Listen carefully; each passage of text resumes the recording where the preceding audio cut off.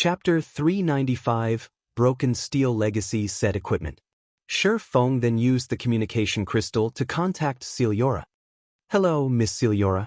I am Yi Feng. I have something I would like your help with. I wonder if you have any time to spare right now? Feng carefully asked. Ultimately, his current status was far from comparable to Xianxia's. Although they had a good relationship, basic courtesy was still required if he wished to ask her for a favor. Oh, it's you. I'm very busy right now, so make it quick. Although Xianxia did not immediately reject him, she still did not show any sign of interest. To Xianxia, nothing was more important than collecting epic-ranked forging materials right now. If not for the favor she owed Feng, she would have directly rejected his request, instead of taking the time to listen to him. Feng was aware of this point. After all, he was extremely familiar with Xianxia's personality, someone who was wholeheartedly focused on forging, without the slightest bit of interest in anything else. This was also why she had managed to become a Grandmaster Forger at such a young age. Feng then chuckled and said, I have a forging design for an epic set equipment. What? Epic set equipment? Xianxia's eyes suddenly shone. She hurriedly demanded, Why didn't you say so earlier? Meet me at my smithy right away. Feng shook his head and laughed when he heard Xianxia's impatient tone. To NPCs, epic-ranked forging designs, much less a forging design for an epic set equipment, were extremely rare. It was the dream of countless forgers to produce a set of epic equipment. Meanwhile, to players, epic-ranked forging designs were much more difficult to obtain. In the past, Shadow had only managed to get a few pieces. As for epic set equipment forging designs, Feng had only heard about them occasionally and had never personally seen one himself. In God's domain, set equipment were half a rank stronger than discrete equipment of the same rank. In other words, the quality of an epic set equipment was above that of epic equipment, but below that of fragmented legendary equipment.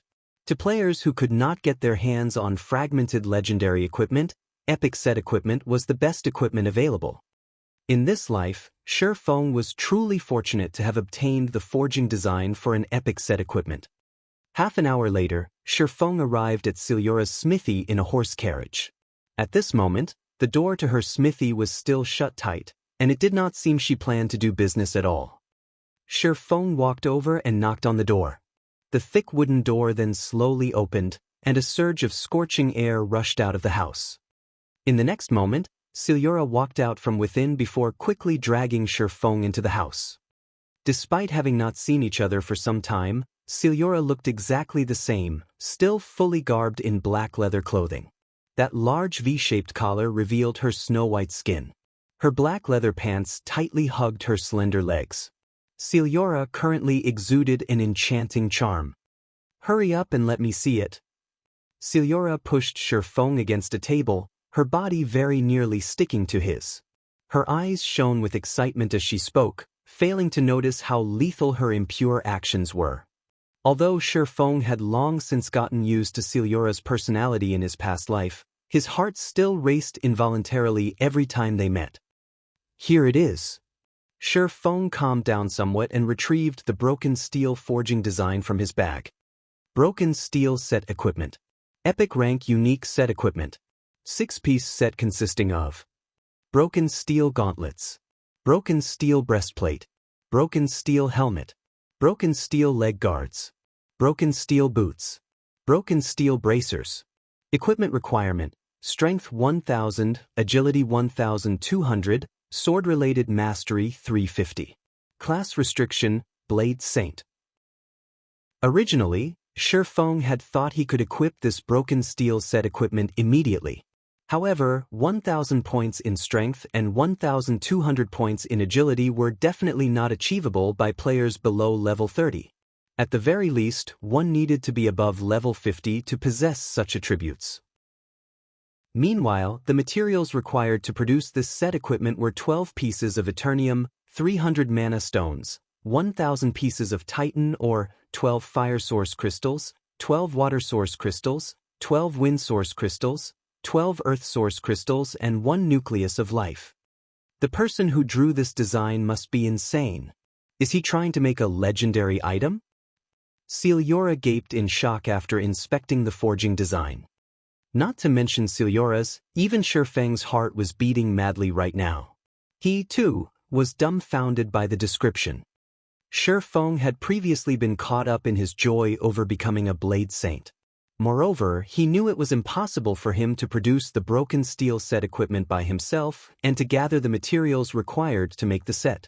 Hence, although Shifeng had long since completed the broken steel forging design, he never actually bothered to take a look at it. As for the reason why Shifeng had come looking for Xianxia this time, he simply wished to know how confident she was in producing the set equipment. That way, he could make appropriate preparations for it.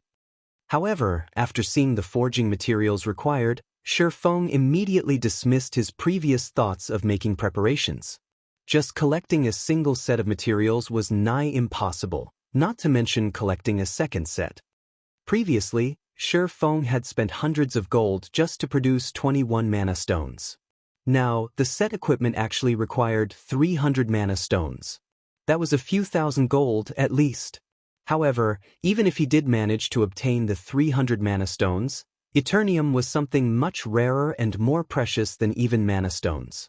Countless master forgers dreamt of obtaining even just one piece. Yet, the set actually needed 12 to produce. Titan ore was also a considerably high-class rare ore. At this stage of the game, nobody was capable of mining such an ore yet. As for the elemental source crystals, they were all materials highly sought after by master alchemists.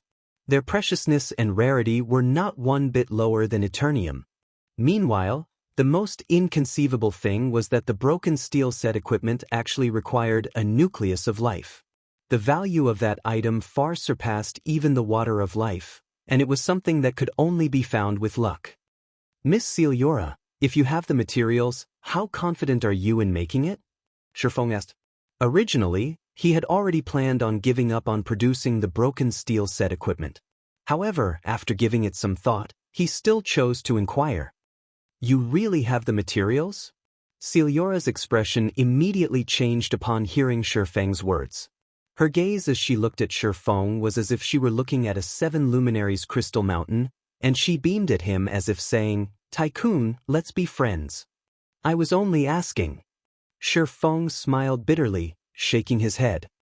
Even if he sold everything in his possession right now, including himself, he still wouldn't be able to gather all the required materials. Around 20%.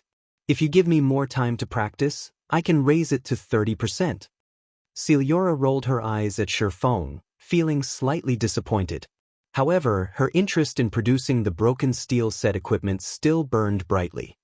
30%? Shifeng had also made his own estimations before. It would be extremely fortunate if Xianxia could have a 20% success rate. Most likely, only a few NPC Grandmaster Forgers could actually achieve a 30% success rate. As for players, even if Shifeng waited until someone became a Grandmaster Forger, these players would have around a 10% success rate, at most. I'll have to trouble Miss Xianxia, then. I will try my best to collect the materials required. Since you have entrusted this task to me, I will continuously research this forging design, while you gather the materials. As for the cost of making it, I won't charge you anything if it is unsuccessful, Xianxia said happily. In God's domain, one needed to pay an exorbitant labor fee when commissioning a forger, be they players or NPCs, of master rank and above to produce an item, regardless of the final result. Now, however, Xianxia offered not to charge him should she fail. It could be seen just how happy Xianxia was right now.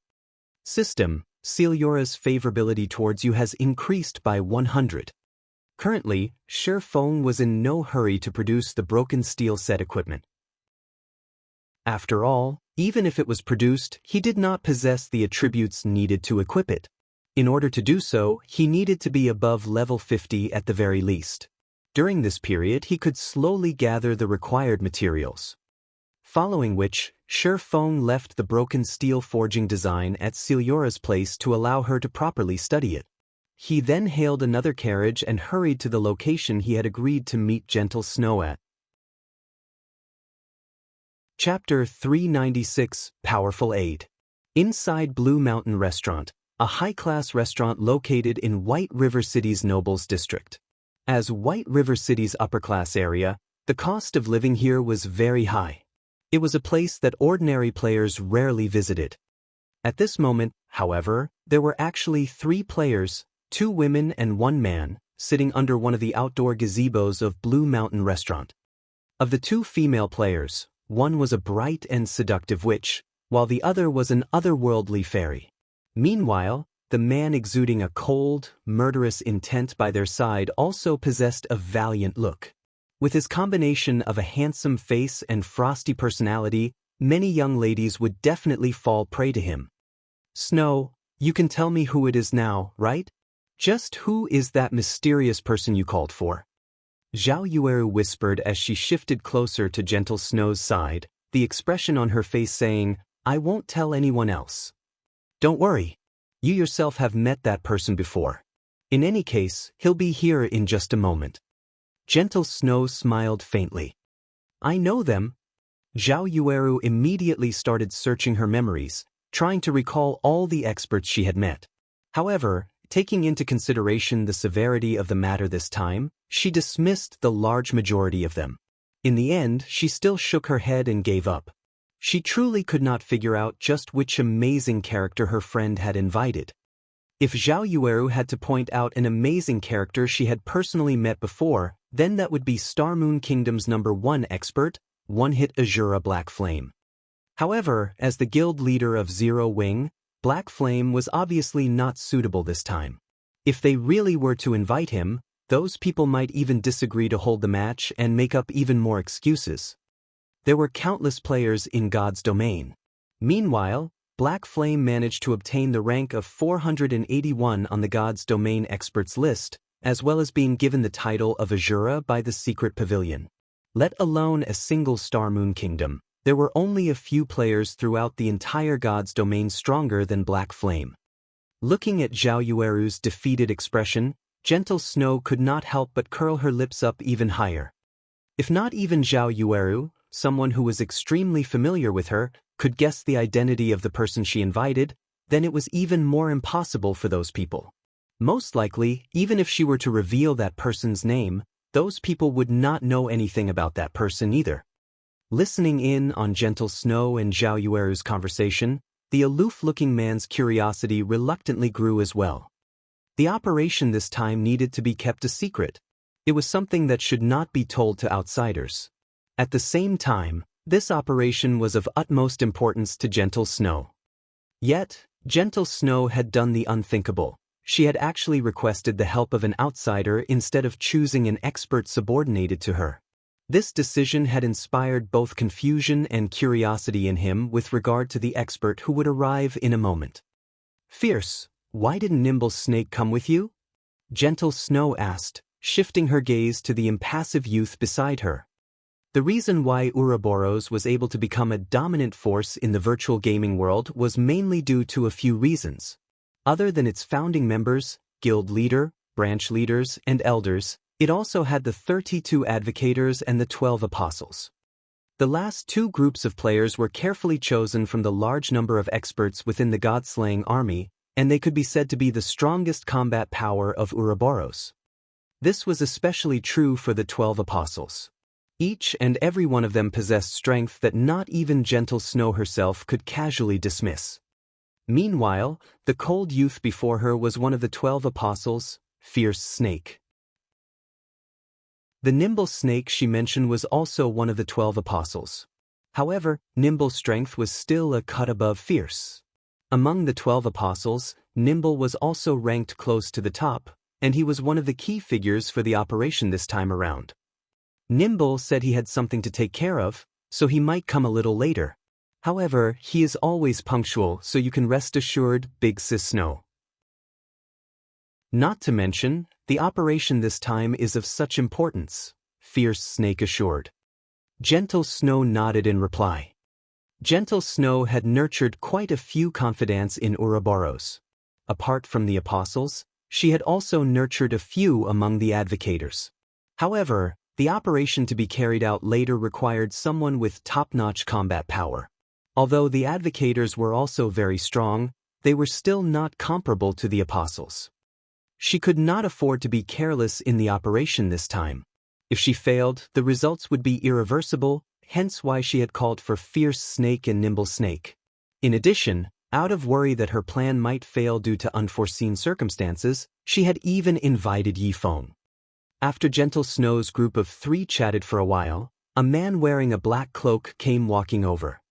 Zhao Yueru, who had originally been idle and bored, immediately widened her eyes in shock upon seeing who was approaching.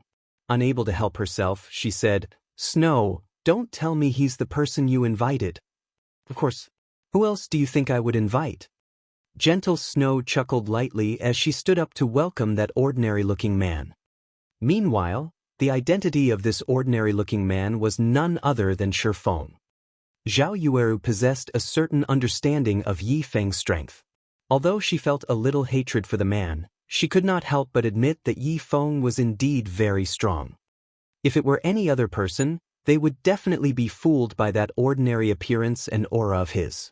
In fact, she, too, had suffered under a similar misconception. However, as someone who had personally witnessed Yi Feng's strength, Zhao Yueru knew that he was definitely not the slightest bit inferior to them.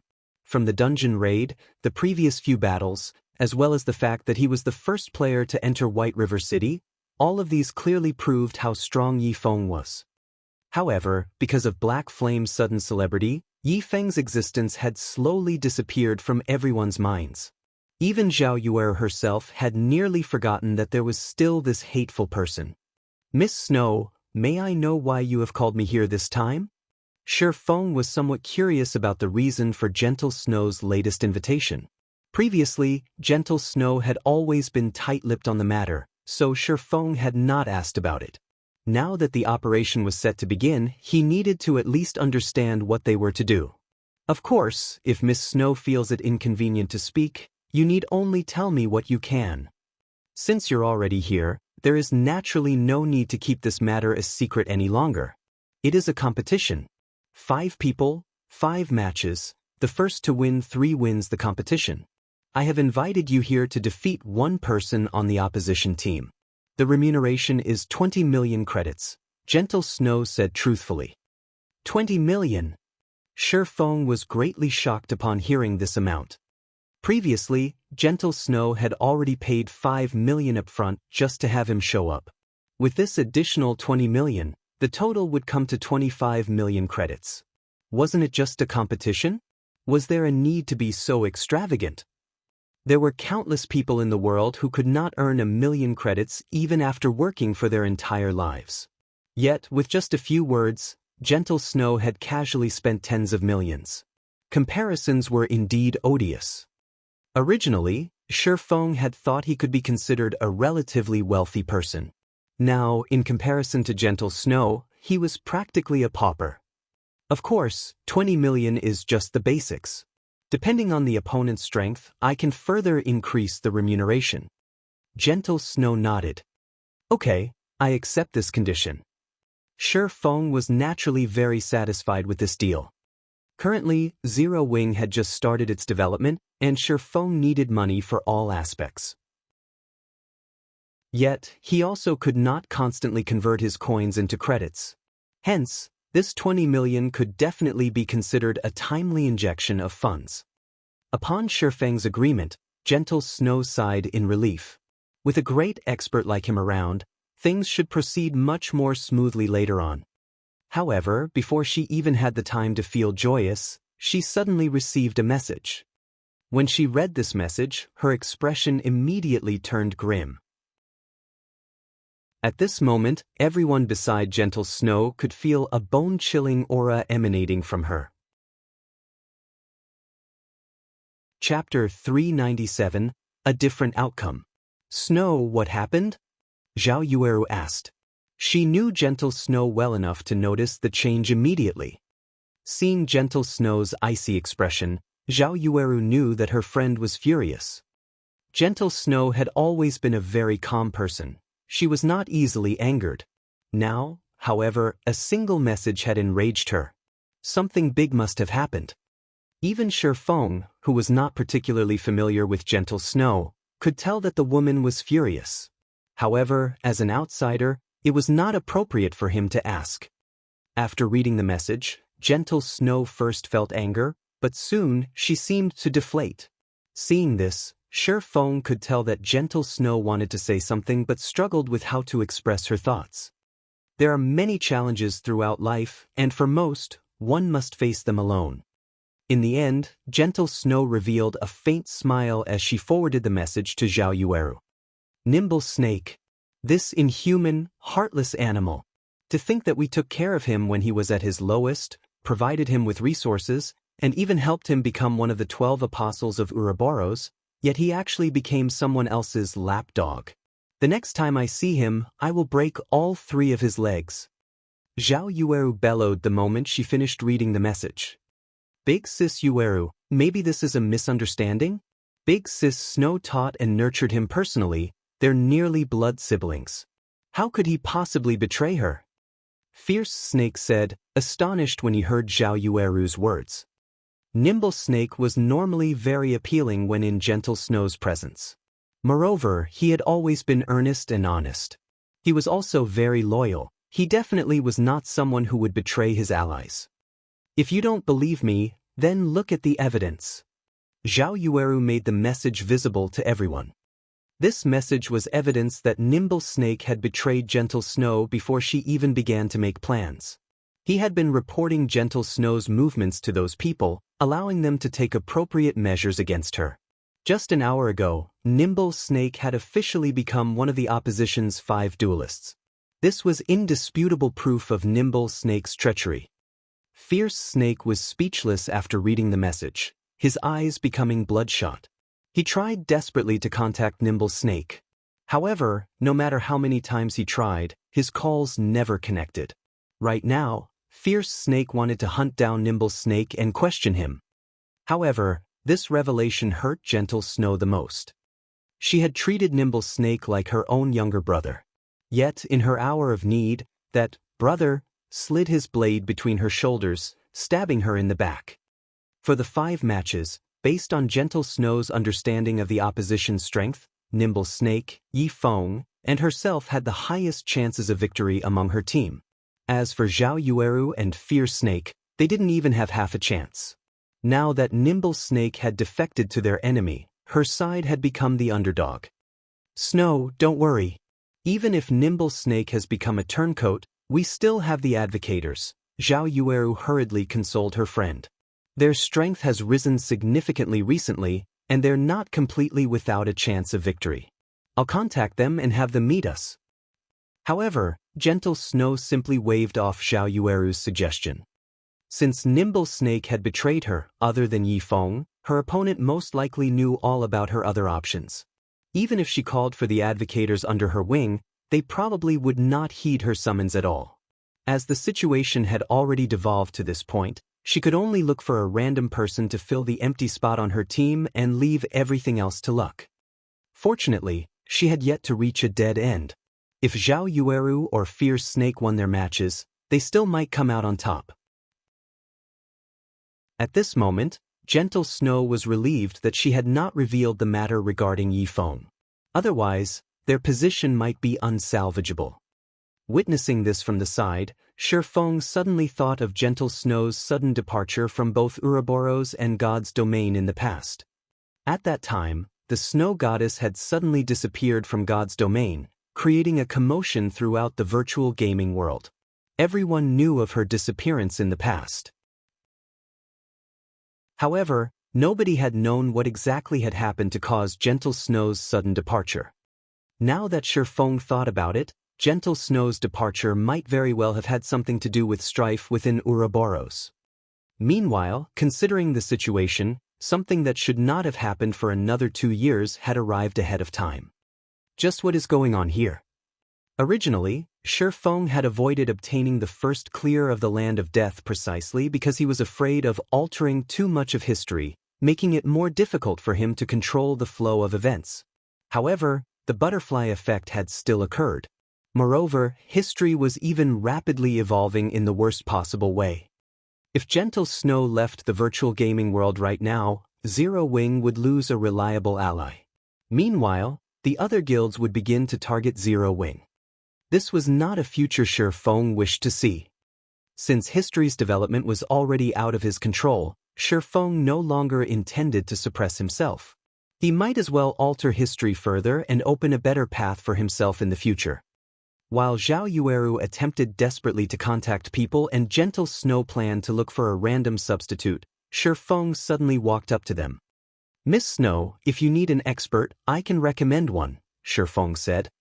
Gentle Snow's eyes immediately lit up upon hearing Shi Feng's words. Zhao Yueru, on the other hand, simply rolled her eyes at Shi Feng, saying, "Yi Feng, stop messing around. What we need right now is not an ordinary expert, but a great expert. We need someone who can face an army of 100 by themselves. However, they also cannot be too famous, and it would be the best if they were a hidden expert. Although Zero Wing's Aqua Rose and Fire Dance indeed possess the strength, they are simply too well known. The opposition definitely will not agree to such powerful reinforcements." The competition was an internal matter for Ouroboros. Hence, both parties had agreed to conduct the competition secretly. Although obtaining foreign aid was allowed, the precondition was that said reinforcements could not be well-known experts, allowing them to avoid unwanted attention. Of course, not attracting attention was simply an excuse. In reality, the opposition simply wanted to limit Gentle Snow's options, preventing her from requesting the help of anyone too powerful. Gentle Snow had very little backing in Ouroboros. If both sides faced each other using only their available forces in Ouroboros, Gentle Snow would definitely be at a disadvantage. As for inviting Aqua Rose, someone who was just as famous as Gentle Snow, or Zero Wing's #1 assassin expert, Fire Dance, her opponents would never agree to their participation. And Zero Wing's guild leader, Black Flame? Unless the opposition had lost their minds and wholeheartedly wanted to lose. Shi Feng rolled his eyes at Zhao Yueru. He then smiled and said, "The public is definitely not familiar with the person I am recommending. As for how strong that person currently is, I do not know. However, just recently, their strength ranked close to Aqua Rose and Fire Dance in Zero Wing's rankings." Listening to Shi Feng, Zhao Yueru racked her mind trying to figure out who Shi Feng referred to. However, based on Shi Feng's expression, he did not seem to be lying, and this only served to frustrate her even more. Gentle Snow's curiosity had also grown as she understood Zero Wing quite well. She had never expected that Zero Wing still hid such a powerful expert. The more she learned, the more she questioned her insight of Zero Wing. "I'll have to trouble you then. As for remuneration, I will similarly pay them 20 million. Will that be all right?" Gentle Snow said as she gazed at Shi Feng gratefully. "Since Miss Snow has no problems with it, I'll contact that person immediately." Shi Feng nodded and called up the system menu. Chapter 398, Underground Arena. After Gentle Snow and the others had waited at Blue Mountain Restaurant for some time, a young girl in green robes finally appeared before them. Her hair had been pulled back into twin tails, and she radiated a holy aura. Shi Feng walked up to the young girl's side, turning to look at Gentle Snow and the others as he said, "Let me introduce you. This is Violet Cloud, a healer of Zero Wing's core team." Violet Cloud grew nervous as Gentle Snow and the others stared at her. Lowering her head, she softly muttered, "Hello." Gentle Snow's team was stunned. The great expert Shi Feng talked about was actually a young girl. Moreover, she was a cleric. She was only level 22, the same as Shi Feng. As a great expert, Violet Cloud's level was somewhat low. After all, they were all level 24. Although a 2-level gap was not considerably large, when experts fought, this little gap might lead to a loss. Such incidents were common in God's domain. Moreover, it was common knowledge that, although clerics had a certain amount of combat power, compared to other classes, they were, by far, inferior. Violet Cloud might possess excellent combat techniques, but that would only work against ordinary players. If she fought an equally skilled expert with a pure combat class, Violet Cloud had no chance of obtaining victory. Zhao Yueru immediately shot a hateful glare at Shi Feng. Originally, she had thought Shi Feng's behavior had changed for the better. However, she now discovered that she had been greatly mistaken. Shi Feng simply did not have a bottom line. Even during such a crucial time, he still had the audacity to make fools out of them. Did he really think they were going up against a bunch of noobs? However, just as Zhao Yueru was about to give Shi Feng a piece of her mind, Gentle Snow stopped her. "Since everyone's here, I'll lead the way then," Gentle Snow said. She then went out to the street and hailed a carriage.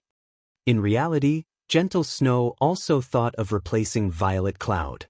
However, since Shi Feng had guaranteed results and she had already arrived, rejecting Violet Cloud would only disrespect Shi Feng.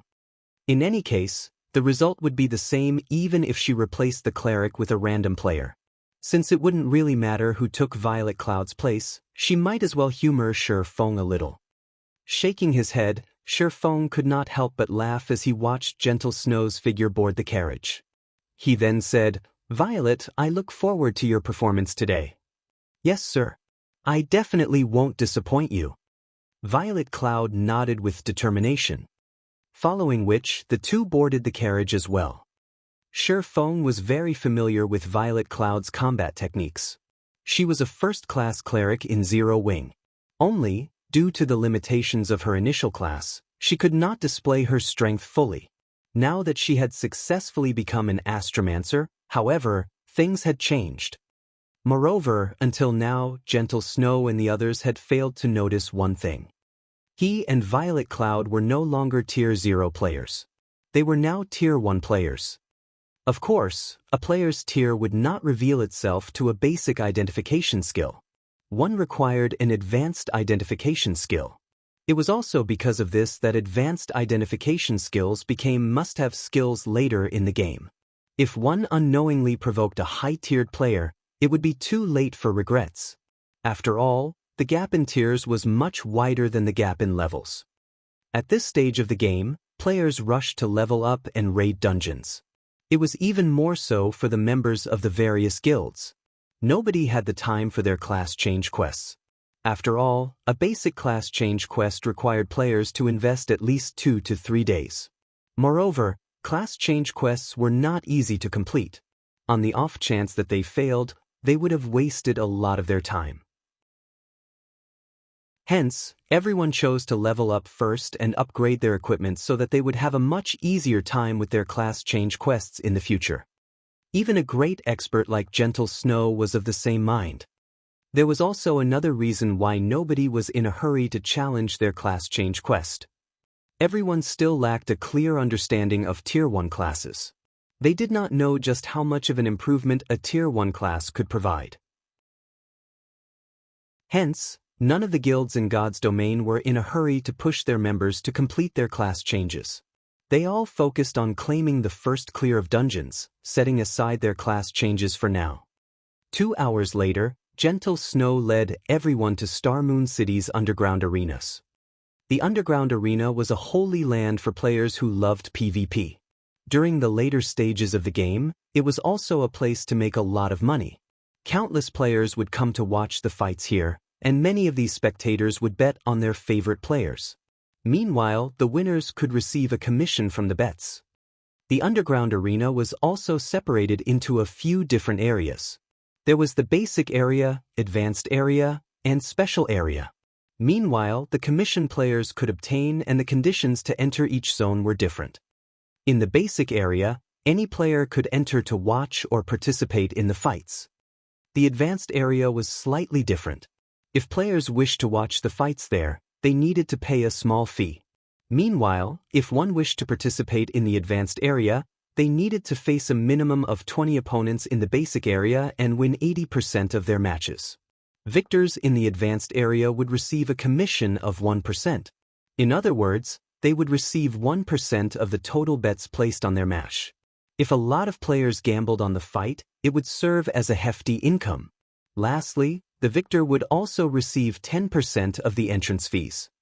The special area had an even higher entry requirement. First, the entrance fees were much higher for the special area.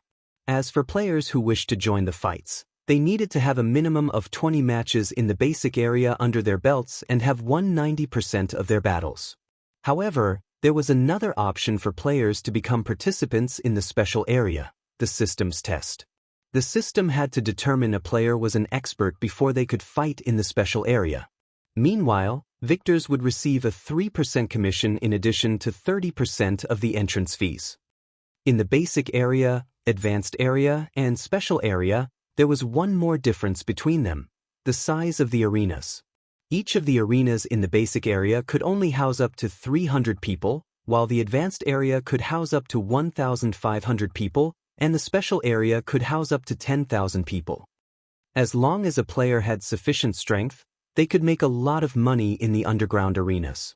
In the past, Shi Feng had earned quite a lot from this place.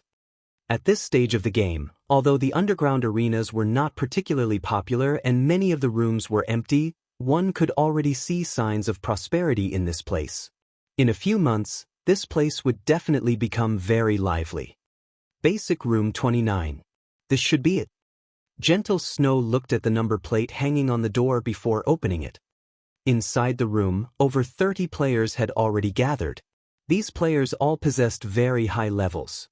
The lowest among them was level 23, while the highest was level 25.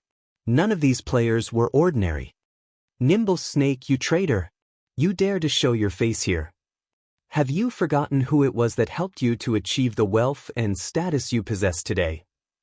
Zhao Yueru's temper exploded the moment she saw a simple-looking youth standing among the crowd.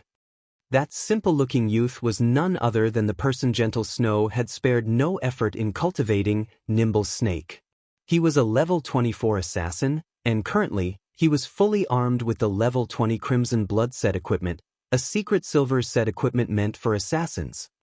In response to Zhao Yueru's curses, Nimble Snake remained calm as he swept a glance at Shi Feng and Violet Cloud. He then laughed coldly and said, "Zhao Yueru, I admit that Gentle Snow has treated me well these past few years. However, as the saying goes, man struggles upwards, water flows downward. 2. Since Brother Chao's team is stronger, what is wrong with me joining them? With your strength, you wish to contest for the position of guild leader? Don't make me laugh. Zhao Yueru, you, on the other hand, you are someone that Brother Chao has always liked. Join us, and everyone will be on the same side in the future. Of course, you can also refuse. When you all lose, Brother Chao can only follow the appointed rules, and Gentle Snow can forget about the virtual gaming world in the future. Chapter 399, Death Mode. Although Nimble Snake's voice was soft, his tone was sharp and unquestionable. Gentle Snow frowned upon hearing Nimble Snake's words, a cold glint flashing in her eyes. Chao Qinghua actually targeted Zhao Yueru for his own team. However, when Gentle Snow considered the matter, she could not find anything strange about Chao Qinghua's actions. Zhao Yueru's potential and strength were both very high. In the past, Zhao Yueru had been uninterested in virtual reality games and had only started gaming due to her unyielding insistence. Meanwhile, despite never training seriously, Zhao Yueru's strength had reached frightening levels. Zhao Yueru's talent was obvious to anyone who had seen her fight. If Zhao Yueru had bothered to put more effort into her training before this, very few in Ouroboros would have been a match for her. At this moment, a majestic-looking middle-aged man walked out from the crowd. Upon seeing this man, everyone among the crowd respectfully moved aside. This man was none other than Ouroboros' acting guild leader, Chao Qinghua. Even looking at him from afar, they could clearly feel the pressure Chao Qinghua emitted from his gaze alone. Chao Qinghua felt like a ferocious beast. Chao Qinghua was currently level 24, and he was fully armed with the level 20 Wind Roar set equipment, a secret silver set equipment meant for berserkers. On his back, he carried a great sword that was as tall as he was. The great sword was the Iron Cutter, and it was one of the few dark gold weapons in Star Moon Kingdom. Enough. Nimble Snake, you've said too much. Chao Qinghua reprimanded as he shot a glance at the assassin. Yes, guild leader. Nimble Snake self-consciously retreated behind Chao Qinghua and fell silent, gazing at his guild leader with reverence. Yueru, I hope that you will consider your options carefully. You will not have a future if you stay by Gentle Snow's side. Only by joining my team will you have a bright future in God's domain, achieving your dreams. With a charming smile, Chao Qinghua tried to persuade Zhao Yueru. Forget it. I will never join you, Zhao Yueru snapped, hatred coloring her expression as she sneered at Chao Qinghua. The battle hasn't even begun yet. The winner and loser still haven't been determined. If we lose, I will leave the virtual gaming world with Snow. Yueru. Gentle Snow's heart was moved. It seems you refuse to see things my way until you face reality.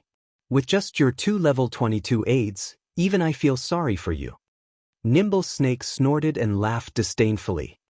Originally, Zhao Yueru had wanted to refute Nimble Snake's words, but when she saw Chao Qinghua's team members and looked at her own team, they truly were a pitiful sight.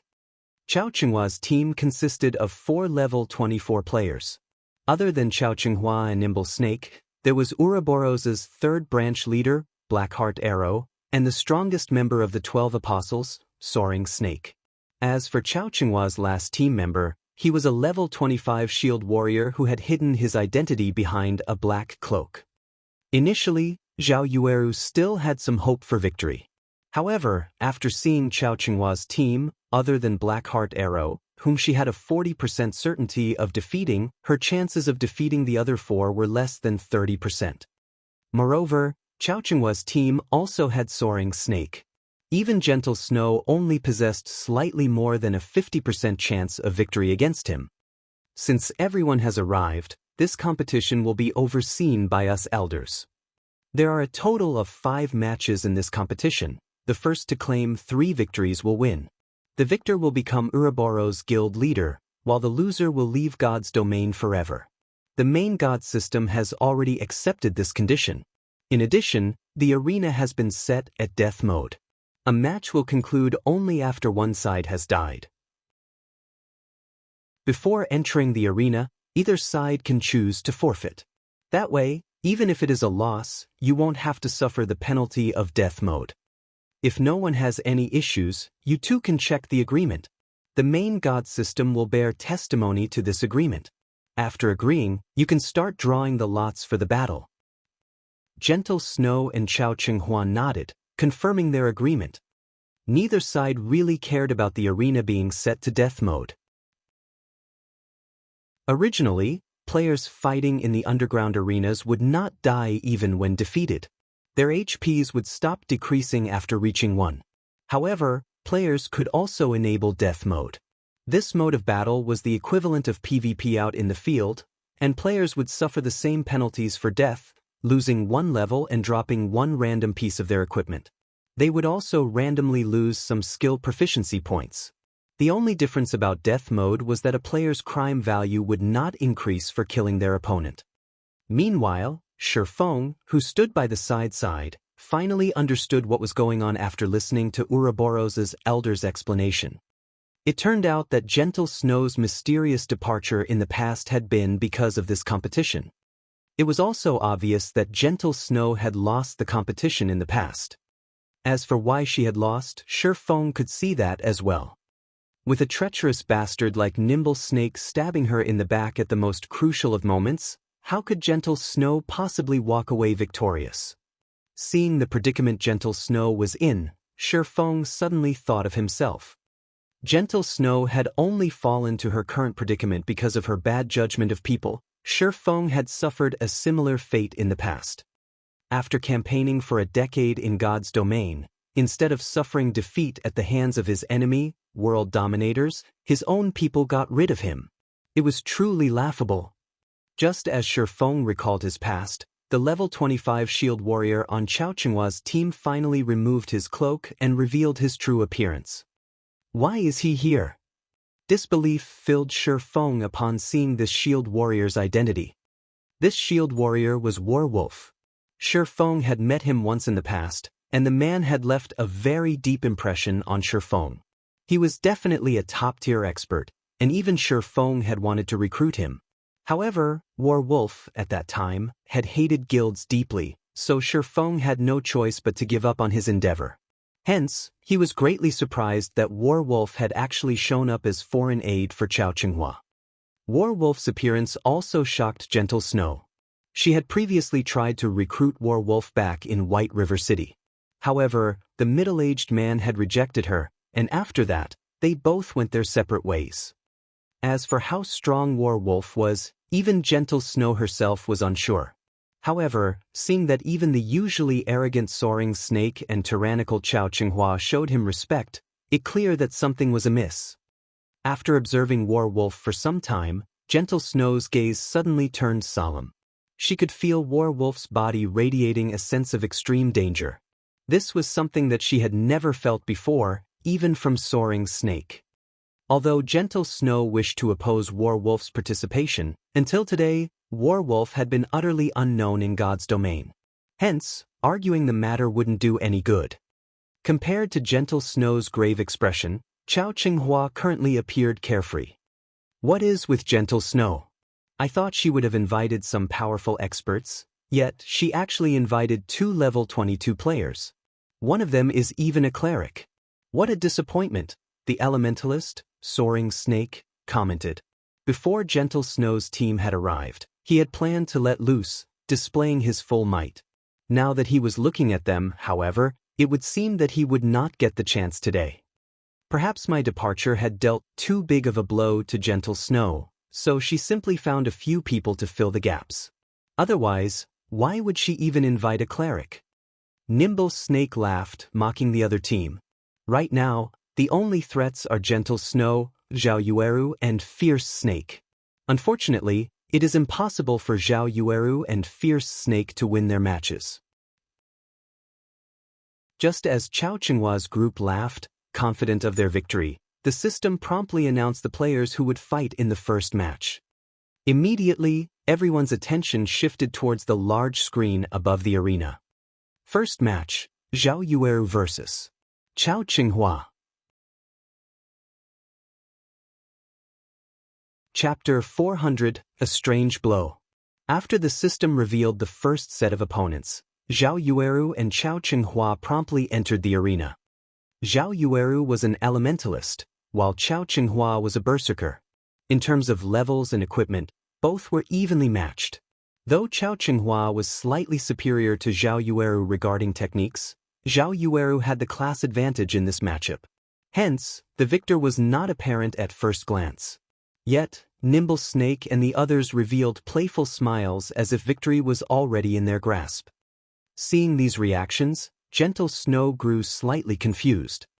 Gentle Snow had a fair grasp on Xianxia's strength and ability. Although his techniques were slightly superior to Zhao Yueru's, there was a limit to how much of an advantage that could bring him. At most, it would help him bridge the gap between classes. Hence, it would not be easy for Xianxia to obtain a victory. Yet, why were Nimble Snake and the others behaving so confidently? Be careful. Xianxia seems odd today. Don't let him approach you no matter what. Gentle Snow secretly sent a whisper to Zhao Yueru. I understand. Don't worry. For the competition, I prepared and completed a high-level quest, obtaining a powerful skill. I will definitely make Xianxia suffer, Zhao Yueru replied with a carefree smile. Although Zhao Yueru appeared relaxed at the moment, inwardly, she was on full alert. Although her match was only the first in this 5-round competition, it was also a crucial fight. If she won, then their chances at winning this entire competition would increase beyond 50%. Big Brother Yifeng, is that Xianxia an amazing expert? Violet Cloud asked when she saw the confident Xianxia. He is an expert. However, he doesn't have what it takes to defeat Zhao Yueru with a 100% certainty. After all, other than mentality, there are other factors that can contribute to the result of a battle. Shifeng shook his head. In the past, Xianxia had been the guild leader of Ouroboros. Meanwhile, Ouroboros had been a guild that mainly focused its development in Starmoon Kingdom. Hence, as the guild leader of Shadow back then, Shifeng had collected plenty of information on Xianxia, and he had an acute understanding of Xianxia's strength. While Shifeng and Violet Cloud secretly conversed, the battle at the arena had begun. The moment the battle started, Chao Qinghua held nothing back and immediately activated Flame Charge, followed by a violent strike. Chao Qinghua was like a violent beast, baring its fangs and brandishing its claws. Naturally, Zhao Yueru would not give Chao Qinghua a chance to close in on her. Chanting an incantation, one of her hands waved the staff it held while the other swiftly traced lines of divine runes in the air. When Chao Qinghua was only 20 yards away from Zhao Yueru, an ice sphere appeared, blocking his path. If the ice sphere struck him, the damage would only be a secondary problem. The main problem was the movement speed reduction of the spell. After all, berserkers were not exactly known for their mobility. Hence, when elementalists fought berserkers, kiting was their basic strategy. Responding quickly, Chao Qinghua turned sharply and circled the ice sphere from the right. However, immediately after he dodged the ice sphere, multiple frost arrows flew towards him. Chao Qinghua smiled disdainfully at this sight. Swinging the dark gold-ranked iron cutter, he smashed and shattered the frost arrows coming at him before renewing his charge once more. However, as if she had expected this outcome, Zhao Yueru waved her staff once more and cast Ice Dragon Blast, sending a large serpentine dragon at Chao Qinghua. She then cast Ice Wall to seal off the berserker's surroundings. Shatter! Chao Qinghua gripped his sword with both hands and swung the weapon at the ice dragon, activating Horizontal Slash. However, the instant the ice dragon shattered, a layer of frost appeared on Chao Qinghua's body, reducing his movement speed sharply. Zhao Yueru immediately followed up with 3 ice spears. Although Chao Qinghua wanted to block the incoming attacks, the frost covering his body drastically slowed his movements. In the end, he only managed to block one of the spears, allowing the remaining to reach their mark. -215, -221. 2 damages appeared above Chao Qinghua's head. However, at level 24, Chao Qinghua possessed 3,320 HP, so these 2 attacks only managed to decrease his HP by slightly over 10%. At this moment, Chao Qinghua frowned. He had clearly shattered the ice dragon, yet, why had the freezing effect still taken hold? It seems the effect of this new skill is quite powerful after all. Zhao Yueru was very satisfied with her previous attack. Ice Dragon Blast was the advanced skill Zhao Yueru had recently learned. Opponents could defend against ordinary spells. However, Ice Dragon Blast was slightly different. Even if her opponent blocked the attack, although it would not deal any damage, it would still inflict a speed reduction effect lasting 5 seconds. When used against classes with low mobility like the Berserker, it was extremely useful. Now that Chao Qinghua's speed had fallen, Zhao Yueru would take advantage of it. First, she cast Frozen Circle, freezing the slowed Chao Qinghua. A magic array then appeared by Zhao Yueru's side, and 5 fireballs the size of washbasins circled the elementalist. Go! Zhao Yueru cast Flame Barrage and bombarded Chao Qinghua with attacks. Ice Spear was a fast attack spell. It possessed speed but not power. Hence, the 2 previous attacks had merely been a scratch to Chao Qinghua. However, Flame Barrage was different. If all 5 fireballs struck the guild leader, he would lose over half of his HP. At this moment, Chao Qinghua was still frozen in place, unable to move. He could not dodge the bombardment of the 5 incoming great fireballs. Good. We've won. Fierce Snake shouted excitedly. Just before the 5 great fireballs struck Chao Qinghua, however, the berserker's skin suddenly flushed red, and his body seemed to grow. The layer of frost binding his legs instantly shattered. Nobody would have thought that Chao Qinghua had learned a control removal skill. In the next moment, Chao Qinghua released a thundering roar. He then brandished his great sword with both hands as he charged at the nearest great fireball. With a slash of his sword, Chao Qinghua split the spell in half. Meanwhile, the remaining 4 great fireballs merely rubbed past Chao Qinghua's body, each dealing slightly over -100 damage. After breaking through Zhao Yueru's Flame Barrage, the distance between Chao Qinghua and Zhao Yueru was only 8 yards. Launching himself into the air, Chao Qinghua activated Death Leap and arrived by Zhao Yueru's side. He followed up with a thunderclap before twisting his body and using Cleave. In a panic, Zhao Yueru hurriedly used Blink. However, she was too late. Not only had Thunderclap reduced her speed, but she also took the full brunt of Chao Qinghua's cleave. Instantly, Zhao Yueru's HP of over 2,600 points fell to around 1,700 points. Fortunately, Zhao Yueru had kept Magic Shield active, absorbing a certain amount of damage. Otherwise, Chao Qinghua's cleave would have destroyed at least half of her HP.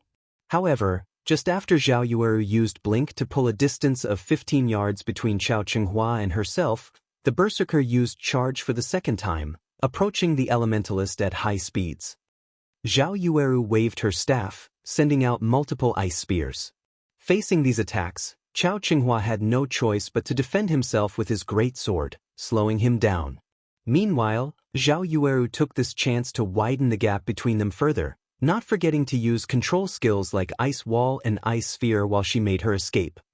However, due to the debuff from Thunderclap, Zhao Yueru's movement speed had greatly reduced. Meanwhile, ever since Chao Qinghua's body had increased in size, he had been able to shrug off control effects. After fending off Zhao Yueru's attacks, he charged at the Elementalist and activated Trisecting Slash. 3 crescent-shaped blades of light flew at Zhao Yueru. Zhao Yueru used Frost Shield to block the attacks, taking the chance to jump away and dodge Chao Qinghua's Trisecting Slash. However, as if he had predicted what Zhao Yueru would do, Chao Qinghua charged towards her new position, swinging his great sword violently. Horizontal Slash. Zhao Yueru knew that she could not avoid this attack. Blink was still on cooldown. She needed a little more time before she could use it again. With no other choice, she could only block the attack with her staff. Although mages had low strength, they could still use their weapons to block attacks, reducing the damage received. Not to mention she still had Magic Shield. As long as she endured a few hits, she could use Blink to escape. Normally, control skills like the one Chao Qinghua had used did not possess a very long duration. Moreover, Zhao Yueru had already seen through the trajectory of Chao Qinghua's attack. She could easily angle her staff to utilize the force of the impact to pull away from Chao Qinghua. However, after Chao Qinghua's iron cutter landed on her staff, Zhao Yueru did not feel any force transmitted to her hands. Instead, the great sword appeared at Zhao Yueru's side. Chao Qinghua's attack shattered the magic shield and struck Zhao Yueru viciously. Chapter 401, Omnivision. What happened?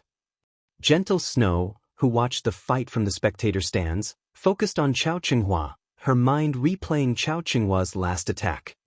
No matter how she looked at it, Zhao Yueru had blocked the attack. Yet, somehow, Chao Qinghua's sword had appeared somewhere completely different. It was like a magical sword. Zhao Yueru was just as confused. She could not understand what had happened. However, she no longer had the time to think on it. Chao Qinghua's attack dealt minus 1,241 damage, reducing Zhao Yueru's originally low HP to 470 points. If she suffered another attack, she would die. Mages were especially weak in terms of defense, strength, and agility. If a melee class like the Berserker close in on a mage, only tragedy awaited them. Zhao Yueru instinctively used Flame Circle, a type of instantaneous activation spell. Immediately, a ring of flame expanded outwards, forcing her enemies to retreat. Chao Qinghua remained unfazed by the incoming flames as he swung his greatsword down at them. Boom! Chao Qinghua's greatsword sliced apart the ring of flame. However, he was still forced to take a step back due to the resulting impact, abruptly stopping his attack momentum. Taking this chance, Zhao Yueru retreated while pelting Chao Qinghua with frost arrows. Don't even think of escaping! Chao Qinghua roared. Enduring the attacks from the frost arrows, he sent a horizontal sweep at Zhao Yueru. Zhao Yueru used her staff to defend once more. This time, Zhao Yueru focused on the greatsword, devoting her full attention to determining the weapon's trajectory. Just as Iron Cutter was about to land, Zhao Yueru quickly shifted her staff to block the attack. Chao Qinghua, however, simply revealed a mocking smile as he focused all his power into his slash. Once again, something strange occurred. Chao Qinghua's iron cutter suddenly disappeared before reappearing and striking Zhao Yueru's blind spot. Before Zhao Yueru realized what had happened, her body was on the ground, her vision darkening. Zhao Yueru, do you understand now? Only by following me will you have a bright future ahead of you, Chao Qinghua said as he looked down at Zhao Yueru's fallen body. Zhao Yueru wanted to rise and retaliate. Unfortunately, her HP had already fallen to 0. Victor in the first match, Chao Qinghua. Meanwhile, not only had Zhao Yueru lost a level after dying, but she had also dropped a piece of her equipment and lost a significant amount of skill proficiency. After resurrecting, Zhao Yueru walked up to Gentle Snow, her disappointment written all over her face. Feeling deeply ashamed, she said, "Snow, I'm sorry." Her loss had undoubtedly increased the burden on the later fights. After all, out of the next 4 matches, they needed to win 3 to win this competition. It's not your fault. Chao Qinghua hid his strength too well. Not only did he learn a control removal skill, but he also learned a new, mysterious skill. There is nothing wrong with losing to him, Gentle Snow comforted. Leave the rest to me. Zhao Yueru silently nodded, her eyes shining with unshed tears. Although Gentle Snow had consoled her, she could not forgive herself. What frustrated her the most was the fact that she didn't even know how she had lost. Shi Feng, who had observed the fight from a distance, was similarly surprised. Since when had Chao Qinghua become so strong? Thinking back to Chao Qinghua and his team's expressions, Shi Feng finally understood why they had been so confident in Chao Qinghua's victory. Big brother Yi Feng, do you know what sort of skill this Chao Qinghua used? Even after watching the match, I still failed to discern the attack pattern of that strike of his. Chao Qinghua's attack clearly wasn't that fast, yet his blade had suddenly vanished and reappeared somewhere else. How can anybody block such an attack? Violet Cloud was curious about Chao Qinghua's previous attacks. If Chao Qinghua possessed such a strange skill, then one could only kite him and kill him from a distance. Did you think that was a skill? Shi Feng chuckled. Was it not a berserker's skill? Violet Cloud asked, surprise filling her face. Shi Feng shook his head, explaining, that isn't an in-game skill. Rather, it is a martial arts technique. A martial arts technique? Violet Cloud gaped. If anyone else had said these words, she would suspect that they were boasting. However, if they came from Shi Feng, they must be true. Chao Qinghua used a technique similar to rock paper scissors, using scissors before he took action. Zhao Yueru, upon noticing Chao Qinghua was about to use scissors, naturally chose rock. However, before the two clashed, Chao Qinghua suddenly changed to paper.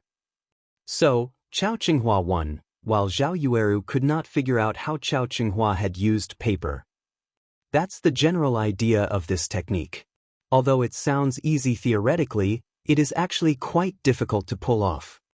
One needs to have learned Omnivision and carefully observe their opponent. However, I'm not referring the ordinary observations we make. One needs to see the whole picture, looking at everything objectively without bias to gain insight into the enemy's actions.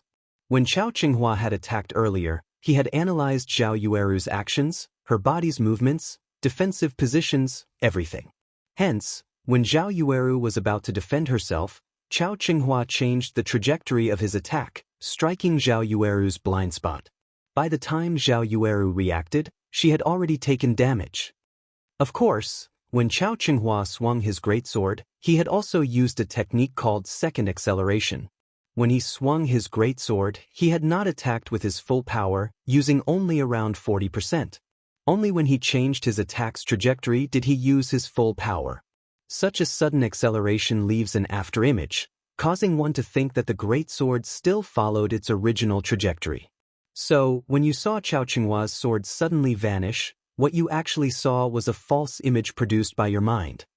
Zhao Yueru does not possess such combat experience, and she has no martial arts training. It is only natural that she lost. A realization struck Violet Cloud as she listened to Shifeng's explanation. After hearing Shifeng, Violet Cloud felt as if a door had opened within her, and she had discovered a whole new world beyond that threshold. So, players could use such techniques in battle. As Violet Cloud recovered from her shock, a new thought suddenly popped into her mind. Since Big Brother Yifeng can explain it in such detail, does that mean that Big Brother Yifeng knows how to do it as well? The thought excited the young cleric. As Shifeng and Violet Cloud discussed the fight among themselves, the system revealed the next pair of combatants. Shifeng then shifted his gaze to the electronic display above the arena. Second match, Gentle Snow vs. Blackheart Arrow. Gentle Snow was a berserker, while Blackheart Arrow was a ranger. Comparing classes, berserkers were the more dominant of the two classes. Although rangers had some close combat capabilities, their advantage lay in their ultra-long-range attacks. They were more suited for fighting in jungles or forests. In this arena with limited space and no obstacles to use as a cover, rangers were at a disadvantage. Furthermore, Gentle Snow's techniques were stronger than Blackheart Arrow's. Despite being in such a disadvantageous position, however, Blackheart Arrow was still very calm. There was even a hint of scorn in his eyes, his gaze void of the respect he had shown Gentle Snow in the past. When both fighters entered the arena, the countdown for the battle began. 5, 4, 3, 2, 1. Start! Blackheart Arrow immediately spun around and activated Wind Chaser, intending to increase the distance between him and his opponent. However, Gentle Snow's first attack stunned everyone present. Chapter 402, The Terrifying War Goddess. What is Gentle Snow trying to do? Everyone in the spectators' stands was baffled. Even Zhao Yueru, who was very familiar with Gentle Snow, was dumbfounded by her friend's actions. Gentle Snow had thrown her blue greatsword the moment the battle started. Any player who lost their main weapons was tantamount to a beast without its claws and fangs. Yet, Gentle Snow took the initiative to discard her main weapon in order to attack her enemy? Berserkers were not ranged fighters. Although the greatsword she threw possessed some power, its attack pattern was very straightforward. The greatsword was not very fast, so players could easily dodge it. Meanwhile, if Gentle Snow lost her main weapon, she could not attack or defend. If she relied solely on a berserker's mobility and dodging capabilities, an expert ranger like Blackheart Arrow could defeat her effortlessly. Zhao Yueru's loss had already forced Gentle Snow to the edge of the cliff, and she could not afford carelessness in the second match. If Gentle Snow lost her match as well, their hopes of victory would be dashed. It seems that Zhao Yueru's loss was quite a blow to Gentle Snow. Why is she acting so impulsively? Many of the elders who silently supported Gentle Snow lamented at this sight. Before this battle had even begun, the victor of both this match and this competition had been determined. If even Gentle Snow lost, the other members of her team didn't have a prayer. The only person who had a chance at victory was Fierce Snake. However, Chao Qinghua still had Nimble Snake and Soaring Snake fighting for him. As for Warwolf, even Chao Qinghua treated the Shield Warrior respectfully. The man must be astonishingly powerful. In the arena, Blackheart Arrow discovered the blue greatsword soaring towards him. He grinned. Gentle Snow, you're seeking death, don't blame me for being merciless. Blackheart Arrow immediately adjusted his footwork. Sidestepping, he twisted slightly. His movements were incredibly subtle, and his dodging techniques were reminiscent of a martial arts master.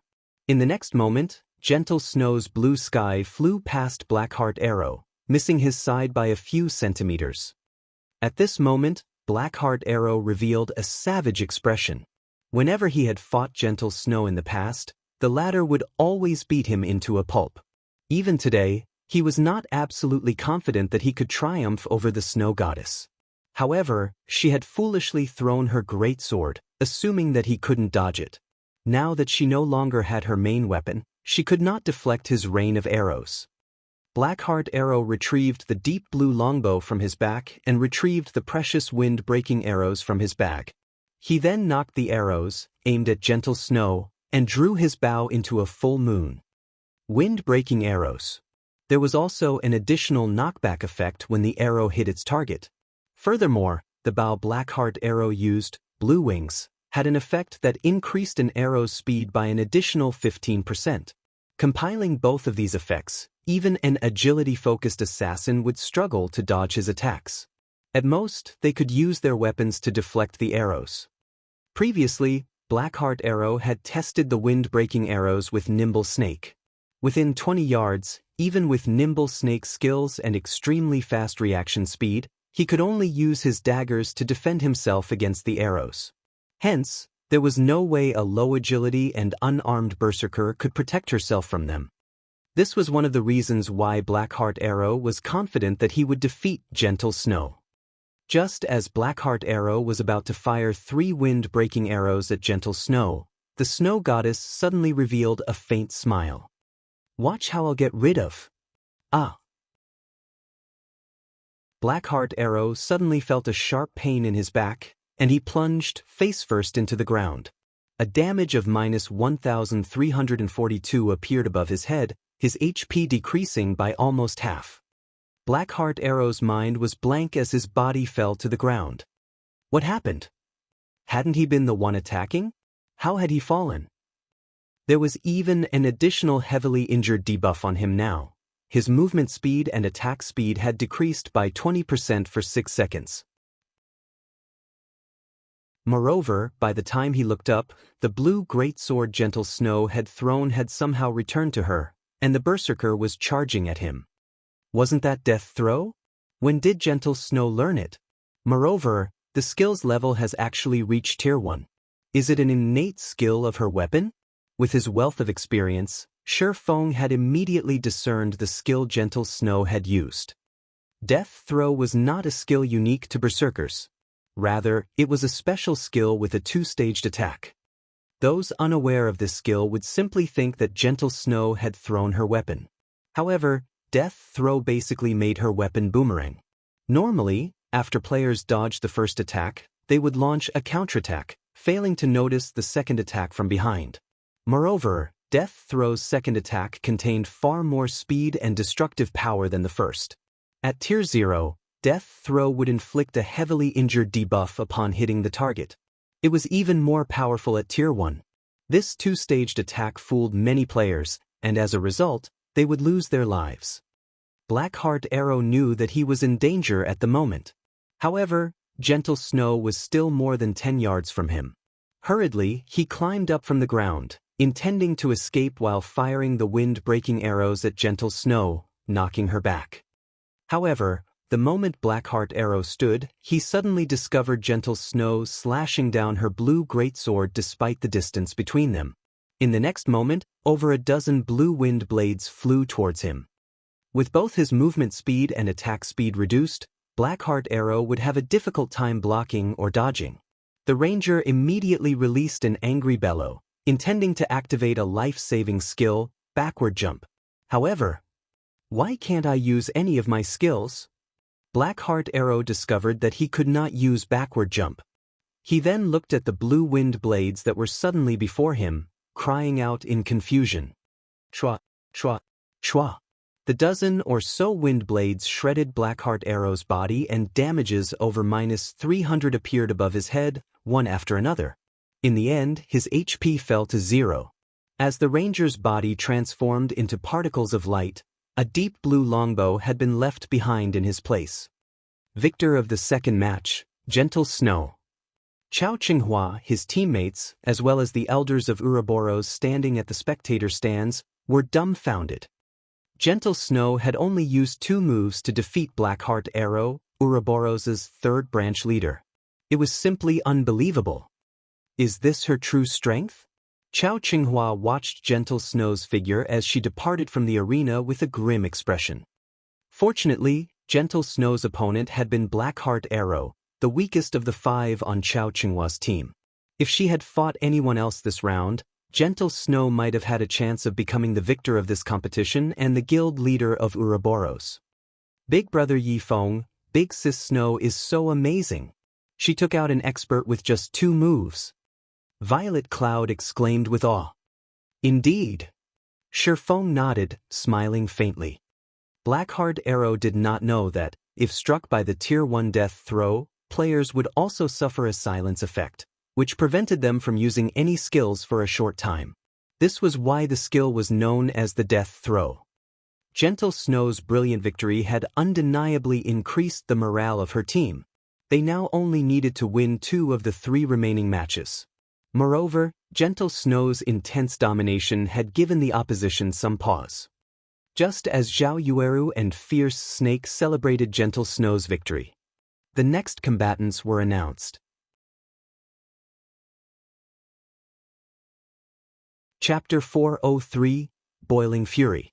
Chao Qinghua's team, who had fallen silent due to Gentle Snow's display, suddenly smiled upon seeing the names for the 3rd match. 3rd match, Fierce Snake vs. Werewolf. Fierce Snake was a berserker, while Werewolf was a shield warrior.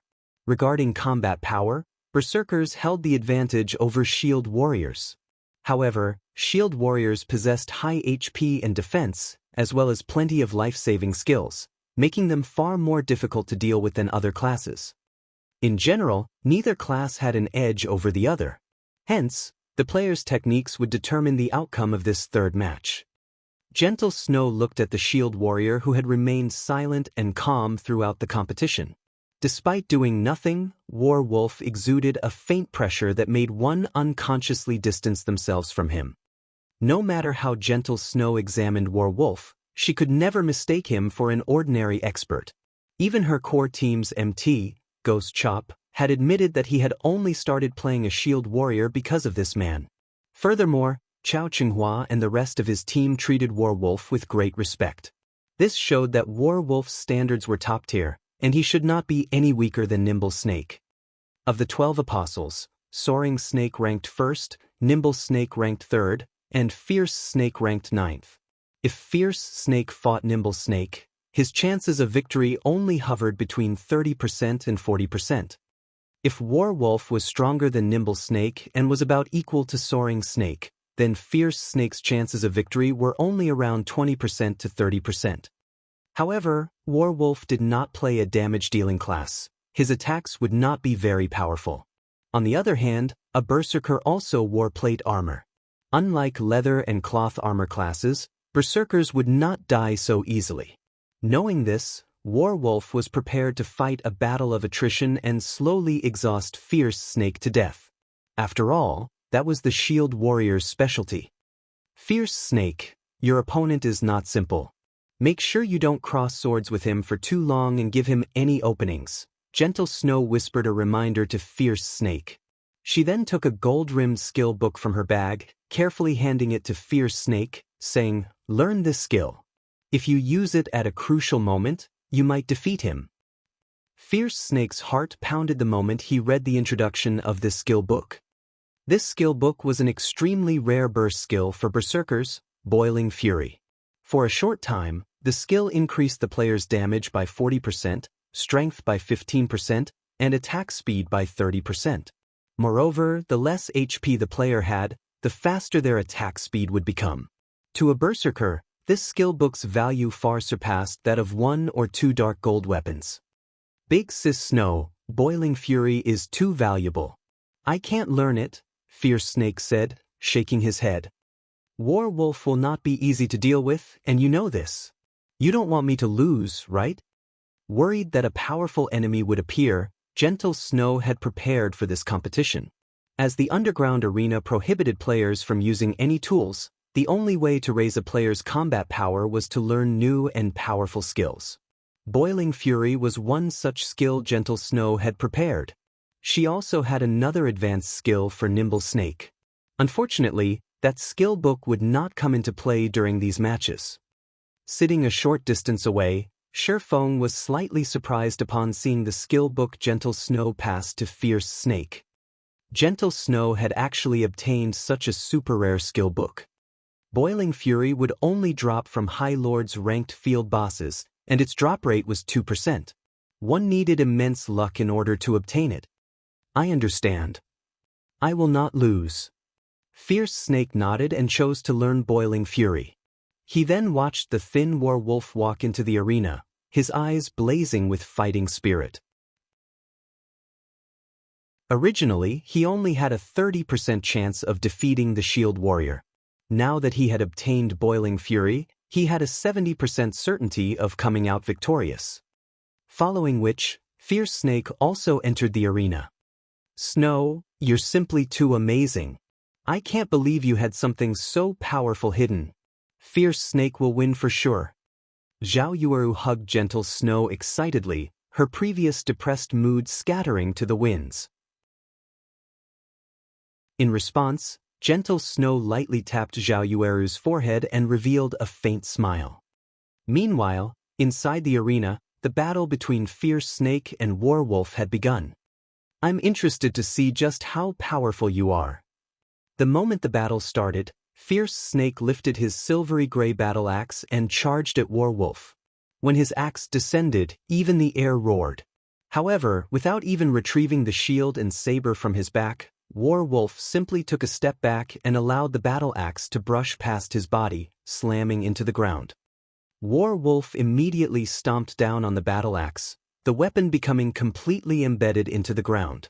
He then unsheathed the saber covered in golden magic runes from his back and slashed at the berserker's neck, the weapon creating a beautiful arc. The entire process flowed like water, and everyone who witnessed it was amazed. Before Fierce Snake could respond, a damage of -536 points appeared above his head. Although Werewolf's attack had not dealt a significant amount of damage to Fierce Snake, who had over 3,200 HP, this strike had dealt a heavy blow to the berserker's mentality. Before he could even react, Werewolf's attack struck him. In Fierce Snake's memories, this had never happened in any of the PvP battles he had participated in before.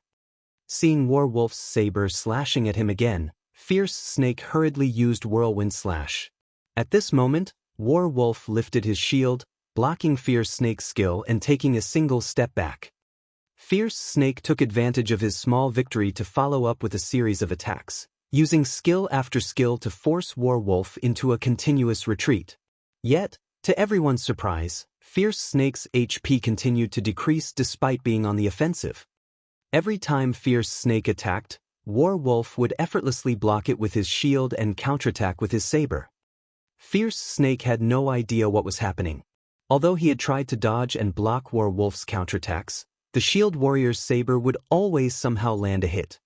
Even when Werewolf took the initiative to launch an attack, he couldn't dodge or defend himself. Werewolf's saber would always disappear in mid-swing before suddenly appearing elsewhere. By the time Werewolf's saber reappeared, it was too late for him to react.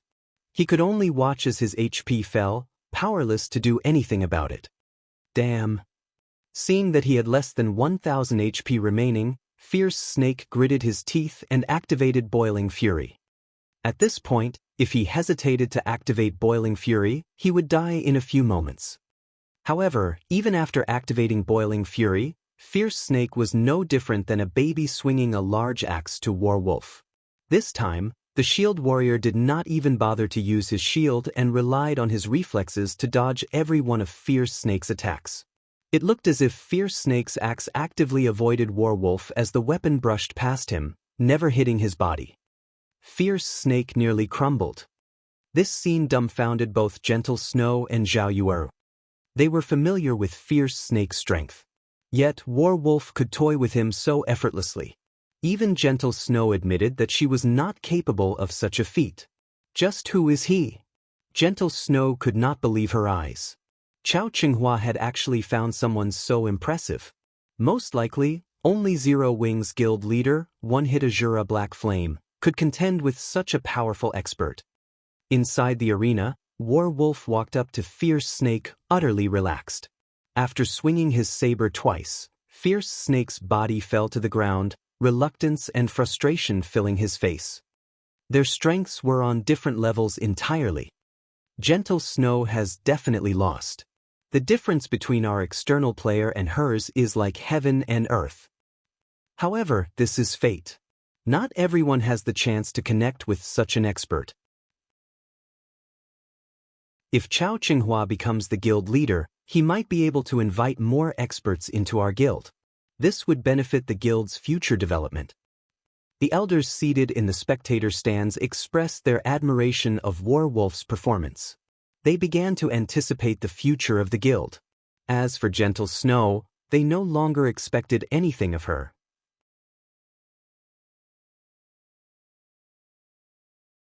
Chapter 404. The Difference Between Outsiders. Gentle Snow, you should now see the difference between us, right? Chao Qinghua said, laughing as he grinned at Gentle Snow. From the very beginning, you never had any chance of winning this competition. There is only one ending for you all today, defeat. Gentle Snow, stoic and beautiful, refused to respond to Chao Qinghua's taunts. It was true that she had never expected Chao Qinghua to invite such an expert. Suddenly, this competition was no longer within her control. Originally, she had hoped for fierce Snake's victory. Then, as long as Yi Feng secured another win, she would dominate this competition. Now, there were still 2 matches left.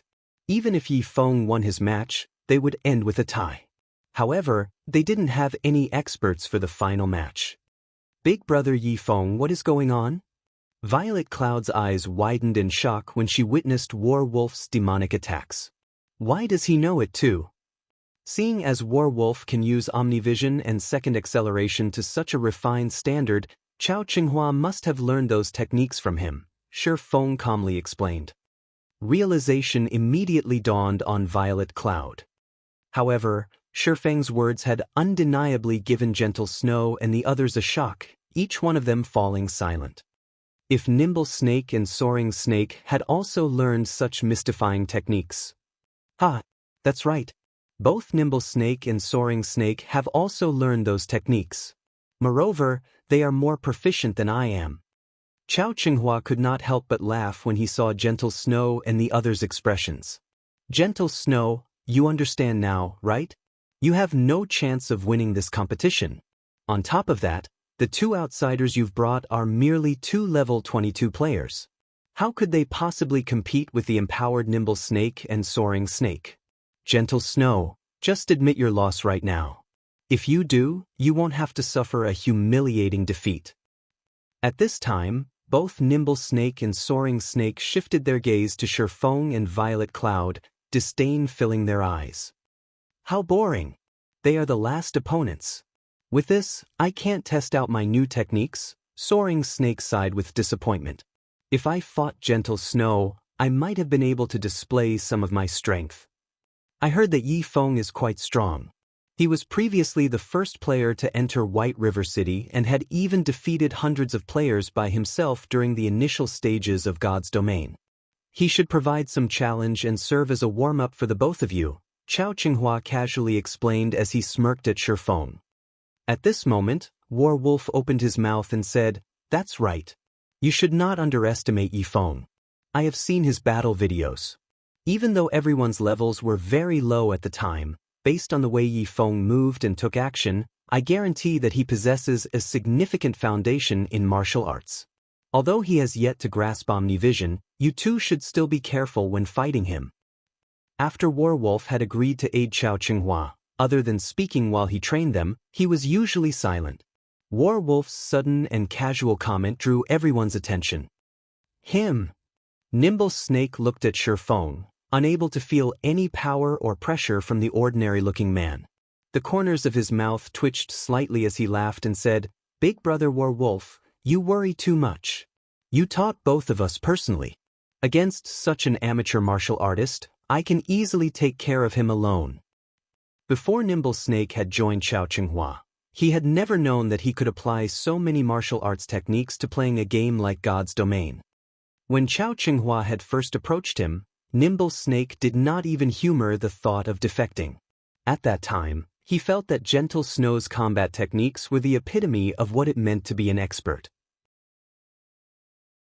However, after dueling Warwolf and suffering an overwhelming defeat, Nimble Snake realized that he had merely been a frog in the bottom of the well. It was like meeting Superman. Superman was the creation of man's imagination, a fictional character that could never exist.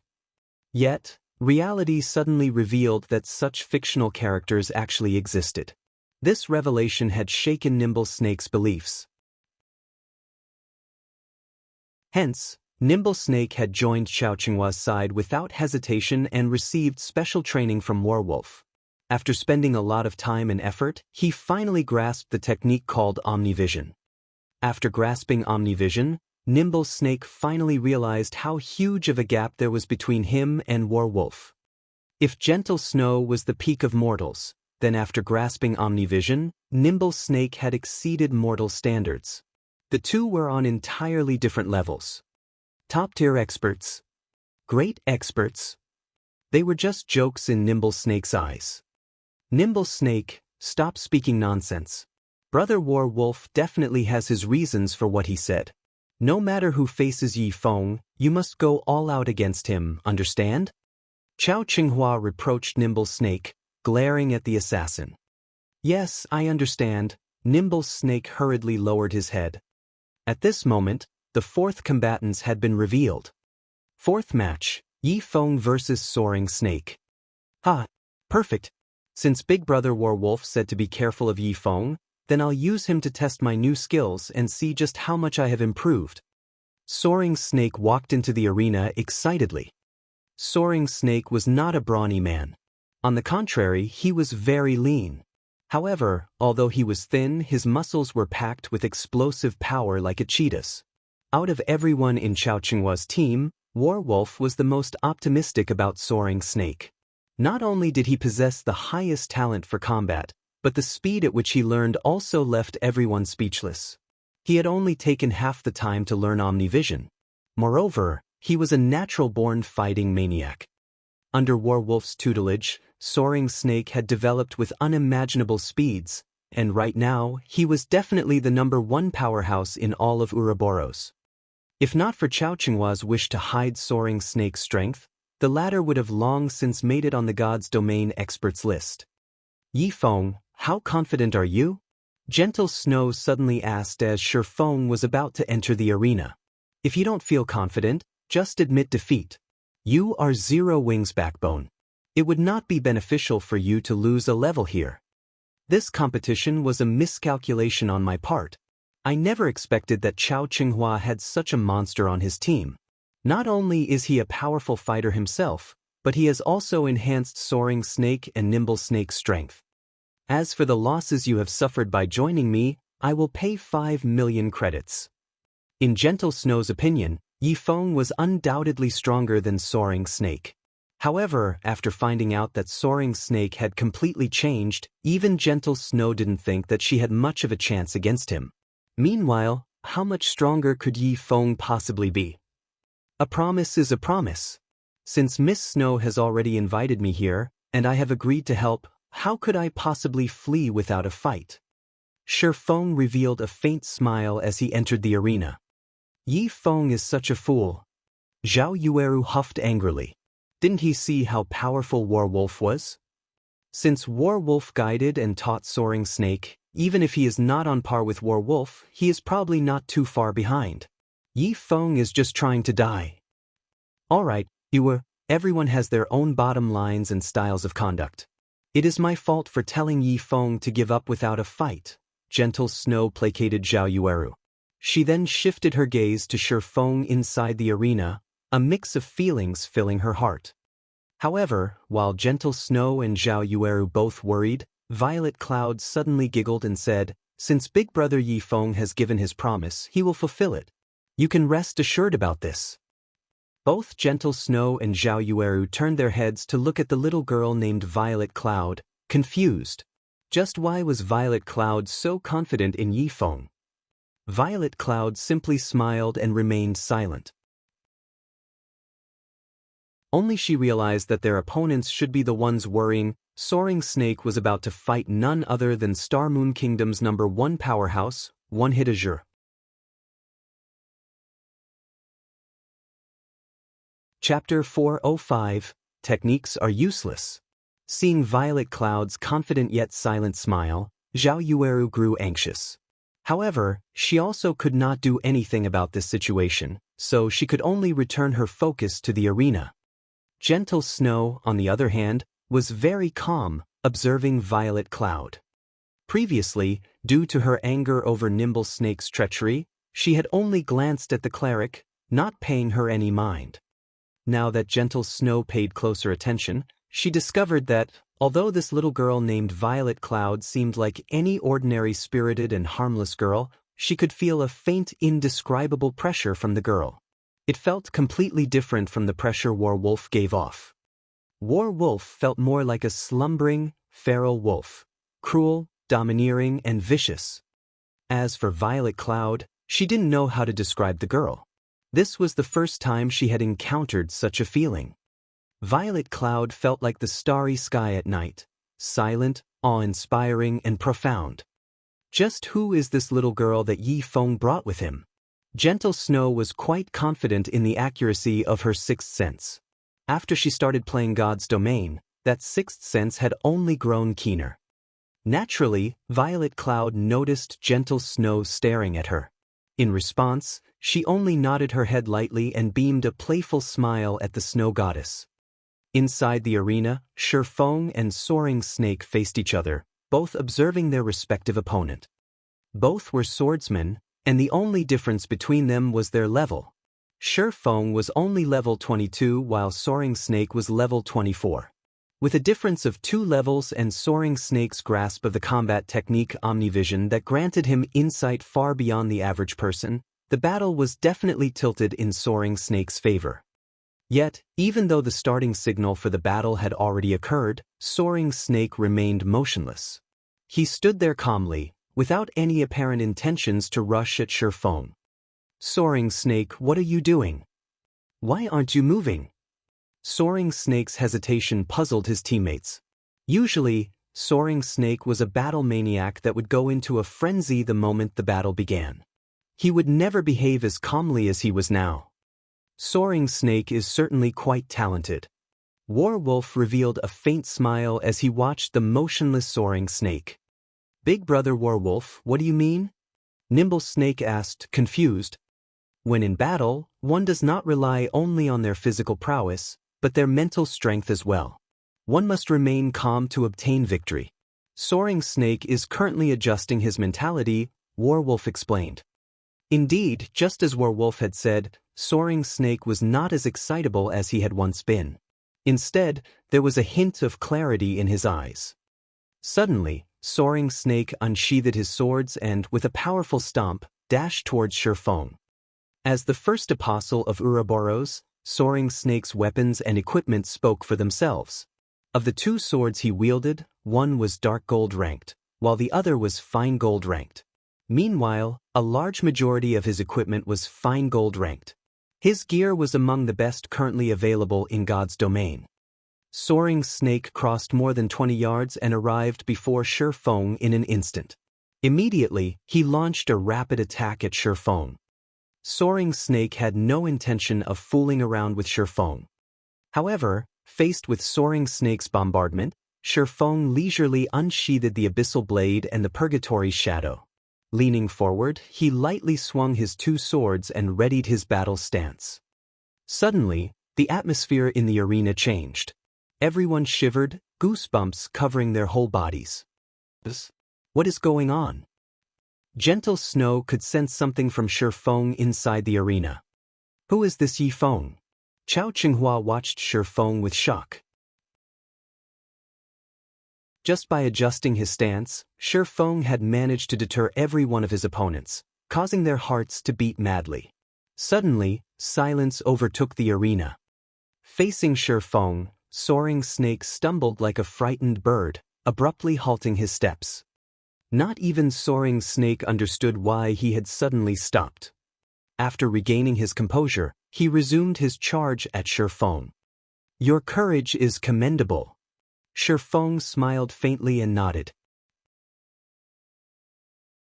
Although Shifeng's voice was soft, Soaring Snake, with his acute 5 senses, could hear Shifeng's words clearly.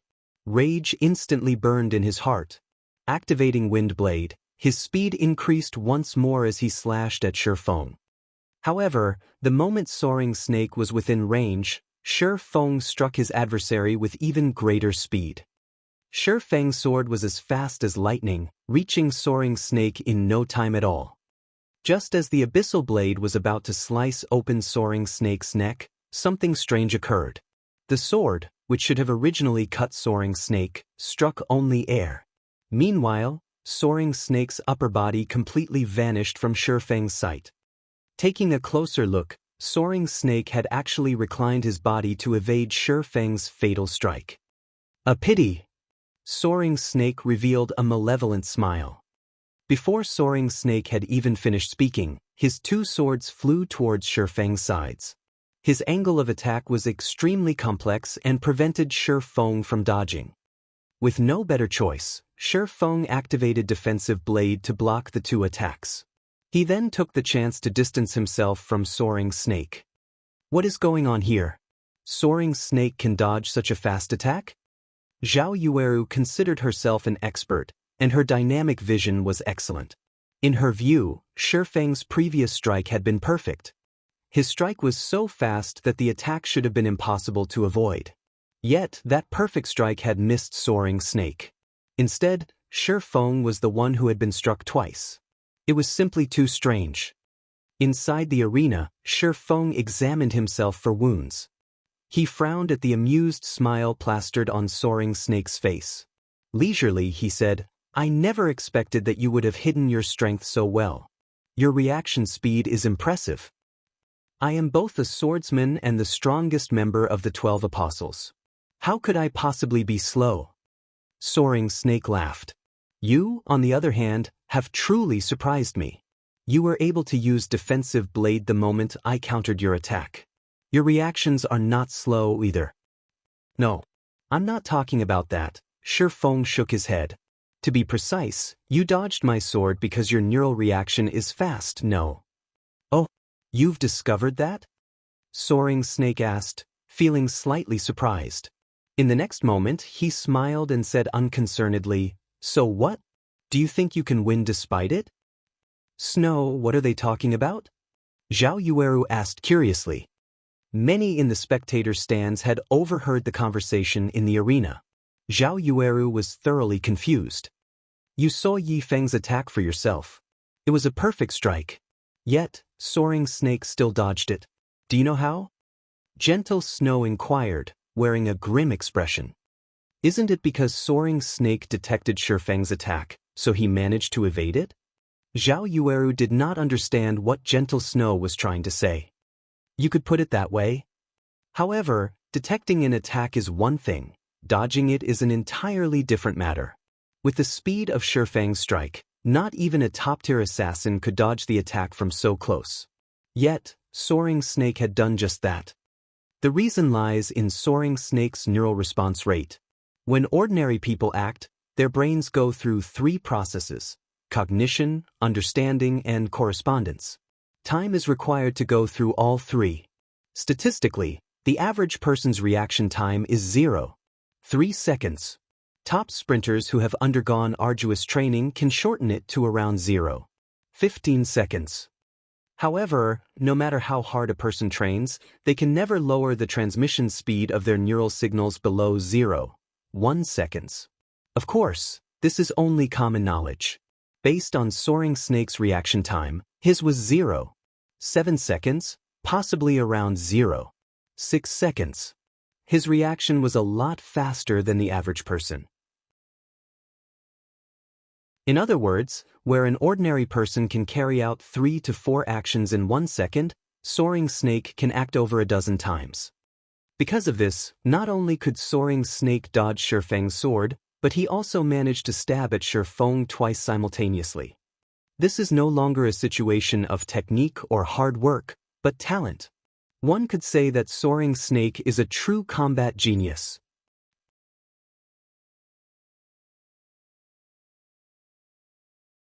Chapter 406 Rapid Showdown. Zhao Yueru was speechless upon hearing Gentle Snow's explanation. She was dazed as she stared at Soaring Snake. Soaring Snake had never been so powerful in the past. They never knew he possessed such talent. He had actually hidden his true strength so well. With this, who else could be his match in close combat? While ordinary people could launch 3 to 4 attacks, Soaring Snake could launch 14 or 15 attacks. He was invincible. Chances were that the only way to defeat Soaring Snake was to pull away and attack from a distance. Melee classes had no chance of winning. Yi Feng is indeed commendable for discerning Soaring Snake's ability. However, there is no way Soaring Snake will lose this match. A huge smile appeared on Chao Qinghua's dignified face.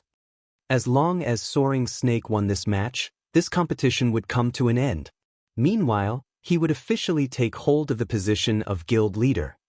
Everything was going exactly as he had expected. I was just warming up. If I take this fight seriously, I will only become faster. You are pretty amazing for blocking my last 2 attacks. Let's see how many attacks you can block. Although Soaring Snake was slightly surprised by how quickly Shi Feng had discerned his talent, his opponent could never overcome it. There was not a single swordsman who could beat him. Swordsmen mainly relied on their normal attacks in battle. It was a class that wore down their enemies by attrition. If faced with a ranged class, Soaring Snake might have had some difficulties. However, against another swordsman, he was practically invincible with his reaction speed. Moreover, he had also grasped Omnivision. He could easily perceive his enemies' every movement and strike their weak points. Combining this martial arts technique with his inhuman reaction speed, in a melee battle, he was invulnerable. As he said so, Soaring Snake abruptly stomped on the ground, and like a fierce gale, his body shot towards Shi Feng. Straight-line attacks could usually be easily seen and dealt with.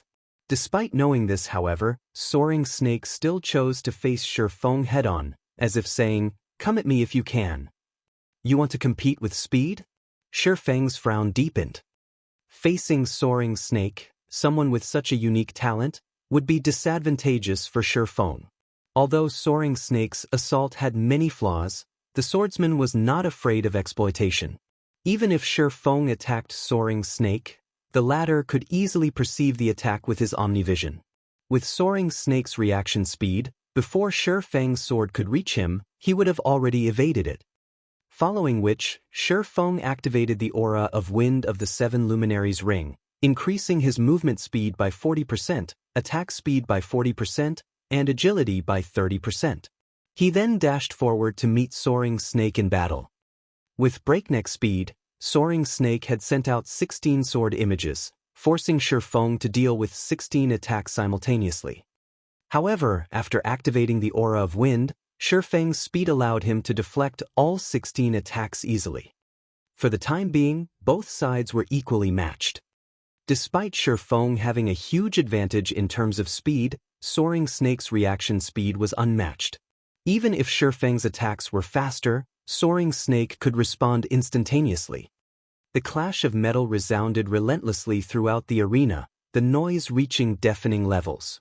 Every time Shi Feng's and Soaring Snake's swords met, dazzling sparks would scatter around them. The spectating crowd's hearts pounded as they watched the two swordsmen confront each other. Each attack was simply too fast. The threat of death dominated each second. The slightest mistake would determine victory or defeat. Yi Feng is this strong? No wonder he was so confident, Zhao Yueru said with shock, her eyes focused on Shi Feng inside the arena, who had yet to lose any HP. Fierce Snake, who had been resurrected not long ago, nodded in agreement. In such a furious showdown, he might not last even 2 seconds before suffering defeat. Of course, Big Brother Yi Feng is very strong. Violet Cloud giggled.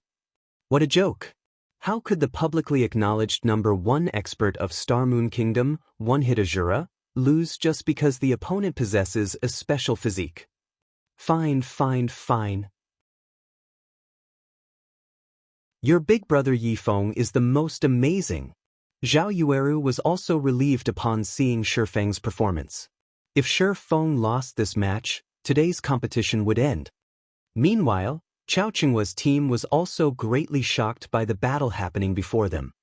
Soaring Snake was Ouroboros's undisputed #1 expert, yet an unknown player like Yi Feng could match him evenly. That Yi Feng is amazing. He is actually able to cope with Soaring Snake's violent offensive. Even I can't last as long. Nimble Snake felt slightly surprised as he looked at the relaxed expression on Yi Feng's face. However, the result of this match will soon be determined, Warwolf suddenly said, smiling faintly. Big Brother Warwolf, what do you mean? Nimble Snake asked curiously. Soaring Snake still hasn't used everything he has. He is simply probing Yi Feng at the moment. Didn't you see that Soaring Snake hasn't used second acceleration yet? Warwolf had the keenest eyesight among everyone present, and with just a glance, he could tell that Soaring Snake conserved a considerable amount of his strength. No wonder Yi Feng is still standing. Nimble Snake laughed. As Warwolf and the others discussed the fight, inside the arena, Soaring Snake suddenly retreated a few steps, pulling a small distance away from Shifeng. Meanwhile, Shifeng did not give chase. Instead, he silently observed the swordsman facing him. You have really surprised me. Ever since I learned Omnivision, you have been the first person who has lasted this long against me. How about it? If you join us, Big Brother Warwolf can help you become even stronger than you are now.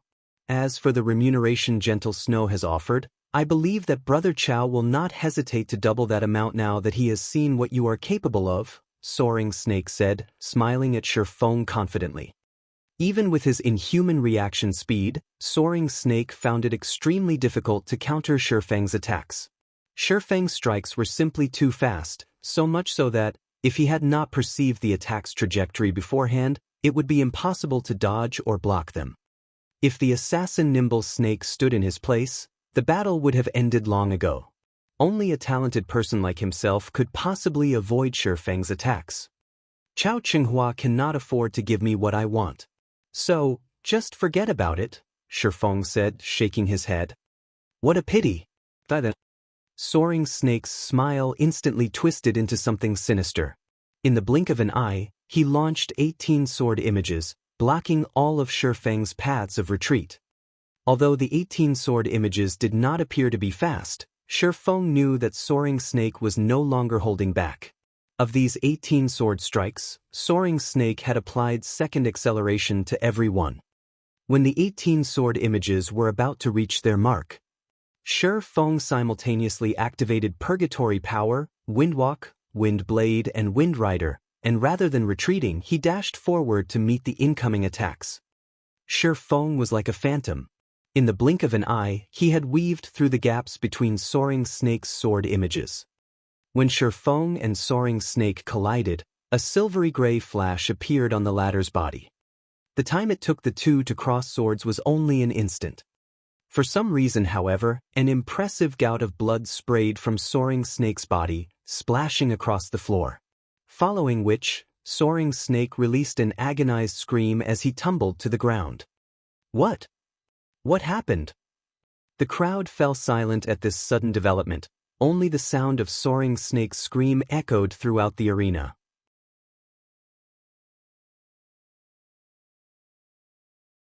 Chapter 407, Final Battle. What just happened? Why did Soaring Snake fall even after using second acceleration? When was Soaring Snake attacked? Chao Qinghua bellowed. Chao Qinghua simply could not believe what he had just seen.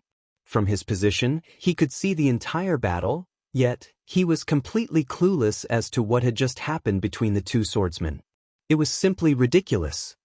In fact, Chao Qinghua wasn't the only one confused. None of the spectators understood what had just happened. The crowd saw Shifeng dive headfirst into the Soaring Snake's sword images before he suddenly vanished. Before they realized it, Shifeng had already walked past Soaring Snake's body. Meanwhile, multiple sword wounds had appeared on Soaring Snake, blood gushing from those wounds. In this match, no matter how one looked at it, Soaring Snake had already obtained his victory, yet, the true outcome of the battle was completely unexpected. For a moment, nobody could accept this reality. As Soaring Snake's instructor, Warwolf was most familiar with Soaring Snake's strength. Warwolf was also an expert with frightening combat power in his own right. However, after witnessing this scene, he, too, found it unbelievable, so much so that he was more shocked than everyone else present. The higher you were, the better view you would have. Others might not have realized what had happened, but Warwolf had seen some clues. However, his confusion was precisely because of what he had seen. Although Shifeng's speed was indeed frightening, it was not at the level of becoming invisible. Yet, the instant Shifeng closed in on Soaring Snake, he suddenly vanished. By the time Warwolf noticed Shifeng again, the latter had arrived by Soaring Snake's side, their shoulders brushing past each other. In other words, when Shifeng had charged at Soaring Snake, he had disappeared from view not because of speed, but because Warwolf's mind had failed to perceive Shifeng. Even Soaring Snake, who used Omnivision and his inhuman reaction speed, had failed to perceive Shifeng. This was what thoroughly confused Warwolf. How had Shifeng achieved such a feat? Second acceleration was a technique used to confuse the eye, utilizing acceleration to catch an enemy off guard and attack their blind spot. With this technique, enemies would still have a small window to react. However, Shifeng's technique did not allow his enemies even that brief time before his sword landed. After Soaring Snake died, he dropped a level 20 fine gold ranked pauldron, which Shifeng casually pocketed. Shifeng also secretly collected an immortal soul. Now, he only needed 9,999 more. After Soaring Snake lost his immortal soul, not only did he lose a level, but he was also barred from logging into God's domain for a time. As for exactly how long he was barred from the game, even Shifeng did not know. If it were short, it might only be 1 or 2 days. If it were a long wait, Soaring Snake might not be able to log in for 3 or 4 days. In short, Soaring Snake would have to stay put for some time. Yifeng, how did you manage to defeat Soaring Snake? Zhao Yueru, unable to contain her curiosity, immediately went up to him and asked when she saw Shifeng exit the arena. She had too many questions about the battle. Because of this match, Zhao Yueru suddenly felt like a noob that had only started playing games, completely clueless. Despite having witnessed everything with her own eyes, she had no idea of what had actually happened. Do you want to know? Shifeng was slightly surprised as he looked at the excited woman rushing up to him. He never expected Zhao Yueru to be the first person to ask him. Zhao Yueru nodded, her eyes revealing a hint of anticipation. Zhao Yueru was very curious about how Shifeng had managed to not only dodge the 18 sword images, but also neutralize Soaring Snake's inhuman reaction speed, killing him instantly. After thinking for a moment, Shifeng said seriously, I just went up to him and slashed him 3 times, that's all. Everyone present was immediately rendered speechless. Zhao Yueru had been about to tackle Shifeng and take a few bites out of him if it not for gentle Snow holding her back. Alright, Yueru, everyone has their own secrets. You can't force him to tell you. Now that we have won the 4th match, each side has 2 wins and 2 losses. This result is all thanks to Yifeng. The following match will determine the result of this competition. At this moment, Gentle Snow felt very fortunate that she had thought of inviting Yifeng when she had prepared for this competition. Although she had felt that Yifeng had a good chance of securing a victory for her, she had never expected him to surprise her like this. Despite facing the greatly enhanced First Apostle, Soaring Snake, Yifeng had defeated him with overwhelming might. She could never have expected this result. Gentle Snow found it very hard to believe that such an expert had remained unknown all this time. Was it because they were too weak to encounter such experts? Or was it because these experts loved to play the role of a weakling? Even Gentle Snow was unsure. However, the few fights today had certainly widened her horizons. She really could not figure out what kind of Guild Zero Wing was. First, there was Black Flame. Now, the combat power Yifeng displayed was not the slightest bit inferior, and might even be superior, to Black Flame's. Of course, Black Flame had never displayed his true strength to the public, so Gentle Snow could not be certain of who was stronger. Regardless, though, the two of them were true monsters. Big brother Yi Feng, what's wrong? Violet Cloud could feel that something was amiss. The moment Shi Feng left the arena, he immediately sat down in the first row of seats. Now, his forehead was covered with sweat. Shi Feng was obviously dispirited, and he seemed exhausted. It's nothing. The high-intensity battles simply exhausted my mental power. I'll be fine after a short rest. You should get ready for the next match, Shi Feng replied softly, not trying to hide his current weakness. Although he was exhausted right now, he brimmed with joy. Everyone had thought that he had defeated Soaring Snake effortlessly. In reality, however, it had not been easy to dodge the 18 sword images while dealing a fatal blow. If he had not been promoted to a Tier 1 Blade Saint with his attributes enhanced greatly and his physical strength increased substantially, he might not have been able to use Void Steps in the exchange.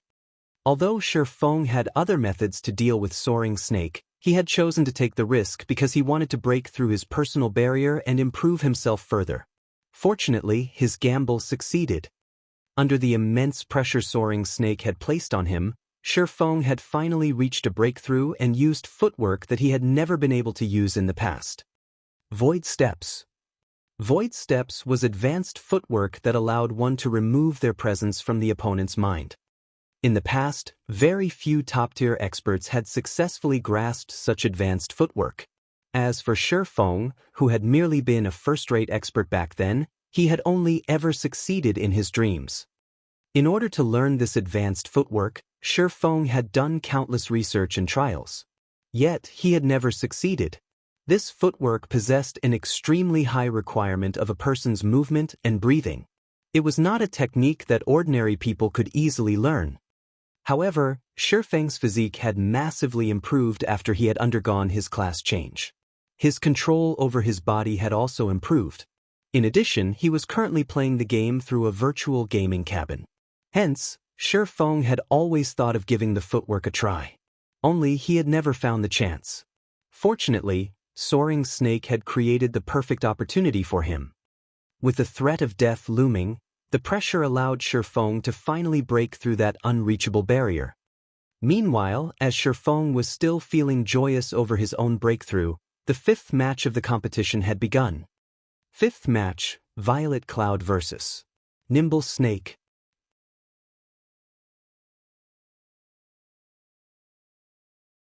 Chapter 408, Level vs. Tier. Shi Feng's overwhelming victory during the fourth match had undoubtedly formed dark clouds in Chao Qinghua's heart. As if something was stuck in his throat, Chao Qinghua felt extremely uncomfortable. Why hasn't Soaring Snake resurrected? Chao Qinghua was in a sour mood. If Shi Feng was so powerful, then the cleric girl that came with him must be extraordinary as well. She might also know the same technique as his. Even now, Chao Qinghua had no clue as to what Shi Feng had done. Without that knowledge, he had no response to it. Most likely, only Soaring Snake might know what sort of technique it was. Since Soaring Snake was still absent, Chao's anxiety began to take hold. Currently, the competition was tied, and Nimble Snake and Violet Cloud would face off in the final match. Nimble Snake was an assassin. Although he had an absolute advantage against a cleric and had learned Omnivision and Second Acceleration, they would be useless against Shi Feng's technique. Brother Chao, for some reason, Soaring Snake has logged off and is still offline.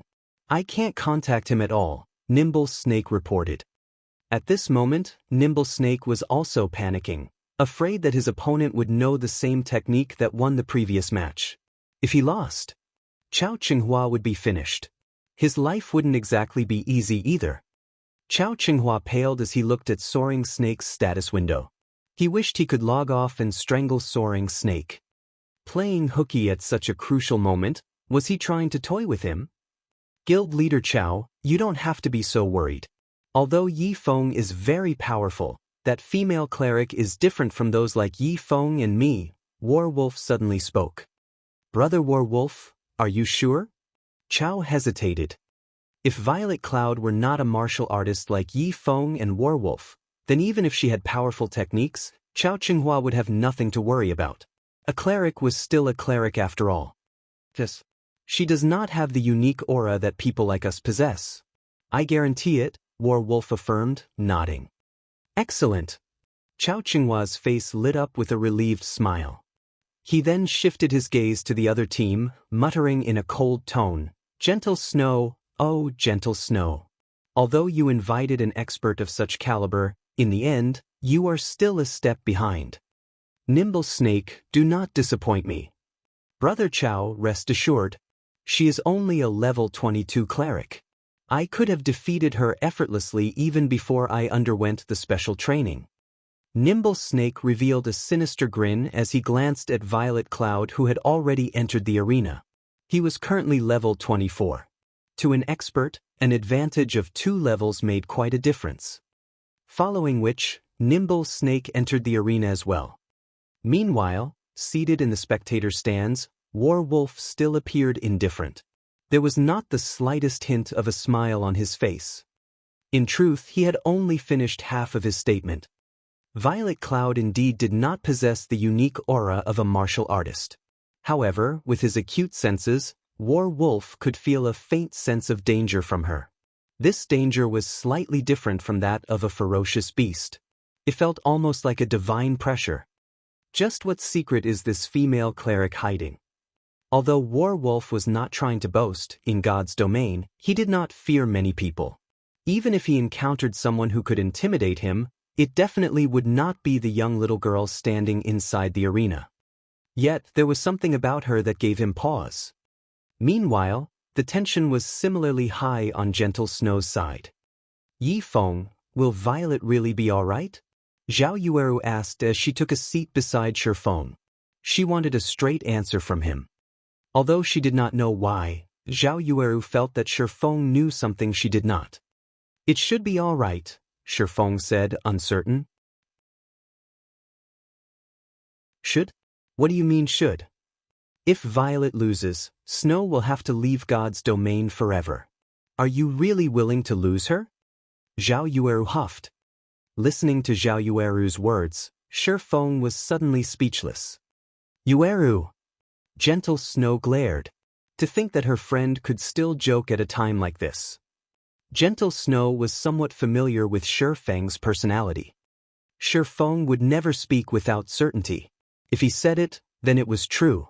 Otherwise, he would remain quiet. But Zhao Yueru knew that her questioning would not change anything. She only wanted Shi Feng's confirmation so that she could feel more at ease. I really do not know. Nimble Snake's current strength, especially after grasping combat techniques such as Omnivision and second acceleration, is a complete mystery to me. As for Violet's current progress, I don't know that either. However, she should be quite powerful.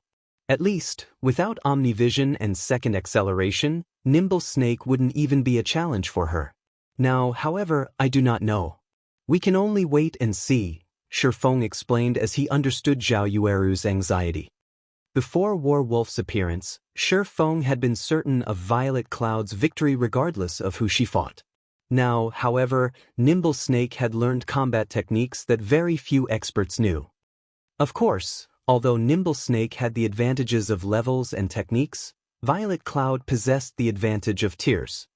Simply put, the results of this match were unknown. After listening to Shi Feng's explanation, Zhao Yueru grew even more nervous. Wasn't that the same as saying nothing at all? Gentle Snow, on the other hand, was greatly surprised. From Shi Feng's words, Violet Cloud was actually superior to Nimble Snake. Nimble Snake had originally been one of the top combatants of Ouroboros, and even Gentle Snow could not obtain an easy victory if they fought. However, Shi Feng was confident when he spoke. Thus, Gentle Snow believed him. Violet Cloud was only a young girl around 16 or 17 years old. How could she possibly be so strong? If Shi Feng's statement was true, then there might still be hope. Moreover, Violet Cloud was a ranged class. She would have an easier time dealing with techniques such as Omnivision and second acceleration. Suddenly, the countdown timer above the arena had ended. Immediately, Nimble Snake activated stealth and vanished. One had to admit that Nimble Snake was indeed one of the top combatants of Ouroboros. After entering stealth, all of his movements were silent. He was even stealthier than absolute heaven, and not even Shifeng, who watched from the spectator stands, could tell Nimble Snake's exact location. Time passed little by little. Other than Violet Cloud, there was nobody else visible inside the arena. However, Nimble Snake revealed no intentions of making a move. As a result, the atmosphere inside the arena grew tenser as more time went by. This was one of the methods often used by assassins. By doing so, they could instill paranoia in their target, exhausting their target's mental fortitude. As soon as their target relaxed, they would launch a fatal assault. Hence, many players despised dealing with assassins. After all, it was tiresome to remain on high alert for long periods of time. Hence, assassins had a natural advantage when fighting against all classes. Heh, that's quite some patience you have there, little girl. We'll see how long you last. The moment you relax will be the moment you die. At this moment, Nimble Snake stood only 10 yards away from Violet Cloud. To an agility-focused assassin, an instant was all that was necessary to cross that distance.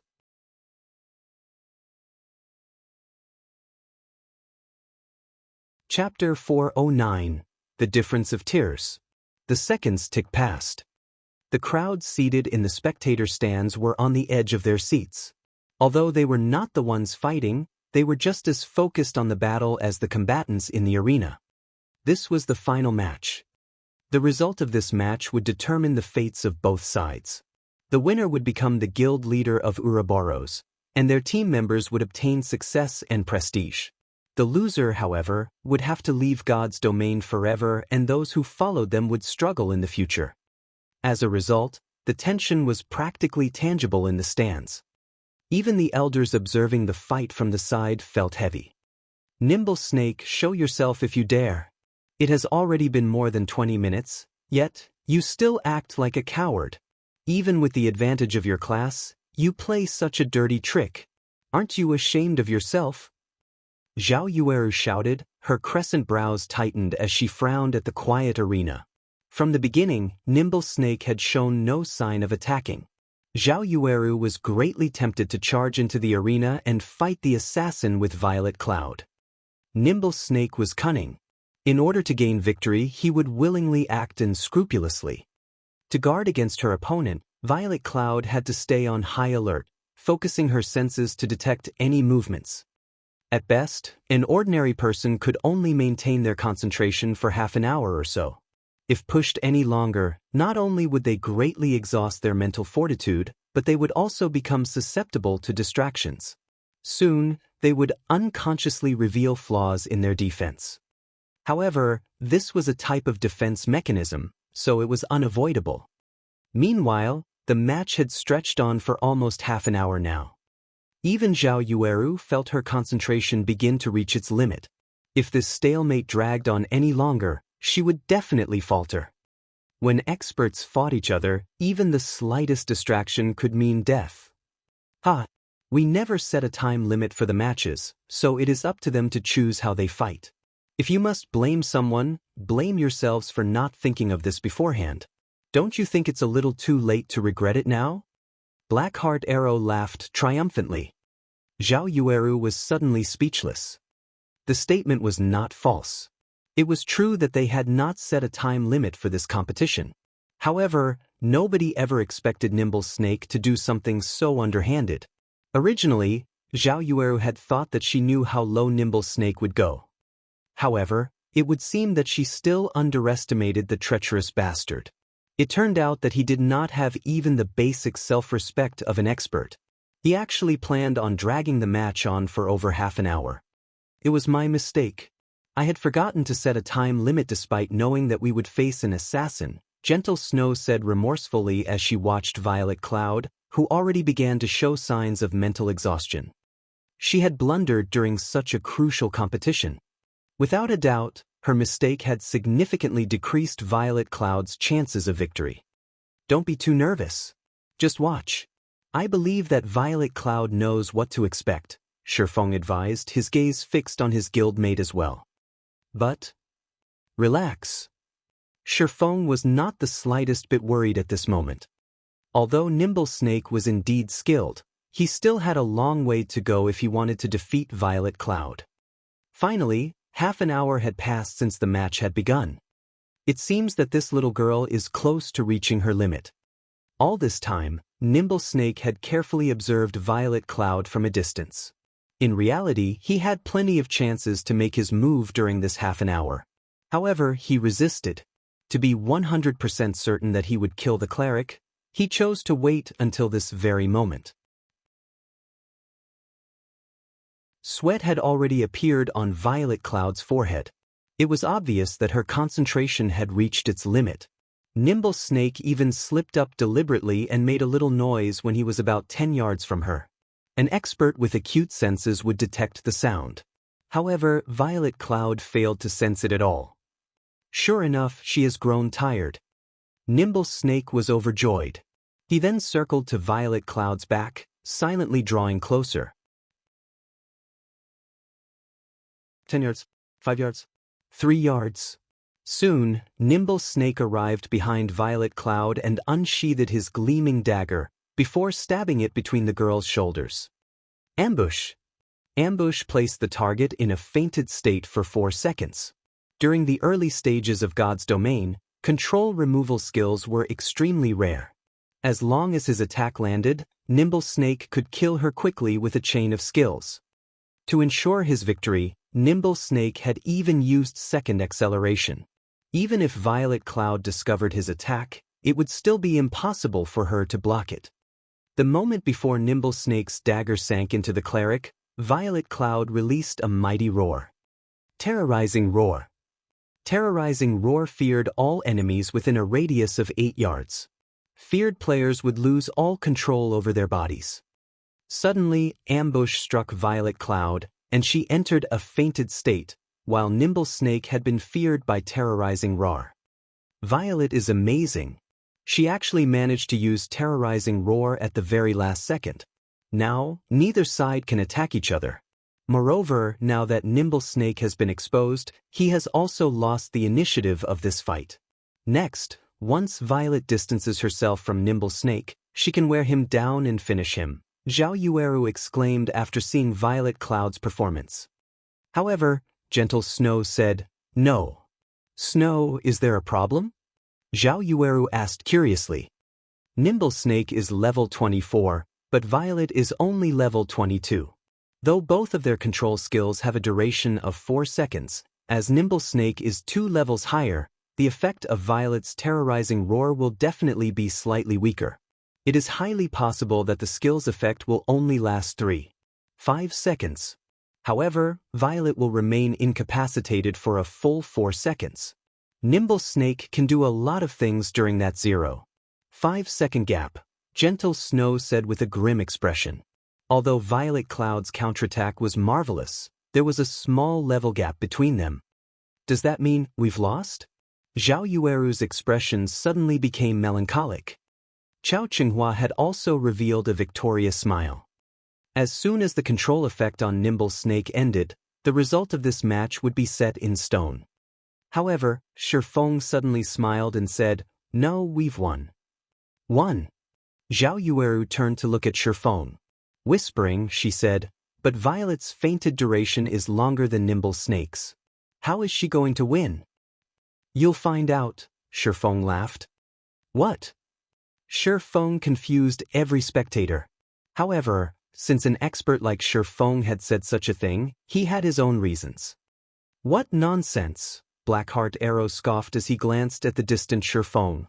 Ridiculing, he said, "It is common sense that the level suppression in God's domain is severe. One will only suffer if there is a difference of 3 levels. Although Nimble Snake is only 2 levels higher, it is enough to weaken a skill's effect significantly. What an ignorant fool." However, before Blackheart Arrow could finish, inside the arena, Violet Cloud suddenly recovered ahead of Nimble Snake. "No. How is this possible? It hasn't even been 3 seconds. Blackheart Arrow's eyes nearly popped out of their sockets. Shifeng was the only player who was not surprised. None of them could understand how Violet Cloud recovered first. "What a pity. You might be 2 levels above me, but I am 1 tier above you." Violet Cloud looked at Nimble Snake, who currently shivered uncontrollably on the spot, smiling faintly as she waved her staff. A black magic array then formed beneath Nimble Snake's feet. But I still have a chance. Nimble Snake, who had originally begun to despair, suddenly saw hope. Violet Cloud had foolishly chosen a spell with a long casting time.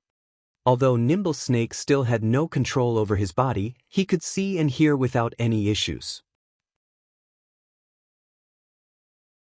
The magic array forming beneath him needed 1 second to complete. Meanwhile, he was less than 1 second from reaching the 3.5-second duration of his feared state. At that time, he could simply use Vanish to avoid Violet Cloud's spell. However, as if ignorant of this fact, Violet Cloud continued chanting her incantation. Just as the 3.5 seconds were almost up, and Nimble Snake was about to use Vanish. What's going on? Nimble Snake suddenly noticed that he still had no control over his own body. Meanwhile, the magic array Violet Cloud summoned began to activate. Tier 1 Advanced Spell, Black Coffin.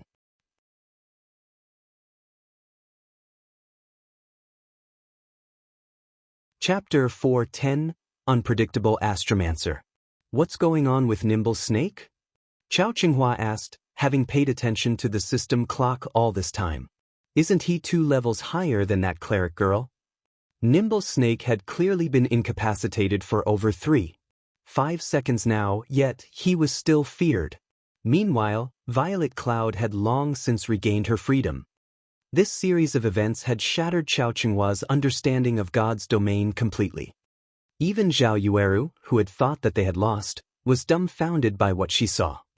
Gentle Snow's gaze also held doubt as she watched the battle inside the arena.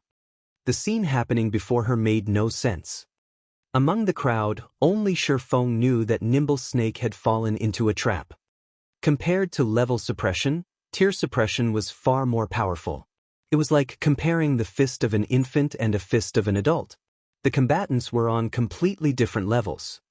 As a Tier 1 player, even if Violet Cloud fought a Tier 0 player who was 10 levels above her, her control skills would be 100% effective or more. On the other hand, when a Tier 0 player used a control skill against a Tier 1 player 10 levels below them, the effect of their control skills would weaken by at least 30%. This was the harsh reality of gap in tiers. This was why high-tiered players were so valuable and so overwhelmingly strong. Before anyone in the spectator stands could properly analyze the situation, Violet Cloud sealed her opponent inside a dark and silent barrier. Nimble Snake felt as if he were locked inside a huge coffin. This barrier stunned the watching crowd. Except for Shifeng, of course. Nobody knew how powerful this black coffin was, and they did not know what was special about it. However, every player present was an expert, and when the crowd looked at the pitch-black barrier, they felt their souls tremble with fear. The black coffin was like a giant beast, and only death awaited those who were devoured. After trapping Nimble Snake inside the black coffin, Violet Cloud immediately distanced herself from it. The black coffin would gradually dissipate after 3 seconds. By the time it vanished, Violet Cloud was already more than 20 yards away from Nimble Snake. Even if Nimble Snake wanted to launch a counterattack, he would find it extremely difficult to do so from such a distance. But what's going on? Why didn't I receive any damage? Nimble Snake had originally thought he was dead for sure.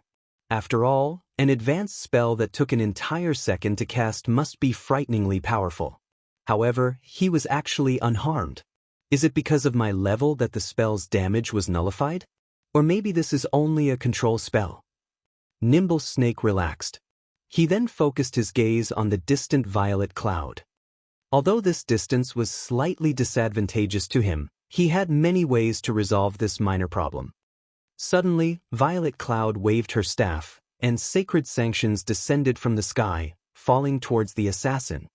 In response, Nimble Snake sneered as he started moving. With little effort, he dodged the attack and charged at Violet Cloud. However, Nimble Snake quickly discovered that something was amiss. Somehow, his HP suddenly fell by 500 points, and a moment later, it had fallen by another 500 points. Nimble Snake only had slightly more than 3,100 HP. Now that he had suddenly lost 1,000 HP, he only had around 2,100 HP left.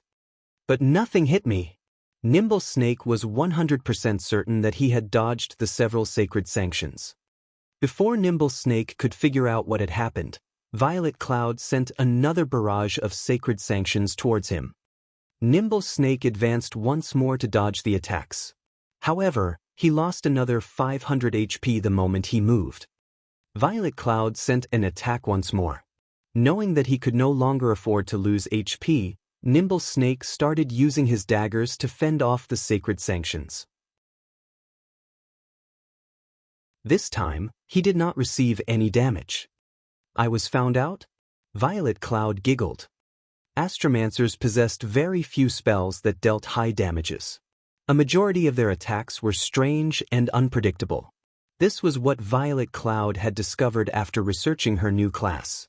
Even until now, Violet Cloud had yet to grasp the true essence of an Astromancer completely. Black Coffin was one such skill. Any players caught by the spell would lose HP when they moved. Meanwhile, the amount of HP they lost depended on the spellcaster's intelligence. In addition, Black Coffin also had a silence effect. This spell worked wonders on a melee classes. By now, Nimble Snake had grasped the general gist of the situation. However, when he thought about how he could neither move nor use any skills, only enduring a beating, he suddenly grew sullen. The crowd was also amazed upon seeing the effects of Violet Cloud's skill. This skill is so powerful. So that's why little sister Violet used it. Nimble Snake is dead for sure. By the time he reaches little sister Violet, his HP will have fallen to nothing, Zhao Yueru exclaimed.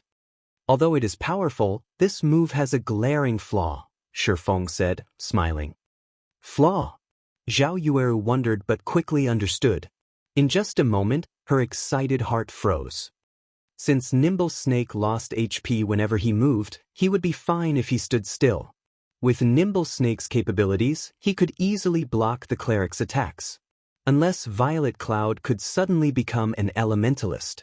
Moreover, since it was a spell's effect, it had a duration. When the spell's duration ended, Nimble Snake could move freely once again. Since Zhao Yueru could figure out this simple solution, Nimble Snake could certainly figure it out as well. Indeed, Nimble Snake had simply chosen to remain where he was for now as he waited for time to pass. Surprisingly, upon seeing Nimble Snake's actions, Shifeng smiled. To do nothing and give a casting class so much time?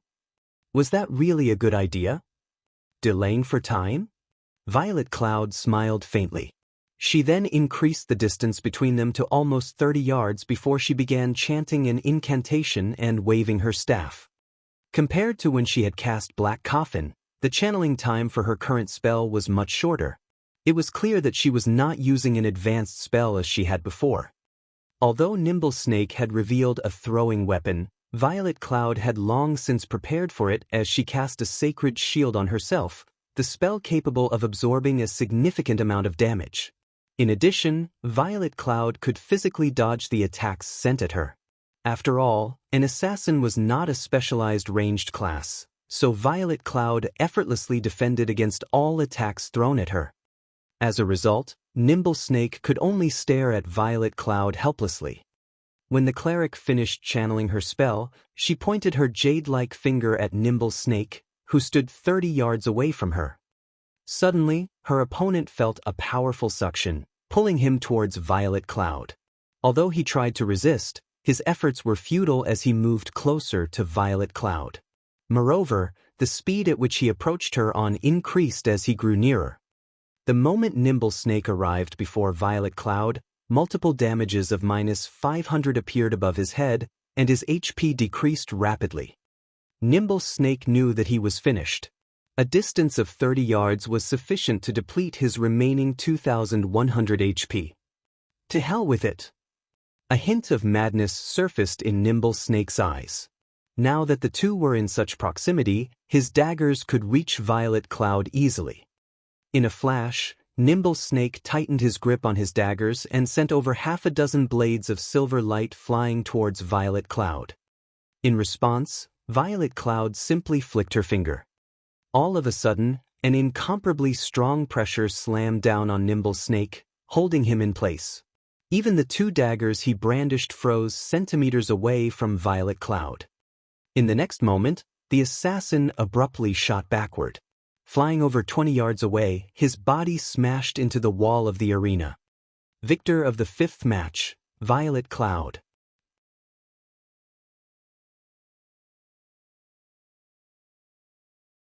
Chapter 411, Victory and Defeat. Violet Cloud's easy victory had rendered everyone speechless. Nimble Snake, one of the 12 apostles of Ouroboros, had been effortlessly manipulated, so much so that he failed to inflict even a single point of damage to a cleric. If this matter reached the public, nobody would believe it. We won.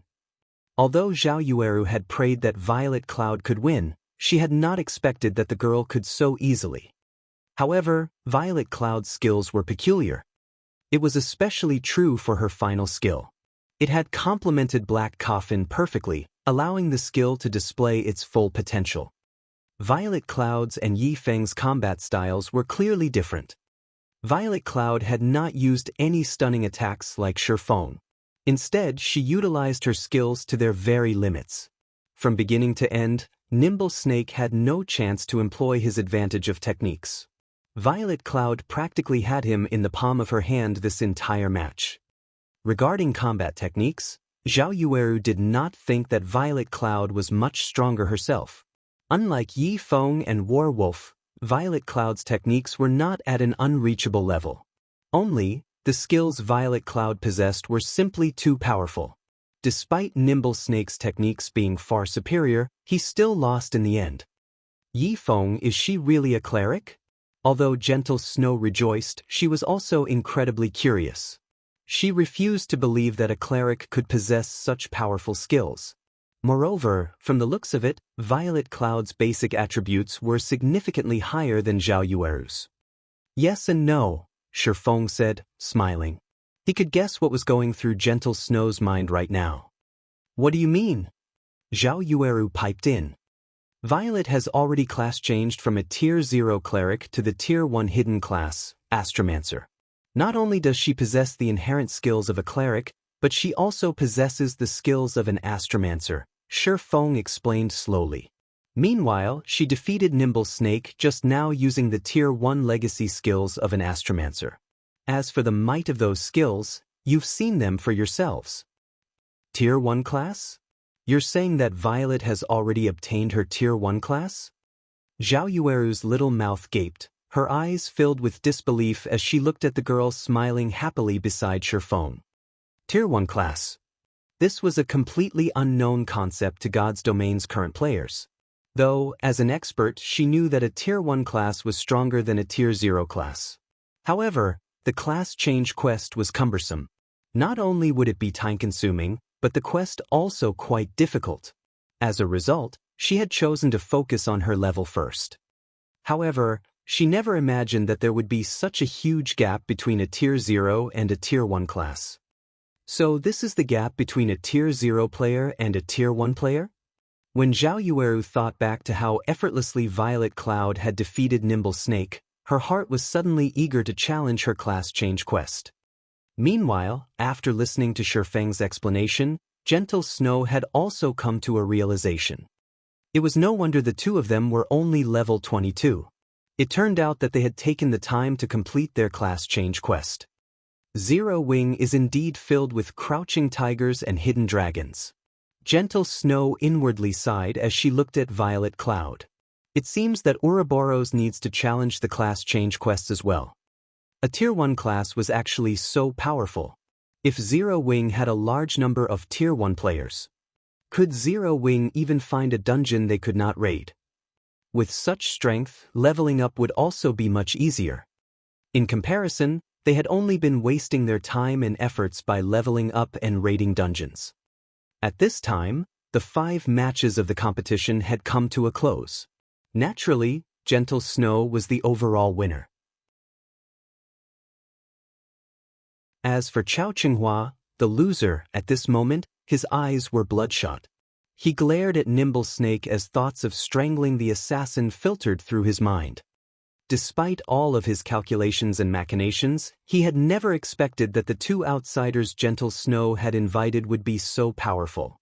However, his thoughts were meaningless now because the main god system had already begun enforcing the conditions of the contract. Chao Qinghua's body began to slowly fade out of existence as the main god system expelled him from God's domain permanently.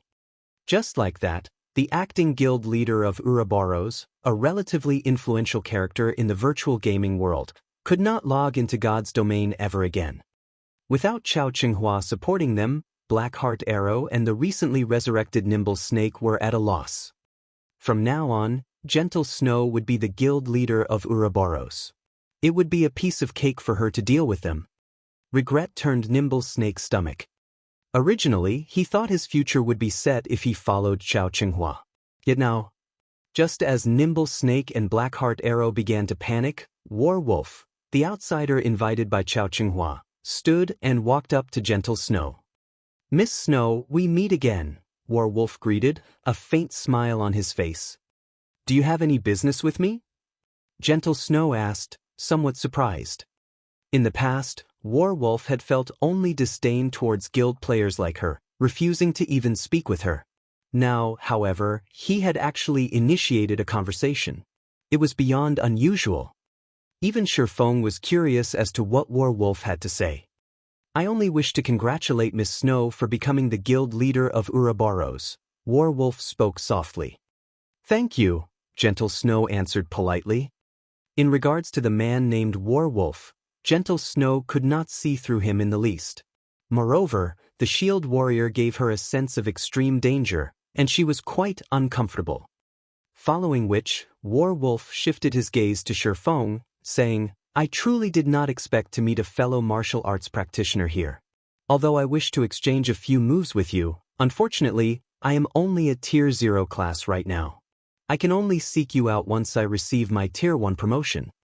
However, before I leave, I have something I need to say to Brother Yifeng. It is best if you leave Zero Wing quickly and look for a better guild to develop yourself." "Brother Warwolf, what are you trying to say?" Shifeng did not think that Warwolf was someone who would speak nonsense. "It could be dangerous for me to go into detail, but recently, Zero Wing has attracted too much attention in God's domain. Some people can no longer sit by and have begun to take action." "Are you referring to Underworld?" "No. Even I get a headache just thinking about dealing with those people. If you can hide from them, then hide. In the off chance that Zero Wing provokes them, the consequences would be unimaginable." Warwolf simply smiled and shook his head before departing from the room. Watching Warwolf's departing figure, Shifeng grew confused. He could not figure out who else had targeted Zero Wing. Even an expert like Warwolf feared of them. Forget it. There is no point overthinking things. Let's just take things as they come. Since he could not figure it out, Shifeng no longer bothered thinking about it. Why worry about trouble that might not even come? After Warwolf's departure, Gentle Snow had immediately expelled Nimble Snake and Blackheart Arrow from Ouroboros. Although the two of them were experts, who knew what sort of schemes they would concoct in the future? It was especially true for a sly and treacherous bastard like Nimble Snake. Afterward, Gentle Snow gave both Shifeng and Violet Cloud 30 million credits each as remuneration for their help. Violet Cloud was stupefied upon seeing the numbers in her virtual bank account. This was her first time seeing such an astronomical sum of money. Shifeng, on the other hand, was rather pleased after receiving the money. With this, he would not have to worry about the guild's development funds for some time. As Gentle Snow had just become Ouroboros' guild leader, she still had a ton of things she needed to handle. Shifeng and Violet Cloud did not linger either, and they left the underground arena. Just as Shifeng and Violet Cloud were about to return to White River City, the sound of his communicator ringing suddenly reached his ears. "Brother Feng, I have bad news. Something big has happened," Blackie announced.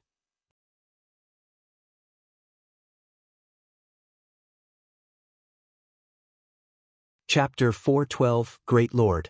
Relax, slow down, Shifeng said. Blackie wanted to calm down, but he couldn't contain his panic after surviving something so intense. Brother Feng, listen to me. A meteorite shower rained down on the White River City region. Black said excitedly. Originally, everyone thought nothing of it. However, a system notification suddenly appeared in White River City, stating that the meteorite shower had destroyed the entire White Fog Canyon, a level 20 to level 30 grinding area. All the monsters within White Fog Canyon have gone berserk, and based on the information our guild uncovered, these monsters have a surprisingly high drop rates, and the EXP they give is also significant. On top of that, a ruined shrine has appeared inside the White Fog Canyon. We received information of powerful monsters guarding something inside the shrine. A few powerful assassins even snuck in to have a look. They discovered that there was actually a level 25 Great Lord ranked monster deep inside the ruined shrine. Currently, the various guilds are organizing their personnel and preparing to raid the level 25 Great Lord. A Great Lord was an existence that surpassed a High Lord. Such monsters did not even exist in level 50 large-scale Hell Mode team dungeons. At most, the final boss of said dungeon might be a High Lord. Yet now, a Great Lord had actually appeared. Without a doubt, its appearance would draw guilds to it. The ironclad rule of God's domain was that the stronger a monster was, the better its drops would be. 4 Great Lord ranked monsters, at the very least, they would drop dark gold items. There might even be a chance for epic items to drop. Brother Feng, how many people do you think we should send? Blackie asked. You're saying a meteorite shower has destroyed the entire White Fog Canyon? Shifeng's eyes suddenly shone. Excellent. Blackie, notify Aqua and have her organize some personnel. We don't need for too many, around 500 people will do. However, they must all be strong. We'll meet up in White Fog Canyon later. The matter regarding White River City's meteorite shower incident in the past was still deeply engraved in Shifeng's mind. Because of this incident, players engaged each other in a long-standing war. Whether it was the independent players or the various guilds, if one set foot into White Fog Canyon, they would become entangled in this war. However, what player could resist the temptation of the items inside White Fog Canyon? In the past, even Shifeng died no less than a dozen times for that particular treasure. That's right, he died half a dozen times. That was equivalent to losing half a dozen levels. Yet, Shifeng had still thrown himself into the fray. Everything he had done was for equipment and money. Okay, I'll contact Sister Aqua immediately. Blackie disconnected the call and did as he promised. Sure enough, history has changed significantly. The meteorite shower has happened so early. I must take full advantage of it this time. When Shifeng thought about how he could enter the White Fog Canyon so soon after the meteorite shower's appearance in this life, excitement filled his heart. Shifeng sorely lacked money right now. Currently, the Starstreak trading firm granted him a daily income of over 1,000 gold. In addition, he received a dozen or so gold when guild members completed quests from the guild residents. Overall, it was a hefty income. However, the Starstreak trading firm did not belong to Shifeng. Moreover, his quests still demanded 30,000 gold. Right now, he had not even accumulated half that amount of money. On another note, there was not much time left before the great demon's curse that afflicted Shifeng would take effect. If he failed to gather the 30,000 gold and obtain the Tier 4 position teleportation scroll, he could not locate the Bible of Darkness and remove the curse. If he failed, Shifeng would only have one end waiting for him: death. Originally, Shifeng had planned to exploit the market and increase his income through the strengthened armor kits Melancholic Smile and the others produced. Now, however, there was no need. His problems would be solved as long as he had the White Fog Canyon. Although the meteorite shower had caused the appearance of the ruined shrine and had driven the monsters in White Fog Canyon berserk, greatly increasing their drop rate and EXP, neither aspect was really important. What mattered the most was the Starfire ore. After White Fog Canyon was destroyed, Starfire ore had been found all over the area. Starfire ore was incredibly rare, and it could only be found around the crash sites of meteorites. Starfire essence could be extracted from refined starfire ore and could increase the success rate of forging. The more starfire essence one used, the higher their success rate would be. Although starfire essence was ineffective when forging dark gold ranked items and above, it could still allow forgers to produce various secret silver and fine gold equipment. Hence, starfire essence was very valuable. In the past, a piece of starfire ore could sell for 1 silver coin, whereas a piece of starfire essence could sell for 4 silver coins. Even the independent players of White River City had hungered for starfire ore again. In this life, Shi Feng would not let this opportunity pass him by. For the moment, everyone was still focused on the Great Lord of the Ruined Shrine. Nobody had discovered starfire ore or realized that it littered the demolished White Fog Canyon, let alone its value. Hence, this was the perfect chance for Shi Feng. Half an hour later, Shi Feng and Violet Cloud arrived in White Fog Canyon. The layer that previously hid the canyon had dissipated. Instead, craters and flames filled the area. A dilapidated shrine loomed in White Fog Canyon center. Plenty of monsters also patrolled the surroundings of said shrine. After Shi Feng arrived, he discovered that players crowded around the entrance to White Fog Canyon. There were tens of thousands of players. However, although all of the guilds of White River City had come, the majority consisted of independent players. Guild leader, from our investigations, we discovered that Overwhelming Smile has dispatched over 6,000 members to White Fog Canyon, Emperor's Light has sent over 2,000, Assassin's Alliance has sent over 2,000 players, and Ouroboros has also sent over 3,000 players. All of these players are elites who are level 21 and above. Yet, we've only brought 500 members with us. Do we really have enough players? Aqua Rose asked worriedly. It's enough. Having too many people isn't necessarily a good thing. Moreover, our goal is different, Shi Feng stated. Before his arrival, Shi Feng had done his own calculations. White Fog Canyon was not particularly large. The crash sites were also limited in number. 500 people were just about right for the task he had in mind. Sending any more would just be a waste of manpower.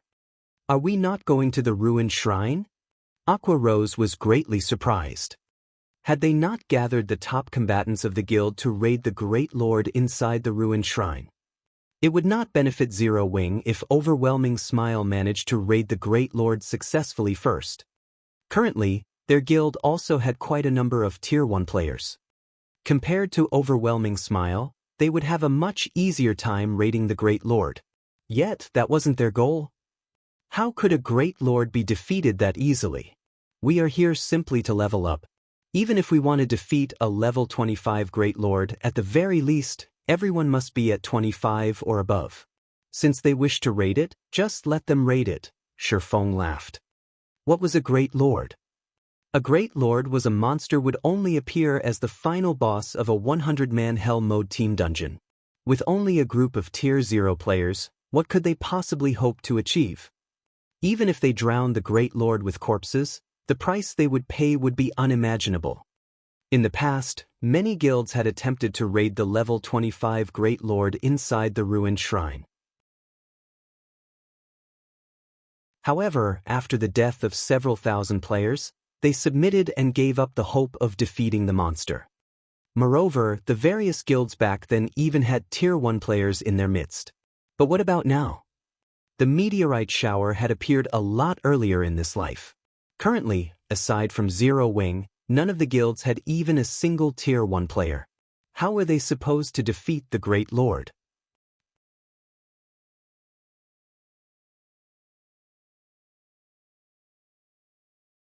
Chapter 413, White Fog Canyon. As Shi Feng marked locations on the system map, more players continued to arrive at White Fog Canyon.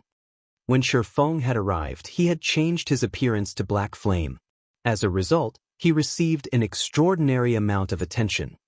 Wow, isn't that guild leader Black Flame? He's so powerful. Just looking at him makes my heart pound. It would be great if I could become friends with him. Why don't you look in the mirror first? Guild leader Black Flame is the #1 expert in Star Moon Kingdom. Meeting him alone is a rare chance, much less becoming friends with him. Sure enough, one hit Azura is here as well.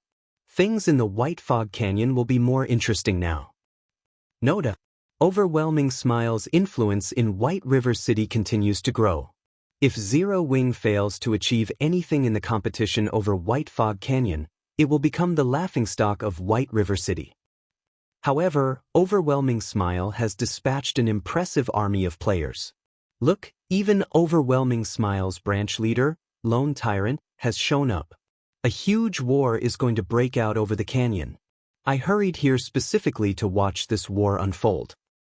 Upon seeing Shifeng, many players began to discuss Zero Wing and Overwhelming Smile. Currently, the atmosphere surrounding White River City grew increasingly tense with each passing day. Despite Overwhelming Smile's clear attempts to suppress Zero Wing, it had not acted directly. Thus far, it had only employed various plots to poach the members of Zero Wing. It was as if Overwhelming Smile was dead set on stealing every single member from Zero Wing. Meanwhile, Shifeng's guild showed no signs of taking action. The guild had only declared that all members who withdrew from Zero Wing were permanently barred from joining the guild again in the future.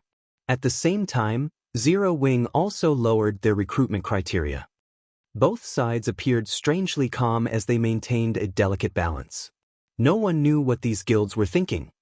There was a faint feeling of a storm brewing behind the scenes. Now that these guilds had gathered in the White Fog Canyon, they were both on high alert for each other. When Lone Tyrant saw Shifeng, his eyes turned bloodshot as killing intent radiated from his body. He glared at Shifeng as if the man was his greatest enemy. Any expert could feel Lone Tyrant's killing intent. Naturally, Shifeng was no exception. Guild leader, it seems that Lone Tyrant's hatred for you is quite intense. Despite the fact that you've killed him several times, he refuses to learn his lesson, Aqua Rose giggled. He can only act this rampant because he has Overwhelming Smile backing him. Why don't we head over and kill him again? We can use this chance to massacre Overwhelming Smile and relieve some stress, Blackie snarled. Fire Dance stepped forward and said, I alone will be enough to kill him. Shifeng, who had busied himself with the system map all this time, simply smiled and said, Ignore him. We have more important matters to tend to. Fire Dance, you especially have much to do. Shifeng thought little of Lone Tyrant. The one Shifeng was truly worried about was the Overwhelming Smile branch based in Maple City and the several surrounding cities controlled by Underworld. At this moment, a graceful and quiet woman standing beside Lone Tyrant softly reminded him, Brother Tyrant, we have not come here to wage war with Zero Wing. Don't forget our goal. Listening to this woman's words, Lone Tyrant shot Shifeng a glare before turning to enter the White Fog Canyon. The graceful woman then looked at Shifeng and the others, sending them a faint smile before she followed after Lone Tyrant and led the army of over 6,000 players into the White Fog Canyon. I remember seeing that woman the last time I killed Southwolf. I think she was called Yulan? For Lone Tyrant acts so subserviently, it seems that her status is quite high. Naturally, Shifeng noticed the woman who had smiled at them, uncertainty filling his gaze. Shifeng had only paid attention to Yulan because of his intuition. He could feel an indescribable sense of danger from the woman. Yet, after using omniscient eyes to inspect Yulan, Shifeng discovered that the woman was merely a level 24 tier 0 summoner. There was nothing special about her at all. Shifeng began to doubt his intuition. After Overwhelming Smile entered the canyon, the other guilds promptly followed. Only Shifeng and the others lingered at the entrance.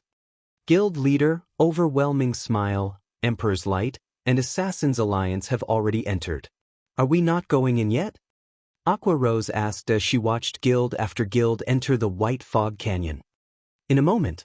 I'll be done soon, Shifeng leisurely responded. White Fog Canyon was a level 20 to level 30 grinding area. Or rather, it had been originally. However, after the meteorite shower, the monsters inside had gone berserk and had become far more difficult to deal with. At the very least, the White Fog Canyon was no longer suitable for ordinary players around level 20. When in a berserk state, monsters' damage and attack speed would increase by a minimum of 30%. With this increase, a common monster would possess the combat power of an elite monster and so on. However, this was only the beginning. As time passed, the monsters within White Fog Canyon would also grow stronger and more numerous. Soon, even the weakest monsters inside the canyon would become elites, while a majority of the monsters would be special elites. There would also be quite a number of chieftains and lords. Moreover, all these monsters would have also entered a berserk state. Just thinking about this gave one goosebumps. Based on how long it had been since the meteorite shower, Shifeng could say with certainty that there were no longer any common monsters inside White Fog Canyon. At the very minimum, the monsters inside the canyon would be elites. Moreover, the monsters would move in groups and respawn very quickly. There would also be many danger spots inside the canyon. Meanwhile, the core area of the White Fog Canyon spoke for itself. The results of rushing in unprepared were obvious. Currently, the baseline for entering White Fog Canyon was level 20 Tier 1 or around level 30 Tier 0. Although players could improve their chances by going in with larger numbers, this canyon was still significantly dangerous. Therefore, Shifeng had sketched out a new map of the White Fog Canyon based on his memories of the past. On the new map, he had made sure to indicate locations that they needed to avoid.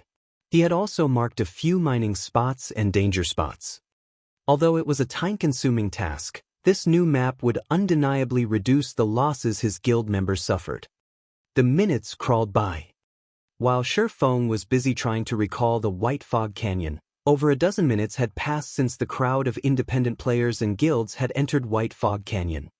Suddenly, the members of Zero Wing, who had waited silently at the canyon's entrance, noticed many players exiting the canyon. These players looked pitiful. They left in parties of 2s and 3s. Not a single complete party passed the watching Zero Wing players. Unable to contain his curiosity, Blackie walked over and asked, "What happened to you guys? It's only been around 10 minutes since you went in. How did you guys end up in such sorry states so quickly?" These players had relatively powerful equipment. They were fully geared in bronze equipment at the very minimum. Logically, a party of such caliber should not have any issues dealing with a level 22 or 23 special elite. Yet all of these parties had lost at least half of their members. What do you know?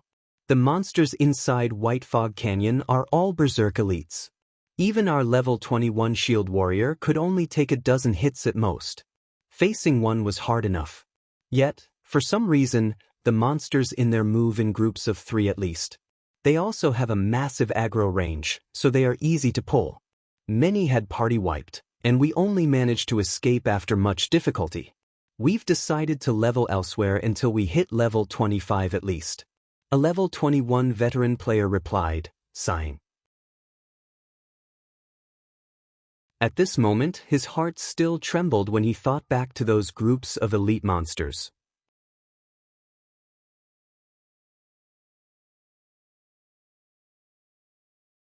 Chapter 414, Beast War. Every Zero Wing member laughed when they heard these independent players. In the end, independent players only amounted to so much. Even with a party of 6, 2 or 3 elites had been too much for them. They were truly weak. Guild leader is being too cautious. How could an independent party's strength compare to ours?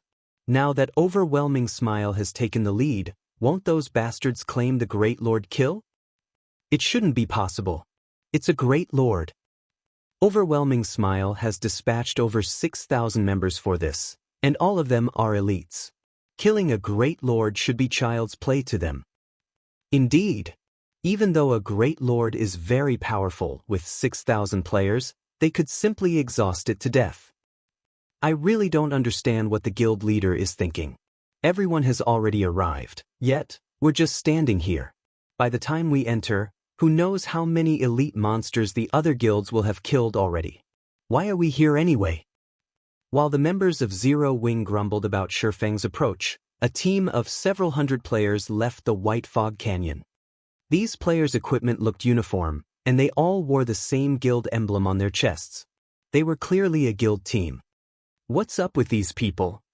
The crowd from Zero Wing grew curious as they watched the members of this guild team, disgrace haunting these players' expressions. Following which, another large wave of players came out of White Fog Canyon, these players also belonging to a guild. However, the second guild team had far more members than the first. Moreover, instead of slowly walking out of the canyon, these players ran in a panic. This scene thoroughly confused the Zero Wing members waiting by the canyon's entrance. Had these people gone insane? Wait, there's something behind them. One of Zero Wing's level 22 rangers with the eagle eyes skill said. Everyone from Zero Wing then shifted their gazes and were immediately dumbfounded by what they saw. Previously, they had not been able to get a clear view due to being too far away. Now that it had come to them, they could finally see it. Behind the frantically running players, thousands of crimson-eyed battle monkeys stormed after them. These bloodthirsty monkeys released frenzied roars as they charged at the escaping players like a tsunami, devouring everything in their path. Crimson-eyed battle monkeys, elite rank. Level 22. HP 16, 000/16, 000. Although these crimson-eyed battle monkeys did not have a lot of HP, compared to players, their bodies were half a size larger. Not only were they nimble and powerful, but they also possessed naturally long arms. In addition, they wielded weapons and were also capable of using these weapons as proficient as players. Defeating these monsters would not be easy. Meanwhile, among these thousands of crimson-eyed battle monkeys, there were also a few larger armored battle monkeys squeezed in. These armored battle monkeys were covered in scars, a testament to the many battles they had fought. Compared to the elite-ranked crimson-eyed battle monkeys, the armored battle monkeys were much stronger. It was not just because of their ranks as special elites, but more so because of their combat techniques, which were far superior than ordinary players. Armored battle monkeys, special elite. Level 24. HP 54, 000/54, 000. Moreover, whenever the tide of battle monkeys caught up to some of the escaping players, they would only tackle and hack said players to death in groups of 3 to 5. Not every battle monkey would stop to attack. Although frenzied, these battle monkeys fought with intelligence and organization. More players continued to die. Save me! Save me, please! I don't want to die! Many players screamed as the battle monkeys caught up to them. As for resisting, most of them had forgotten how to do that. The players of God's domain had never experienced such horrific slaughter before, and their legs had long since gone limp with fear. At this moment, only those who possessed a strong heart managed to keep running, whereas the weaker-willed players had died under the monster tsunami. Although some of the escaping players were also attacking as they ran, there were simply too many battle monkeys. Retaliation was no different than pouring a cup of water into a raging inferno. After a short moment, over 100 players had died. In the end, the players who escaped the White Fog Canyon numbered less than 500. These players had even implicated the guild team that had escaped before them, causing the latter to suffer another loss of over 100 players. After watching the massacre, the idle members of Zero Wing were stupefied. These battle monkeys were terrifying. Are these really monsters? This question lingered in everyone's hearts. The battle monkeys had behaved completely different from the monsters they had seen and fought before. Fighting these monsters was no longer grinding. Rather, it looked more like a full-blown war. At this moment, the Zero Wing members who had previously complained about Shifeng's decision fell silent. Now, they only admired Shifeng's forethought. If they had not witnessed this scene and had foolishly charged into White Fog Canyon, it was highly possible that they would have suffered a similar fate to those players. As for the other guild members, they looked at Shifeng with even greater reverence now. While the crowd from Zero Wing continued to linger around the entrance, one guild team after another fled the canyon. As for the independent parties, very few had managed to escape as practically all of them had died inside the canyon. Instead of calling the White Fog Canyon a precious grinding spot, it was more like a gigantic meat grinder. "Alright, let's join the party," Shifeng said after he finished organizing his map. He then said in the team chat, "You've seen for yourselves the various guild teams that have escaped. Most of those guild teams have more members than we do. However, as you can see, only half of them made it out alive. You can imagine for yourselves just how dangerous White Fog Canyon is, so I hope that everyone will obey the commands given to you. Do not take any arbitrary actions. If anyone violates their orders, I will deal with you personally." The crowd involuntarily trembled upon hearing Shifeng's words, tensing unconsciously. "Since no one has any issues, stand by the groups and formations previously arranged." Shifeng nodded and said, "Let's head in then." After the meteorite shower, White Fog Canyon had ceased to be a grinding area. It was more like a super large-scale dungeon. Obtaining the Starfire ore would not be an easy task. Instead of grinding monsters, they were about to wage war inside the canyon. Danger lurked around every corner of the map. Inside the canyon, they did not need to look for the battle monkeys, as the battle monkeys had long since been ready to ambush them. Hence, they needed to stay vigilant inside the canyon. The formation Shifeng had organized scattered the MTs around the team, whereas healers and ranged classes were safer in the center of the group. As for the assassins, they were sent to scout ahead, reporting back any activities they discovered so as to avoid an ambush. Under Shifeng's lead, the Zero Wing team quickly arrived at the inner region of the White Fog Canyon. During this period, everyone had experienced several battles, and the battle monkeys they killed numbered over 1,000. Everyone's experience bars rose significantly as a result. They had also obtained plenty of level 20 and above bronze equipment and materials. Most importantly, the team had suffered 0 casualties throughout the journey. This situation caused everyone's reverence towards Shifeng to soar once more. Previously, everyone had simply thought of Shifeng as someone with impressive strength. They had never expected him to be a superior leader as well. Suddenly, Fire Dance, who was in stealth in a nearby tree, reported in the team chat, "Guild leader, a group of nearly 300 battle monkeys currently approaches from the left side of the team. Contact in roughly 30 seconds. Guild leader, a group of close to 400 crimson-eyed battle monkeys approaches from the rear. There are also a dozen or so armored battle monkeys with them. They will reach the team's current location in roughly 1 minute, Flying Shadow, one of the 5 demon generals, reported. Everyone's hearts trembled upon receiving these 2 reports. The previous ambushes they had encountered had only come from a single direction. Now, these battle monkeys were initiating a pincer attack. Moreover, their numbers were far greater than before. The previous ambushes had only consisted of 100 or so battle monkeys. Now they had to face a total of nearly 700. They were outnumbered.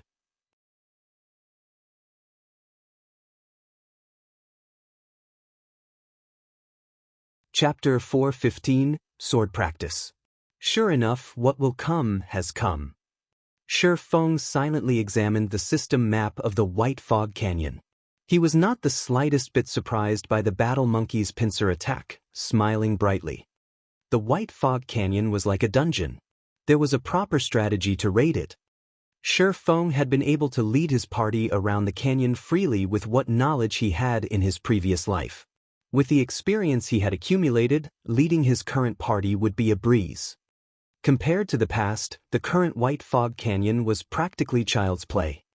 Back then, not only had Shifeng's party been required to deal with the battle monkeys, but they also had to deal with the sneak attacks and plundering of other players. This was especially the case when they faced the high-handed interception of the major guilds. These opponents were far more difficult to deal with than the battle monkeys. Currently, other than Shifeng, nobody else in White River City knew that the Starfire ore was the most valuable item in White Fog Canyon. Hence, this was the perfect chance for Shifeng to make a fortune. Nobody would bother mining the Starfire ore, so his chances of encounter competition were nil. All of the Starfire ore throughout the White Fog Canyon was free for Shifeng's taking. If this were in the past, he would only have encountered such an opportunity in his dreams. Everyone, run towards the narrow gorge ahead, Shifeng commanded through the team chat. Cola, your MT group will be responsible for blocking the entrance of the gorge. The other MTs, get ready to replace them at any given moment. Shifeng had already considered every situation they could possibly encounter on their way here. Shifeng also knew the topography of the White Fog Canyon like the back of his hand. A moment later, Zero Wing's team of 500 entered the gorge. Meanwhile, the Guardian Knight Cola, along with 14 other MTs, walled off the entrance into White Fog Canyon's inner region. Anyone or anything that wanted through would have to break through these 15 MTs first. At first, the Zero Wing members still worried about the army of battle monkeys. However, after seeing Shifeng maneuver his troops, they sighed with relief. They had never expected that this canyon would contain such strategic terrain. In such a narrow area, the battle monkeys could not take advantage of their numbers. Moreover, with this setup, they did not have to worry about a pincer attack. They only needed to focus on a single location. Shortly after everyone prepared their defenses, the first wave of close to 300 crimson-eyed battle monkeys slammed into their MT wall. Like the cavalry charge on ancient battlefields, the enemy stampede shook even the land. The sound of the monkeys' bloodthirsty roars that echoed throughout the gorge sent tremors through everyone's hearts. Despite having already experienced over a dozen battles, Zero Wing's elites still panicked. Compared to the previous battles, this was on an entirely different level. The crimson-eyed battle monkeys appeared to be more organized than the foes they had faced before. These battle monkeys also seemed much fiercer, resembling the battle monkeys they had seen back at the entrance of the White Fog Canyon. Guild leader, these crimson-eyed battle monkeys look strange. I feel that not only have they become more organized, but they are also stronger than before. Aqua Rose frowned slightly. Inwardly, she worried that Cola and the others might not be able to hold off this wave of monsters. Of course, the crimson-eyed battle monkeys we fought before were merely washouts. Meanwhile, the ones we are about to face right now are the victors, so, naturally, they are much stronger, Shifeng explained as he nodded. Moreover, these crimson-eyed battle monkeys have a war chief at their backs. Look over there. As he said so, Shifeng pointed towards a large tree outside of the gorge. Standing in the large tree was a slightly smaller battle monkey covered in fine black leather armor. Battle Monkey War Chief, Chieftain rank. Level 25. HP 140, 000/140, 000. The Battle Monkey War Chief possessed the Warchief's aura, increasing the attributes of the surrounding crimson-eyed battle monkeys by 10%. An ordinary MT simply could not withstand the attacks from these elite-ranked crimson-eyed battle monkeys. It was simply impossible for a Tier 0 metric tons around level 21 to survive. Hence, the various guilds had been massacred upon meeting such monster armies. Watching the crimson-eyed battle monkeys charge towards them, Shifeng hurriedly said, "All clerics, cast sacred shields on the MTs. Oracles, use prayer barrier. Cola, activate guardian aura." Immediately, the guardian knights and shield warriors on the front line each received a sacred shield from the clerics, the shield being capable of absorbing a large amount of damage. In addition, there were also prayer barriers cast in front of them. These barriers could similarly absorb a certain amount of damage from the front. Finally, Cola's guardian aura increased everyone's defense. Faced with the physical attacks of the crimson-eyed battle monkeys, the guardian aura would be particularly beneficial. Zero Wing's members' levels were, on average, higher than those in other guilds. For this operation, the guardian knights and shield warriors dispatched were all level 22 and above, and each one had at least 4,300 HP. Among them, Cola, who was a level 23 Tier 1 Guardian Knight, possessed over 5,300 HP. There was also Yi Wumian, a level 22 Tier 1 Shield Warrior with over 4,900 HP. Just as the wave of battle monkeys arrived before Cola and the others, Cola suddenly shouted, "Aegis protection." In the blink of an eye, A faint golden glow covered every MT. Aegis Protection. Tier 1. Reduces damage taken for all allies within a 30-yard radius by 30% for 12 seconds. Cooldown, 1 minute 30 seconds. Simultaneously, everyone readied their shields to defend against the Crimson-Eyed Battle Monkey's attacks. Bang. The instant both sides collided, the prayer barrier shattered. Only the sacred shields still barely supported the MTs. However, the Crimson-Eyed Battle Monkey's charge was overwhelming. Kola and the others were forced to retreat several steps before they could stabilize themselves. In the next moment, the Crimson-Eyed Battle Monkeys, which had stopped their charge, brandished their swords and sabers at the MTs. Their attack speeds were incredible, preventing the players from catching their breaths.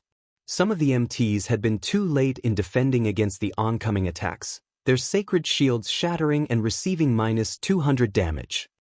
Without the protection of the sacred shields, the MTs received around -800 damage every time the Crimson-Eyed Battle Monkeys struck them, and this was after the 30% damage reduction of Aegis Protection. Only Kola and Yi Wumian received damage below -500 points. If the MTs did not block the majority of the attacks with their shields, the healers would struggle to keep up with the incoming damage. I'll leave this to you all. Fire Dance and Flying Shadow, you two cover my 6 while I deal with that war chief. After issuing the command, Shifeng activated the aura of Wind of the 7 Luminaries Ring. He then activated Wind Rider and flew towards the Battle Monkey war chief. When one met a Battle Monkey army in the White Fog Canyon, they first needed to exterminate the Battle Monkey war chief. Not only could the war chief increase his subordinates' attributes and raise their attack efficiency, but it could also call for infinite reinforcements. Hence, players needed to kill the war chief as soon as possible. Players would simply be asking for trouble if they dragged the fight on for too long without killing the war chief. However, taking it out would not be easy. This did not mean that the Battle Monkey war chief was overly powerful. Rather, compared to the other battle monkeys, the war chief was far more sensitive to danger. When its own life was at risk, it would flee. Moreover, the war chief was also more agile than the other battle monkeys, as could be seen from its thin and lean body. Hence, players would find it difficult to kill. When the battle monkey war chief saw Shifeng flying towards it, it immediately fled in the opposite direction. Unfortunately, although the Battle Monkey war chief was quick on its feet, it was far slower than Shifeng when he had Wind Rider active. Let's use you as practice for my newly learned void steps, Shifeng smiled faintly. Unsheathing the abyssal blade and Purgatory's shadow, he shot forward, hurtling towards the Battle Monkey war chief.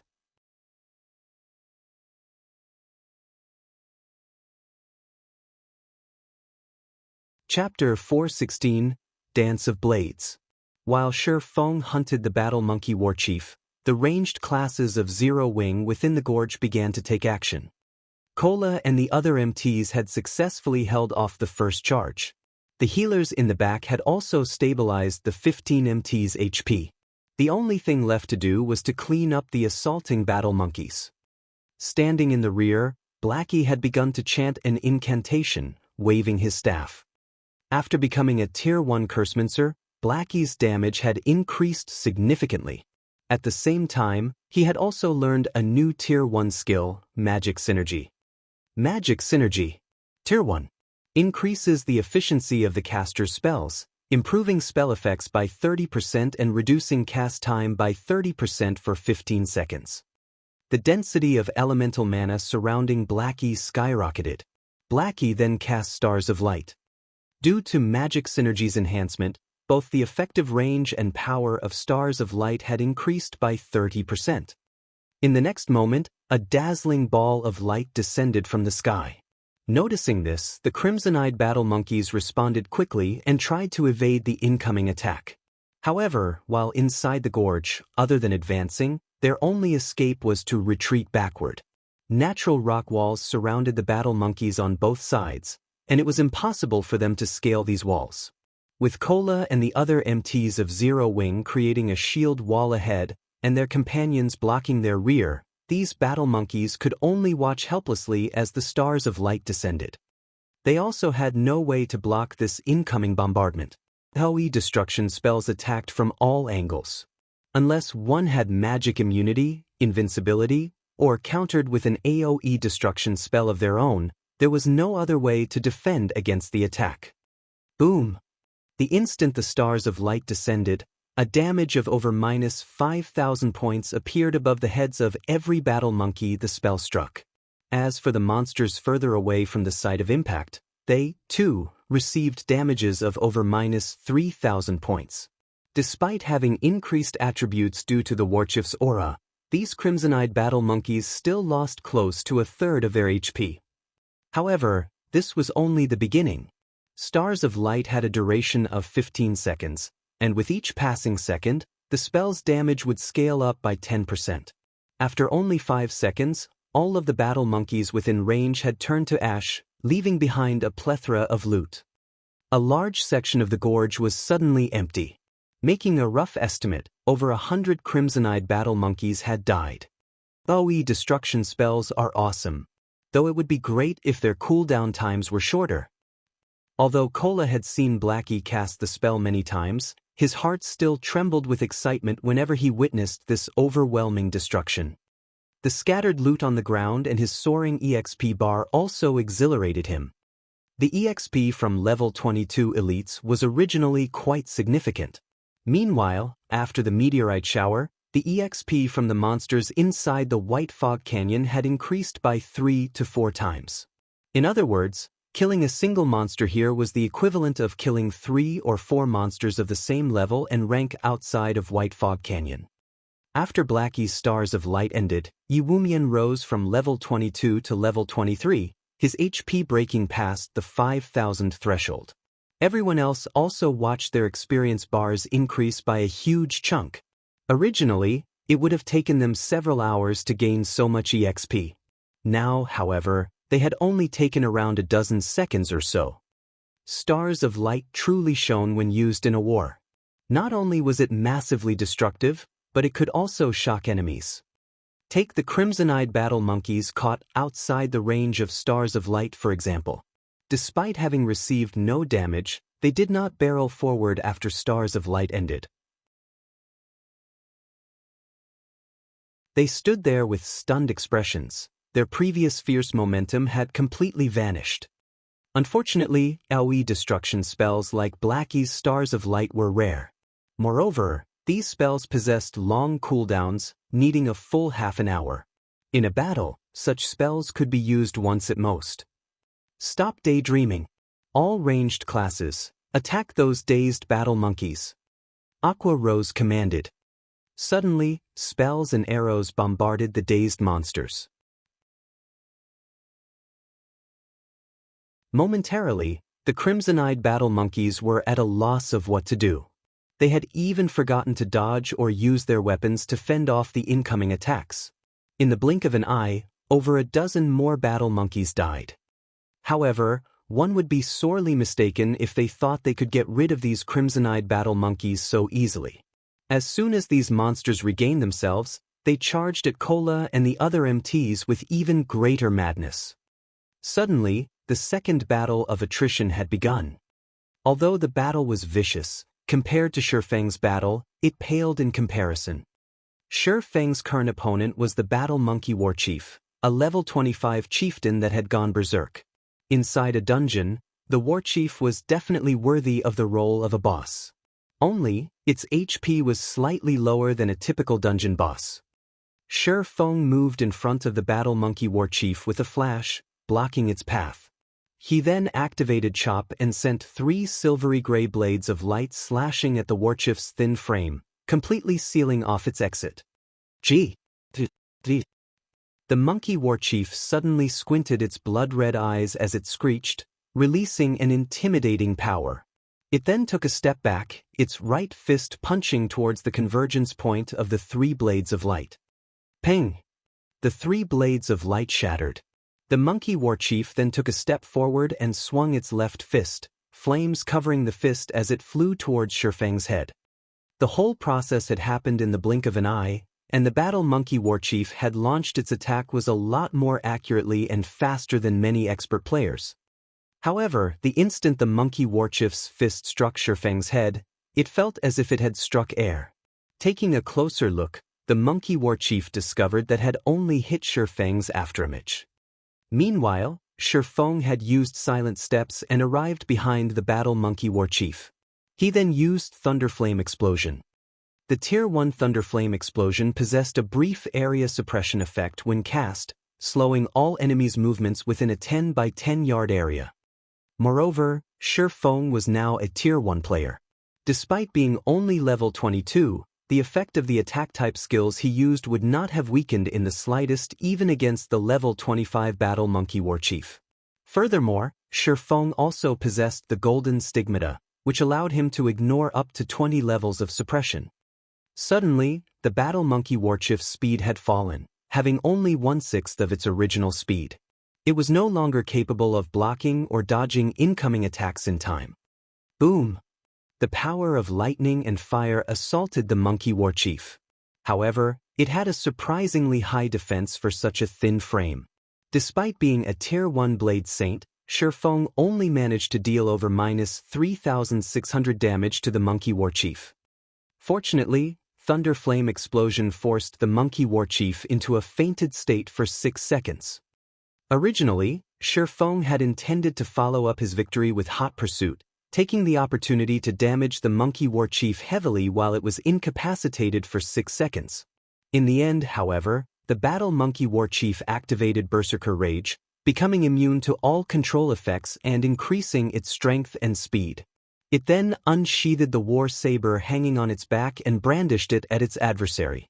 Suddenly, 9 blades of light wrapped around Shifeng. This was one of the Battle Monkey Warchief's skills, Dance of Blades. If struck, even an MT like Kola would die without question. However, Kola possessed a large shield that he could use to defend himself. He would have no problems blocking the majority of the blades of light. Shifeng, however, did not possess a shield. He only had his 2 swords. Good timing. At this moment, Shifeng could feel impending doom approaching. Yet, he neither defended with his swords, nor did he activate Defensive Blade to save his life. Instead, he activated Purgatory Power and charged at the Monkey Warchief's Dance of Blades. Void Steps.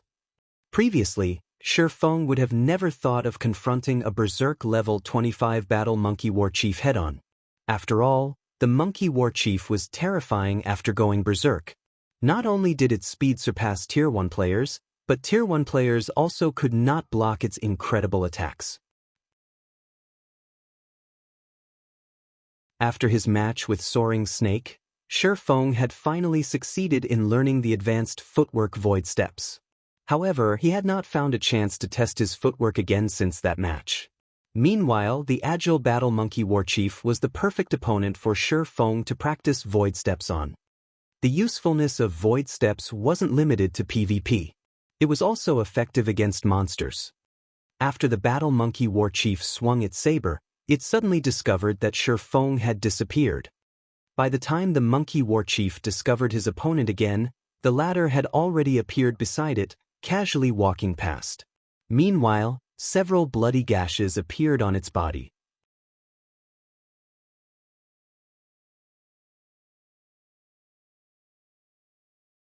Chapter 417, Blade Liberation. In a withered forest located at the outer area of White Fog Canyon, Fire Dance and Flying Shadow, who had been standing watch around the team all this time, were currently dashing towards the gorge. Sister Fire Dance, guild leader, is too amazing. He can actually fight the Battle Monkey Warchief, a Berserk level 25 chieftain, all by himself. With eyes filled with anticipation, Flying Shadow added, "I hope that Monkey Warchief can last until we get there." Flying Shadow, you're still in a mood to joke around? Although guild leader is amazing, a chieftain that has gone berserk is no laughing matter. In a moment, we'll need to be careful when we go in and support guild leader. We will lose our lives if we're hit by the Monkey Warchief, Fire Dance reminded him.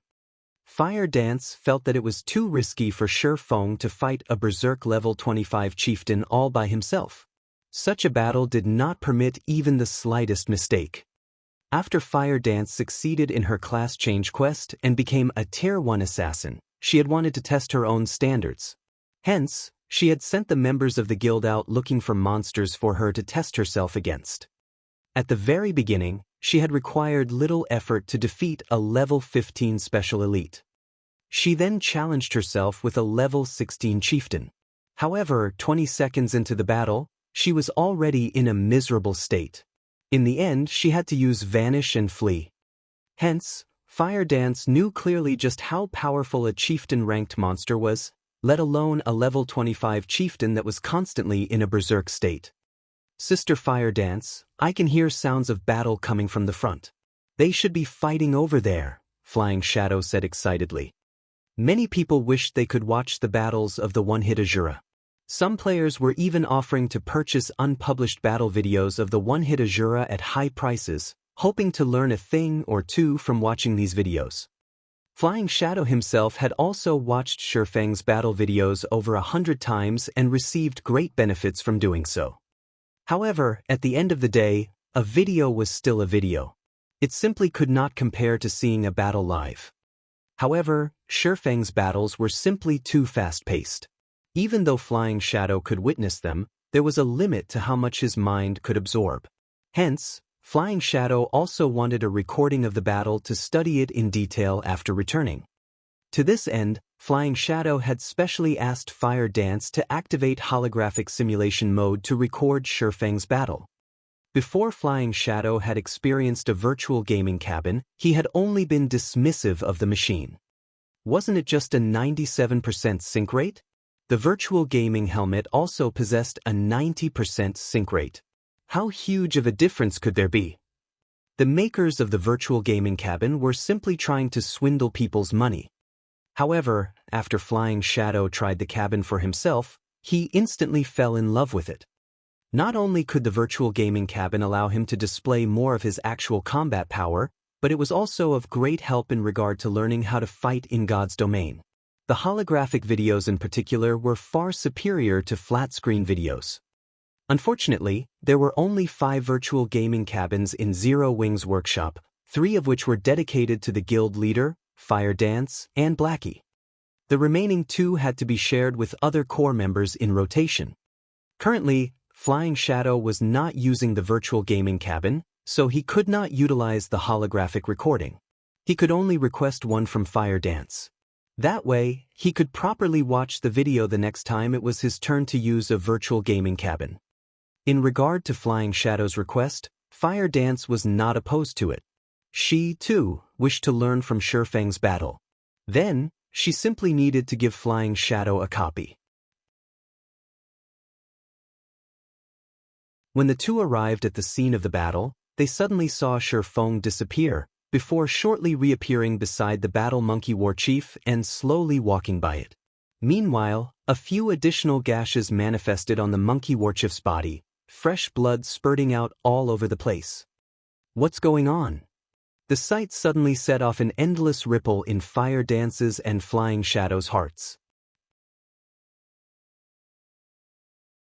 Each of Shi Feng's strikes only managed to deal around -900 damage. The 3 slashes amounted to just slightly over -2,700 damage. To the battle monkey war chief, which had 140,000 HP, they were merely scratches. However, the monkey war chief appeared even more furious after it was struck. Suddenly, the battle monkey war chief sent a barrage of attacks raining down on Shi Feng. The monkey war chief started using Dance of Blades with greater frequency, sealing Shi Feng's path of retreat every time it did so. However, Shi Feng also dashed directly at the Dance of Blades every time, disappearing before reappearing. Shi Feng was like the moon's reflection in the water. Although the monkey war chief could see him, it always failed to hit Shi Feng's physical body. Meanwhile, the monkey war chief's HP also continuously decreased. For a moment, Shi Feng had completely suppressed the battle monkey war chief. Has the guild leader learned a new technique? Flying Shadow muttered with uncertainty. Though he wanted to call it a skill, that would be incorrect. Normally, powerful skills possessed very long cooldowns. How could a skill that allowed one to disappear and reappear shortly after be frequently usable? It shouldn't be a skill. Fire Dance had been paying rapt attention to Shifeng's battle, and with surprise filling her eyes, she said, if it were a skill similar to instantaneous movement, then the moment he disappears, he should simultaneously reappear at another location. However, after guild leader disappears, it takes a short moment for him to reappear in our sight. Moreover, there is always an awkward pause whenever we activate a skill. Yet, there is no pause when guild leader uses that move. Fire Dance's observations were indeed on point. However, they only gave Flying Shadow an even greater shock. Players can actually carry out such powerful moves without using a skill? This revelation completely shattered Flying Shadow's understanding of virtual reality games. Guild leader seems greatly exhausted. It seems that this move places an enormous burden on one's mental strength. Fire Dance's observations were quite thorough, and very quickly, she noticed that Shifeng's complexion seemed somewhat pale. His eyes seemed slightly dimmer as well. Prepare to take action. In fact, it was exactly as Fire Dance had said. Void Steps was advanced footwork, a technique that removed one's own presence from the other person's brain.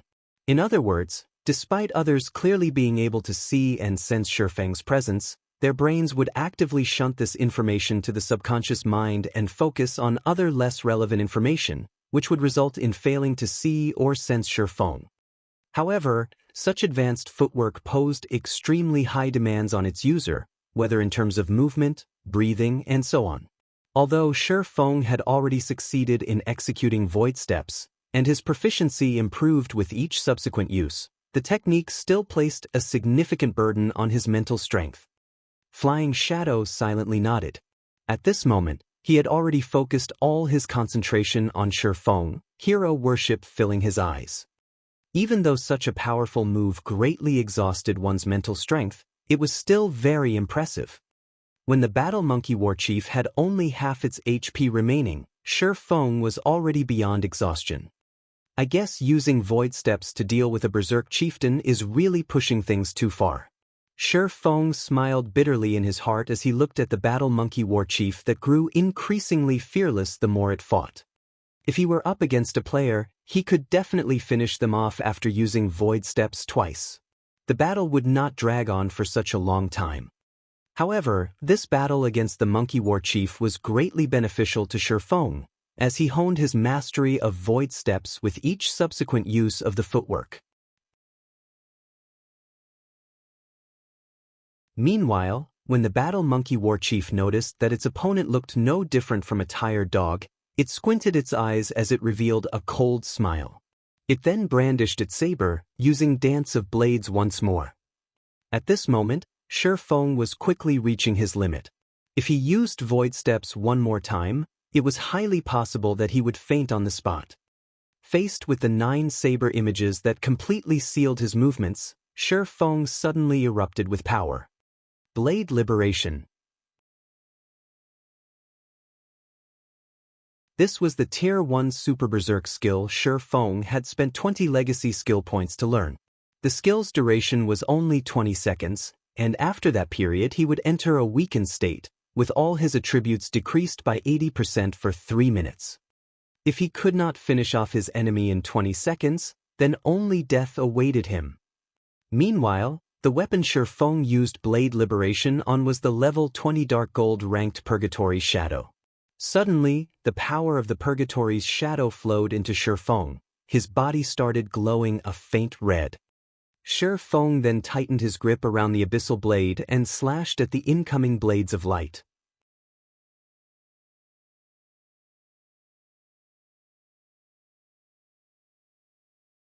Chapter 418, Clean Break.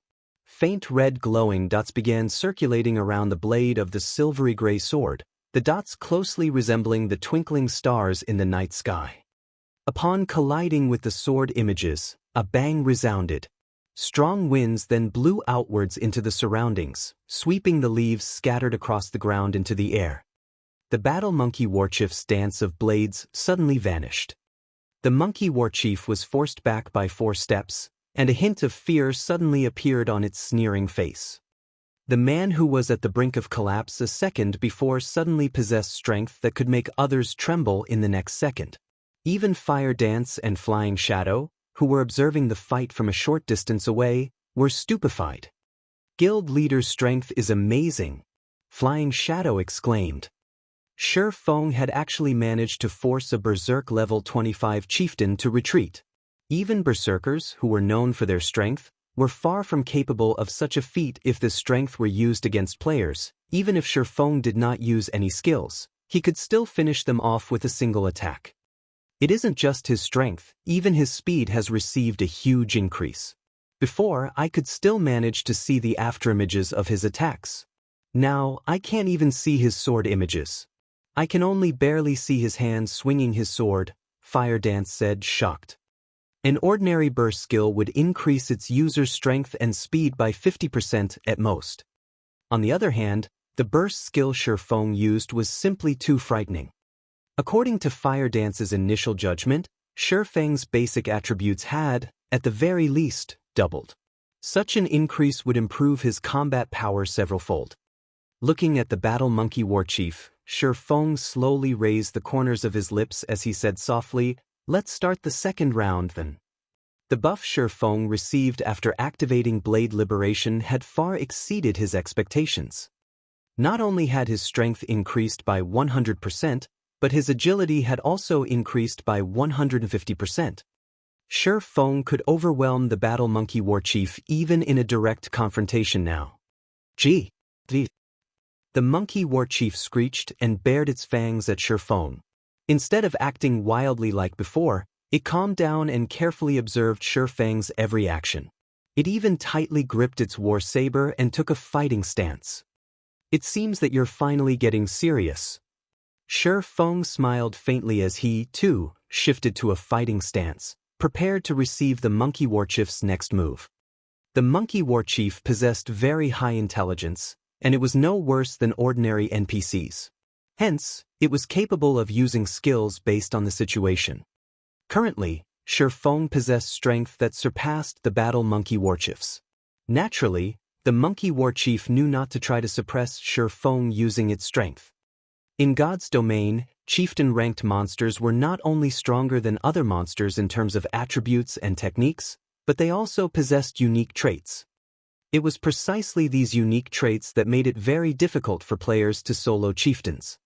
There was a large variety of these unique traits. Some monsters possessed extraordinary destruction skills, some possessed skills that enhanced their own bodies, some possessed very long-range attack-type skills, and so on. As far as Shi Feng could recall, the battle monkey warchief possessed an ultimate move called Clean Break. Clean Break was a skill with godlike speed. When activated, the monkey warchief would swing its saber with a speed that could not be tracked by the naked eye, instantly killing its opponent. In the past, many Tier 1 experts had died from this single move. Even a level 30 Tier 1 shield warrior expert could not withstand it. As for Tier 1 assassins, a class known for its speed, they would be killed before they could even use block with their weapons. Even now, when Shi Feng possessed speed superior to the monkey warchief's, he still dared not take the risk and had directly activated Defensive Blade. Why did Guild Leader go on the defensive? He clearly possesses strength and speed superior to the monkey warchief's. He should be able to kill it with ease. Flying Shadow said, surprised. Standing beside him, Fire Dance was silent. She had challenged a chieftain before, so she knew how powerful a monster of that rank was. She, too, could sense that the battle monkey warchief was about to display its true power, which was why she silently focused her attention on Shi Feng. She wanted to see just how Shi Feng was going to deal with this situation. However, something surprising happened. Although Shi Feng had readied his stance and taken defensive measures, he did not wait for the monkey warchief's attack to look for an opening to exploit. Instead, he took the initiative to attack first. Earth Splitter. A blade of light emerged from the fractured earth, slashing at the battle monkey warchief. Just as the mighty blade of light was about to hit the monkey war chief, the blade of light suddenly shattered, as if something struck it. Meanwhile, by the time everyone noticed, the monkey war chief's posture had changed. Its body had also moved 2 steps backward. It was obvious that the monkey war chief was the one that shattered the blade of light. However, Shifeng's strength was simply too overwhelming. As a result, the recoil had forced the monkey war chief to retreat by 2 steps. So fast! Flying Shadow said in disbelief, his eyes wide open. Flying Shadow had not even seen the monkey war chief draw its saber. This showed that the monkey war chief was even faster than Shifeng. 6 yards? Shifeng roughly gauged the battle monkey war chief's attack range from its previous attack. Clean break did not affect the monkey war chief's movement speed. It only gave the monster a frightening drawing speed. However, its saber was only so long, so its attack range was very limited. Based on Shifeng's estimates, the monkey war chief's attack range should be 6 yards.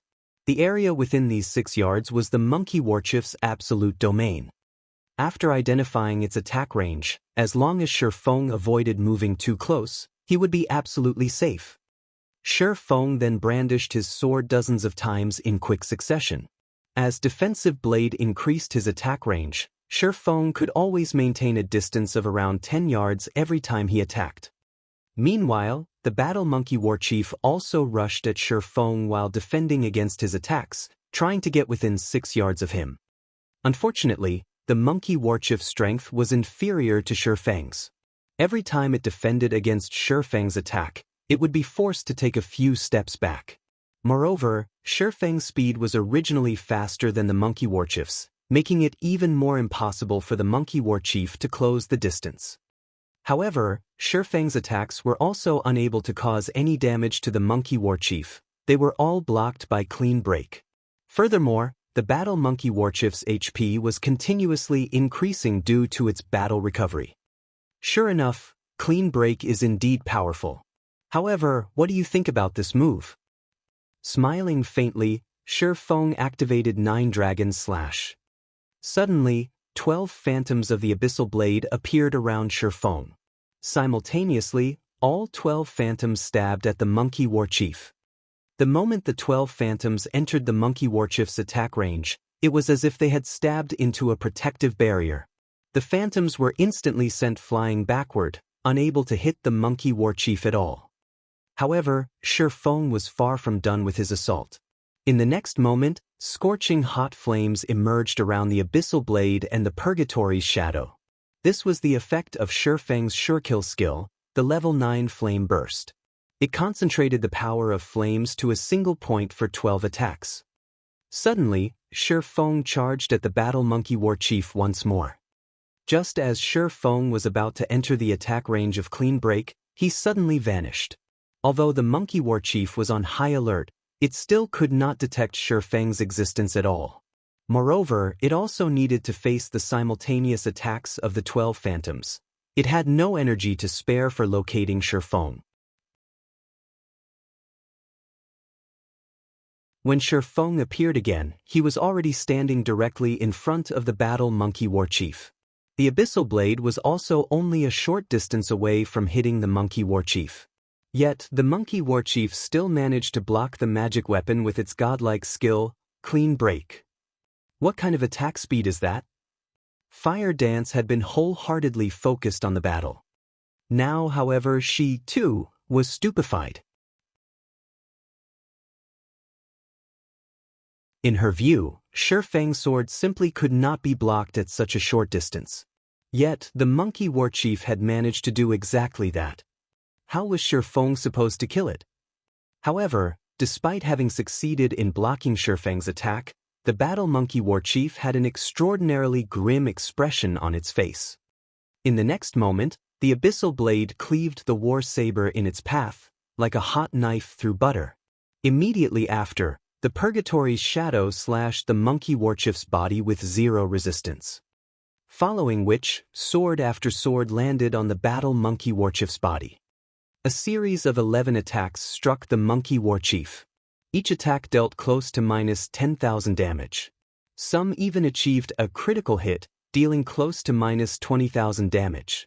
The total damage caused by the 11 slashes completely surpassed the Battle Monkey Warchief's 140,000 HP. The Battle Monkey Warchief was as dead as a doornail. It's my win.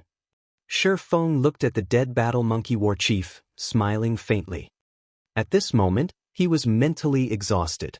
He sat down involuntarily, his body unable to even stand properly. Following which, the sound of an emergency notification from the system rang out by his ears.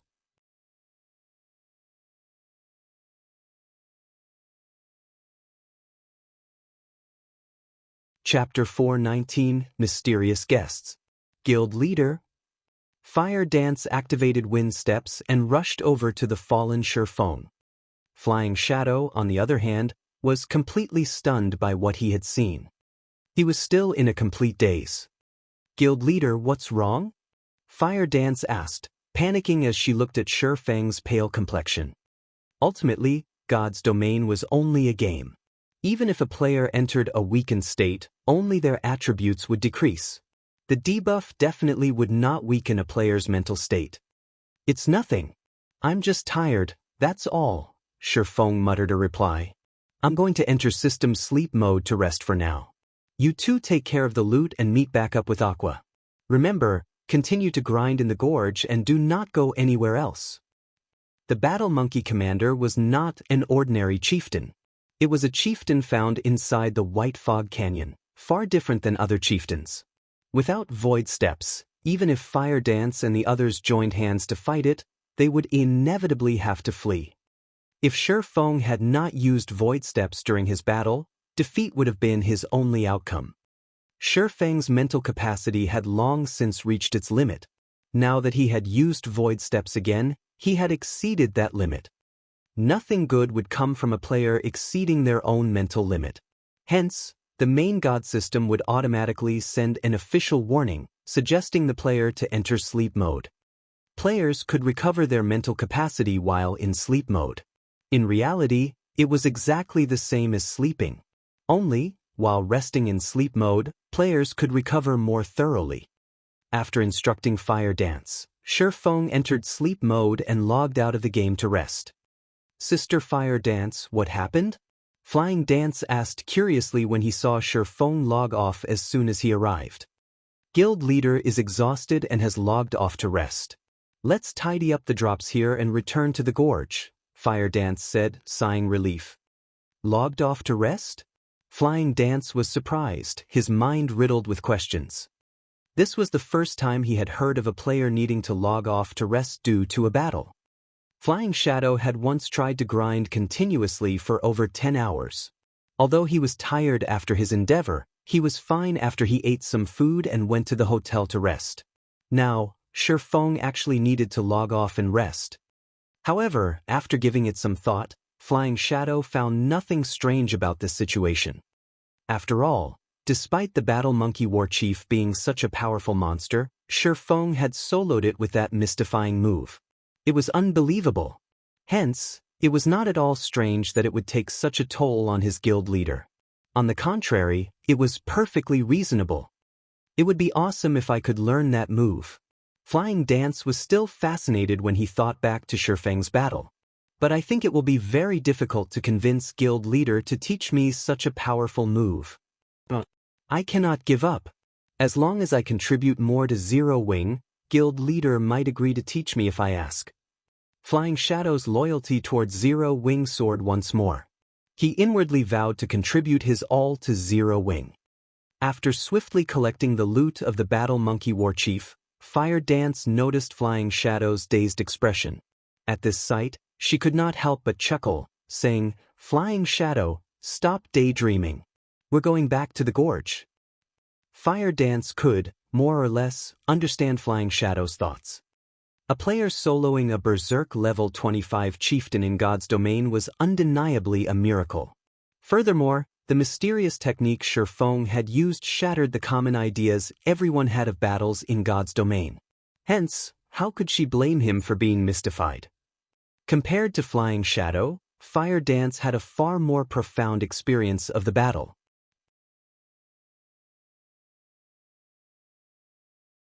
She was connecting to the game using a virtual gaming cabin, so she could see and feel the formidableness of void steps clearly. The benefits she obtained from watching this battle had exceeded what she had gained from watching over 100 battles of other experts. Oh! Flying Shadow followed hurriedly after he recovered his wits. After Shi Feng logged off, the members of Zero Wing took up residence in the gorge. They did not go anywhere else, luring and killing monsters in the gorge.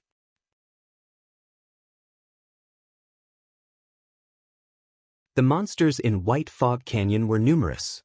Moreover, their loot was similarly bountiful. With a strategic location like the gorge, Zero Wing's players had nothing to worry about, even if they faced an army of battle monkeys. Their leveling speed here was several times faster than grinding elsewhere. Moreover, they also obtained plenty of equipment and various materials. However, while Zero Wing peacefully leveled, White River City had exploded with commotion. After the discovery of a great lord in the White Fog Canyon, everyone eagerly awaited news of the various guilds raiding it successfully. However, the results were completely unexpected. Despite having sent so many level 20 and above elite players, before the various guilds found the Great Lord, they had lost over half of their players. Suddenly, everyone's view of the White Fog Canyon had changed. Many players who had originally intended to rush towards the canyon to grind and level up dismissed their plans at this revelation. However, although many had given up on the White Fog Canyon, it did not prevent them from discussing it. Although most of the guilds in White River City had given up on the White Fog Canyon, Overwhelming Smile, Emperor's Light, Assassin's Alliance, Ouroboros, and Zero Wing, the top 5 guilds of White River City, still pushed forward in the White Fog Canyon even now. Everyone had their guesses on which of these 5 guilds would be the first to kill the Great Lord. At this moment, the teleportation array inside White River City's teleportation hall started to flash, and 6 figures suddenly appeared. The instant these 6 appeared, they immediately attracted the attention of the players in White River City. These 6 people possessed stunning levels. Each one of them was at least level 25. Among them, one had even reached level 26. This player had actually surpassed White River City's highest leveled player, Blackie. However, this was not the most shocking aspect. The equipment they wore was what truly left others in a daze. The equipment these players wore gave off the glow effect that only a fine gold equipment possessed. They also had a few pieces of dark gold equipment in the mix. The level 26 Guardian Knight leading this party wore 5 pieces of dark gold equipment. Meanwhile, the quality of the bone shield on his back was indiscernible. Shockingly, this Guardian Knight possessed over 5,600 HP, an amount that not even the chief MTs of first-rate guilds had reached. Yet, none of these players wore a guild emblem on their chests. Clearly, they were independent players. It was astonishing that independent players had acquired such equipment. Boss, the people here are weird. Why are they all staring at us? It's giving me goosebumps. The country bumpkins here are just envious after seeing our equipment. This place isn't that bad after all. The average players here are around level 18 or 19. It's just slightly lower than ours. Arthur, we're here on official business. First, ask around for information on that one-hit Azura. Having their objective, the party of 6 exited the teleportation hall. On the street, any players who encountered this party of 6 would unconsciously move aside and look away in fear. Unexpectedly, Shi Feng had slept for more than a day inside the virtual gaming cabin. What's going on? Why did I sleep for so long? Shi Feng was stunned when he exited the gaming cabin and saw the time. Shi Feng had several years of experience using the virtual gaming cabin, and this was not his first time exceeding his limit. In the past, he had only slept around half a dozen hours or so. Now, he had actually slept over 30 hours. This was the first time Shi Feng had encountered such a situation. What? Even the nutrient solution that's supposed to last me half a month has bottomed out already? Before Shi Feng could make sense of the situation, he suddenly heard the virtual gaming cabin launch a warning, notifying him that the cabin's supply of nutrient solution was quickly running out.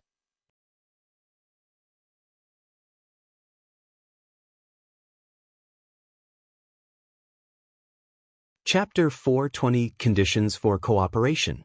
Although Shi Feng wasn't sure what had happened, he felt better than ever after leaving the virtual gaming cabin. Even his body felt relaxed.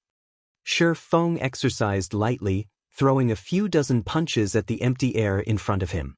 Every time he punched, he could faintly feel his fists piercing the air. My body has become a lot more flexible. Even the speed of my punches has improved significantly. It seems that the best way to train is with moderation. Shi Feng could immediately tell his body's current condition after his workout.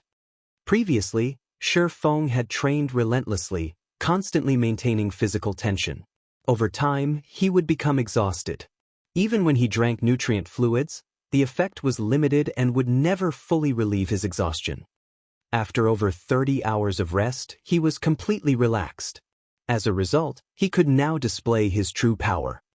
Although his physique had not improved, he was now more flexible than before. This was something that Shi Feng had always wanted. After sleeping for so long, I wonder if anything has happened in the White Fog Canyon.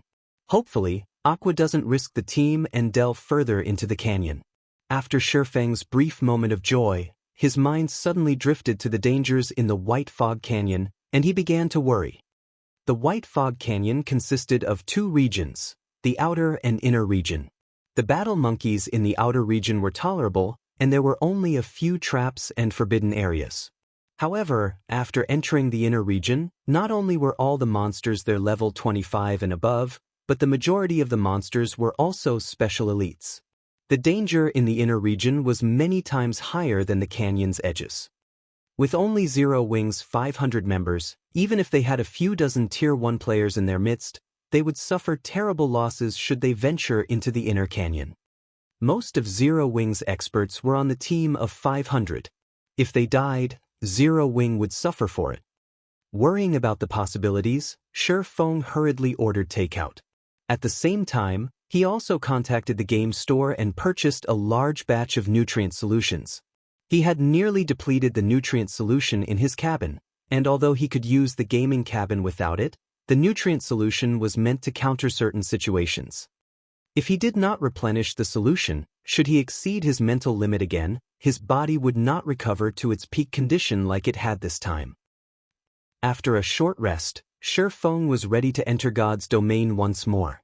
Suddenly, however, his quantum watch rang. Looking at the caller ID, Shi Feng discovered that it was Manager Xiao of Big Dipper Training Center. Why is he contacting me all of a sudden? Shi Feng recalled that, regarding the matter of cooperation with Big Dipper, Manager Xiao said he needed to discuss things further with his superiors before making a decision. In the end, for days had passed since they spoke, Manager Xiao had not contacted him. Assuming that negotiations had failed, Shi Feng gave up on the notion of cooperating with Big Dipper. Beyond that, Shi Feng had been busy with his legacy trial, so he had forgotten about the matter entirely. Only after seeing the caller ID did Shi Feng recall it. Originally, Shi Feng had already prepared to start his own training center. In any case, he had 30 million credits from Gentle Snow, so he had the funds to start one on his own. After a moment, he answered the call. However, upon seeing Manager Xiao's appearance, he had to ask, "Manager Xiao, what's wrong with you?" In the image displayed by his quantum watch, Manager Xiao looked exhausted. It looked as if the man had not slept for days. There were even dark circles beneath his eyes. Manager Xiao was a martial artist, so his physique was far from that of an ordinary person's. He also had the benefit of the nutrient fluids. Even if Manager Xiao had stayed up for a few nights, he shouldn't look this miserable. "Ha! It's nothing. It's nothing." Manager Xiao laughed. "Master Shi Feng, regarding our previous discussion, I've reported the situation to my elder brother. My elder brother held a directors' meeting specifically for this purpose. In short, we agree to your conditions. However, we have a condition of our own." "A condition?" Shi Feng chuckled before continuing, "What condition?" Although Shi Feng was physically only 22 years old, he was mentally over 30. He had experienced many negotiations before, so he could instantly tell that Manager Xiao was hiding something. Currently, God's Domain's popularity had exploded. An increasing number of people had become addicted to the battles in God's Domain, and many had lost interest in the fights in real life. Naturally, this would affect locations such as training centers and dojos. Based on Manager Zhao's appearance, Shi Feng was sure of it. Big Dipper Training Center's business was declining rapidly, so much so that it had caused even those in power in Big Dipper to tremble. Hence, they needed someone that could revitalize Big Dipper. Although fighting competitions were becoming less popular, there was still a market for them. Only, other than possessing first-class facilities, Big Dipper had nothing else to offer. Compared to the dojo commanded by Jin High City's champion fighter, Chen Wu, Big Dipper Training Center was significantly inferior. If they had a martial arts master to lead the training center, helping them forge a name for themselves and acting as a combat instructor, they could save themselves from their current decline. After all, the combat techniques displayed in God's Domain were mostly evolutions of the combat techniques found in real life. We require Master Shi Feng to compete against a well-known fighter. As long as Master Shi Feng wins, we have no issues agreeing with all of the conditions you have previously stated, Manager Xiao explained. May I know your thoughts on this? Even a fool could tell that the big shots of Big Dipper wished to test Shi Feng's strength and at the same time, increase Big Dipper's reputation. Meanwhile, to garner fame for the training center, Shi Feng's intended opponent would certainly be powerful. Fine, but I have another condition, Shi Feng answered. Master Shi Feng, please don't hold back, Manager Xiao said excitedly upon hearing Shi Feng's reply. If I win, I want 5 virtual gaming cabins and 15 S-rank nutrient fluids. Shi Feng coveted the S-rank nutrient fluids. It was something that he could not buy even if he had the money. The virtual gaming cabins were similarly in high demand. Currently, Zero Wing's workshop was still in its development phase.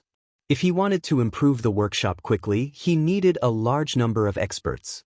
However, ordinary experts of God's Domain would not do. He needed top-tier experts. With the virtual gaming helmet's 90% sync rate, it was simply impossible to nurture a top-tier expert. However, until this day, Zero Wing only had a measly 5 virtual gaming cabins. Ignoring the ones dedicated to himself, Fire Dance, and Blackie, there were only 2 cabins available for the other core members of the workshop. If he could obtain another 5 virtual gaming cabins, although not every core member could have their personal cabin, rotating use should suffice. This, Manager Xiao felt cornered upon hearing Shi Feng's request. 15 bottles of S-rank nutrient fluids. With Big Dipper's connections, they could barely obtain so many. As for the 5 virtual gaming cabins, there were no problems on that end either. However, these items together were worth around 30 million credits. Even to a successful corporation like Big Dipper, this was not a small sum of money. Normally, they could have afforded to agree to Shi Feng's request.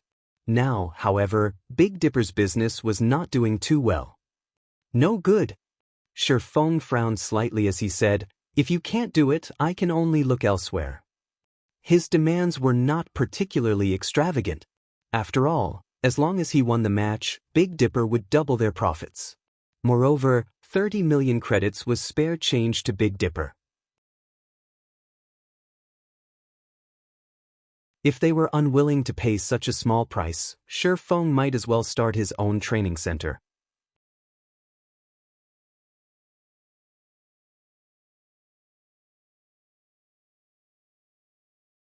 Chapter 421.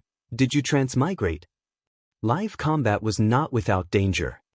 It was especially true in a fight between experts. Injuries were commonplace. Although the current medical facilities were top-notch, capable of healing a large majority of injuries very quickly, there were still some injuries that one could not fully recover from. Not even S-rank nutrient fluid could cure them. Moreover, martial arts masters were extremely rare. Finding one was like finding a needle in a haystack. Hence, it was incredibly costly to invite martial arts masters to face each other in the ring. Even a martial arts master who had recently become famous would charge an appearance fee of over 100 million credits. This was in the case of an exhibition match, let alone an official match. Moreover, martial arts masters normally fought using internal force. Internal force possessed great power. Even if an attack containing internal force did not strike a vital point, it could still cause significant damage to the opponent. Regardless of whether they would win or lose, martial arts masters would not agree to fight one another if they're without sufficient potential gain. Shi Feng's grasp of internal force had already reached the standard of a martial arts master. Although he was not famous in any way, he would not undervalue himself. His price of 30 million credits was quite reasonable. Shi Feng wouldn't have even considered the competition if it were not for his new flexibility. After all, injuries were no laughing matter. The higher-ups of Big Dipper must be dreaming if they thought they could get him to fight for free. This was why battles in God's domain were gradually replacing fighting competitions in the real world, becoming increasingly popular among the public masses. Not only were the battles in God's domain safe, but players also had no scruples when they fought each other. Furthermore, players in God's domain possessed physiques that far surpassed their bodies in the real world. They could easily perform actions and combat techniques that were impossible in the real world. Take void steps, for example. This footwork had already far surpassed what ordinary humans could accomplish. It was simply impossible to perform in the real world. However, it was possible in God's domain. A fight between ordinary humans just couldn't compare to a fight between superhumans. If it were only a battle inside God's domain, Shi Feng might have agreed without an appearance fee.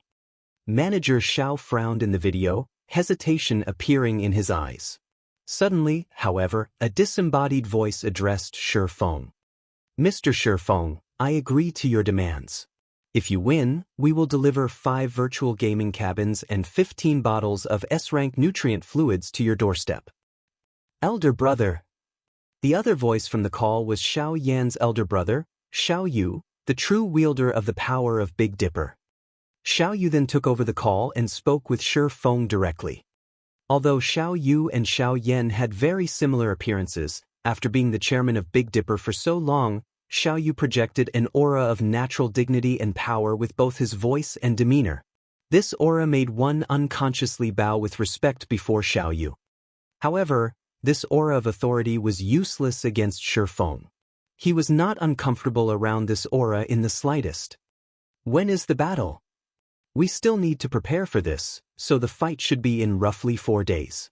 As for the exact time, we will contact Mr. Shi Feng with the details in the future. All right. After Shi Feng and Xiao Yu set their appointment, the video call disconnected. Elder brother, Big Dipper has already spent a huge sum of money on nurturing the student fighters. If we spend another 30 million, it will have a massive impact on Big Dipper's future plans. Xiao Yan looked at Xiao Yu skeptically. The premise of paying for those items is that Shi Feng can win. Before the battle has even begun, you are already so confident of his victory. It seems that this Shi Feng is not a simple man. Xiao Yu glanced at Xiao Yan. He then shifted his gaze as he examined the test record on his table, smiling. The data on the test record was precisely what Shi Feng had left behind at Big Dipper. Such a young man is actually capable of using internal force and achieving a punching power 576 kilograms. Although he cannot compare to those other martial arts masters, he is still impressive. This appearance fee is not expensive at all. If we deepen our relationship now, it will benefit future cooperation. I understand. Xiao Yan helplessly nodded. Back in his apartment, Shi Feng logged into God's domain. What is going on here? Shi Feng could not help his surprise when he saw the scene before him. As far as the eye could see, corpses of players and battle monkeys littered the ground. Some of these players were guild players, and others were independent. Overall, there were over 300 player corpses. Furthermore, there were even more players currently engaged in combat, with 5 to 6 players dealing with a single crimson-eyed battle monkey. The players fighting were all level 20 and above, and they all possessed significant strength. Many parties here were far more powerful than the elite parties of guilds. Originally, the White Fog Canyon had been a forbidden area for players. Now, however, it had become infested. Shifeng was confused. He had only logged out of God's domain for slightly more than a day, yet he was already so unfamiliar with the White Fog Canyon. Brother, are you alone? Seeing as you are level 22, you should have some decent skill. Why don't you join our party? If equipment drops, we'll split it equally. How about it? Before Shifeng could digest the information before him, a party of 6 approached him. Leading the party was a red-haired beauty geared with light blue scale armor. The woman had a forthright appearance, and the body-fitting scale armor fully displayed her tall and slender figure. She was no less attractive than Zhao Yueru. This red-haired beauty was a level 22 shield warrior, and the shield and one-handed saber hanging on her back were both secret silver rank. The majority of her equipment was also secret silver rank. Moreover, there was no sign of a guild emblem on her chest, so she was clearly an independent player. As for the others in the woman's party, they were all at level 21. Their equipment was also mysterious iron rank and above. Overall, this independent party was stronger than even the elite parties from major guilds. Are you referring to me? Shifeng asked strangely. At this moment, he appeared as Black Flame. Although he kept his ID hidden, there was not a single soul in White River City who would not recognize him. However, this red-haired beauty had actually said to him, "You should have some decent skill," and had even invited him to join them. Shifeng was speechless. You're funny. Who else would we be speaking to? The red-haired beauty laughed as she pointed to the surroundings. She then continued, Are you worried that we will go back on our word once the loot drops? If you're worried, then we can sign a main god contract. You can relax with that, right? At this moment, capable-looking male elementalist said, Cloud, what's the point of wasting your time with this little brat? If he doesn't want to join us, then so be it. We are more than enough to deal with these crimson-eyed battle monkeys. We'll just earn less if we invite another person. Shifeng could not help but laugh bitterly as he shook his head. He had guessed that none of them recognized him. Or, to be precise, none of them recognized the #1 expert of Star Moon Kingdom, Black Flame. As for matters like swindling equipment, Shifeng was not worried whatsoever. In White River City, even an organization like Underworld would not get away with stealing loot. You guys are not local players of White River City, right? Why have you come to White Fog Canyon? Shifeng asked curiously. You're right. We are not local players of White River City or Star Moon Kingdom. We came from Beacon City of the Black Dragon Empire. However, that's really not surprising though, right? Many of the parties here have also come from different cities and countries. Didn't you know that?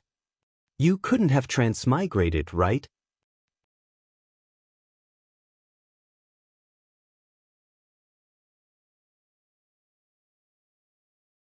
Chapter 422, Warfire Set Equipment. Shifeng was rendered speechless by the red-haired beauty.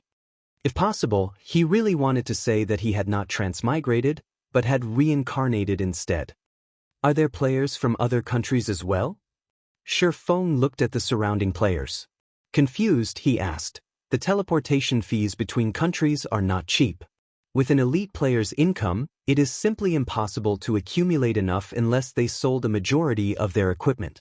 However, if they did so, why would they come to White Fog Canyon? Previously, Shifeng had spent close to 300 gold to teleport Aqua Rose and her 100-plus subordinates to White River City. On average, each person had spent over 2 gold. Of course, this was a little higher than average because the Storm Empire where Aqua Rose and the others had originally resided was very far away. However, even if a player came from the Black Dragon Empire, they would need to pay around 1 gold 40 silver to reach White River City. Only those powerful players might be able to afford such a fee. As for the party of independent players before him, even if they emptied their pockets, at most, they would have 20 to 30 silvers. Accommodations, food, potions, repairs, and such things required a lot of money, so it was not possible for players to save too much. Yet, among the crowd of players in White Fog Canyon, many had traveled across countries to visit. This was simply madness. You came to White Fog Canyon without even knowing this? The red-haired beauty's eyes widened, looking at Shifeng as if he were a fool. Suddenly, Shifeng was momentarily stunned as he thought of a possibility. Don't tell me they've already discovered the secret of the Starfire Ore? Shifeng's chest tightened. He then shook his head, denying his thoughts. Even if the secret of the Starfire Ore had been discovered, there had not been this many players traveling to White Fog Canyon from other countries in the past. Although Starfire Ore was quite valuable, it was not that easy to obtain in White Fog Canyon. The risks outweighed the benefits by far. Even in the past, not many players had risked themselves for the ore. On top of that, the levels of the current player population were much lower than in the past. With far greater risks, the canyon should not have attracted so many people. Moreover, in the hands of others, Starfire Ore was not particularly valuable. Each ore was only worth 1 silver. Only by collecting 100 ore could one earn 1 gold. However, with the level and tier of the current players, the difficulty of collecting 100 Starfire Ore was more difficult than clearing a 20-man hard mode team dungeon. Shifeng had considered Starfire Ore profitable because he had the Horizon Alliance, a lifestyle guild, working under him. There were even a large number of amazing forgers working for him. With the Starfire Ore, he could produce various high-level equipment and make a huge profit. Cloud, let's stop wasting time with this brat. If this continues, the others will steal all the remaining crimson-eyed battle monkeys. How are we supposed to make a profit then? The elementalist grumbled indignantly. Don't forget, we borrowed a lot of money to come here. If we waste any more time, our equipment will belong to someone else. You really do not know? The red-haired beauty asked again. However, seeing Shifeng's confused gaze, she didn't think he was lying. Previously, she thought Shifeng belonged to another party when she saw him. However, after observing him for a while, she discovered that Shifeng was alone. A level 22 assassin would find it very difficult to venture so far into the White Fog Canyon, much less a swordsman. For this reason, she was optimistic about Shifeng's strength. If their party had another strong player, they could explore further into the canyon. At that time, they would have fewer competitors, and their opportunity to make a fortune would grow. I really do not know. I haven't logged into the game for over a day now. What exactly happened while I was gone? Shifeng spoke truthfully, a bitter smile on his face. So that's why. However, you really are amazing. Despite not logging into the game for over a day, you are still level 22, the red-haired beauty laughed. I'll tell you then. One day ago, one of the monsters in White Fog Canyon dropped an amazing item, so we hurried over. We'll make a fortune if we obtain that item. An amazing item? Making a fortune? Shifeng searched his memories. Soon, he laughed and said, "Might you be talking about the Warfire set equipment?" That's right. It's the Warfire set equipment. The red-haired beauty nodded. Immediately, she rolled her eyes at Shifeng, saying, "So, you do know about it." I was just wondering if you had some other method to earn money, Shifeng apologized. However, the drop rate of the Warfire set equipment is extremely low. Also, even if one did drop, it would not be sufficient to cover your travel expenses. The Warfire set equipment was unique to White Fog Canyon, and any player could equip it. If a magical class wore it, the set would generate attributes suitable to magical classes. If a physical damage-dealing class wore it, the set would generate attributes suitable to physical damage dealers. If a tank class wore it, the set would similarly generate attributes suitable to tanks. Overall, the Warfire set equipment was very special. In addition, the Warfire set equipment was evolvable. It started out as bronze rank, and if one was willing to sacrifice a sufficient amount of EXP, they could evolve the set to fine gold rank. Meanwhile, the Warfire set equipment's level ranged from 20 to 30. Similar to epic items, it would level up according to the player's level. The attributes of the equipment would similarly improve. A level 30 fine gold set equipment. To the core team of any guild, equipment of such quality was extremely precious. It was incredibly hard to obtain even from a dungeon. Not to mention, dungeons had a cooldown time, making it far more difficult to obtain a complete set. Hence, in the past, the Warfire set equipment had been highly sought after by the various guilds. As long as they sacrificed sufficient manpower, time, and EXP, they could obtain a fine gold set equipment. The Warfire set equipment was the easiest fine gold set equipment to obtain. "What do you know?" the Elementalist said disdainfully. "Someone has already offered to purchase each set piece for 5 gold coins. If we collect all 7 set pieces, that person is willing to pay 80 gold. Moreover, this price was offered up 10 hours ago. Now, it's definitely higher than 80 gold. 80 gold? Shifeng could not help but laugh. If they could really farm the full Warfire set equipment, Shifeng was willing to spend even 180 gold. Not to mention a level 30 fine gold set equipment, even the fine gold ranked arclight shields Shifeng previously made had sold for over 30 gold coins. In the past, there were many players who had sought to make a fortune through grinding for the Warfire set equipment. However, the set's drop rate was abysmally low. Only when guild teams had spent a long time grinding did they barely manage to obtain a few sets. "Look at how excited you are. We need to get the full set in order to get 80 gold, the red-haired beauty laughed. "How about this? If you guys obtain any of the set pieces, I'll buy them for 10 gold each." Shifeng decided that the red-haired beauty's party was relatively powerful. If given a few days, they might obtain 1 or 2 set pieces. It was not a bad idea to purchase the Warfire set equipment directly. Items such as a fine gold set equipment were mainly used for raiding dungeons. To an independent player, its usage was limited. "If you gather all 7 pieces, I'll buy the set for 180 gold. Hearing Shifeng's offer, the red-haired beauty's party was stunned. Shifeng had so casually offered 180 gold. It was not easy to obtain so many gold coins, even if one had the credits to afford them. Not even the tycoon players could come up with so many gold coins at a moment's notice. However, they had actually met such a player. At this moment, all 6 had the same thought. They've met a godlike tycoon.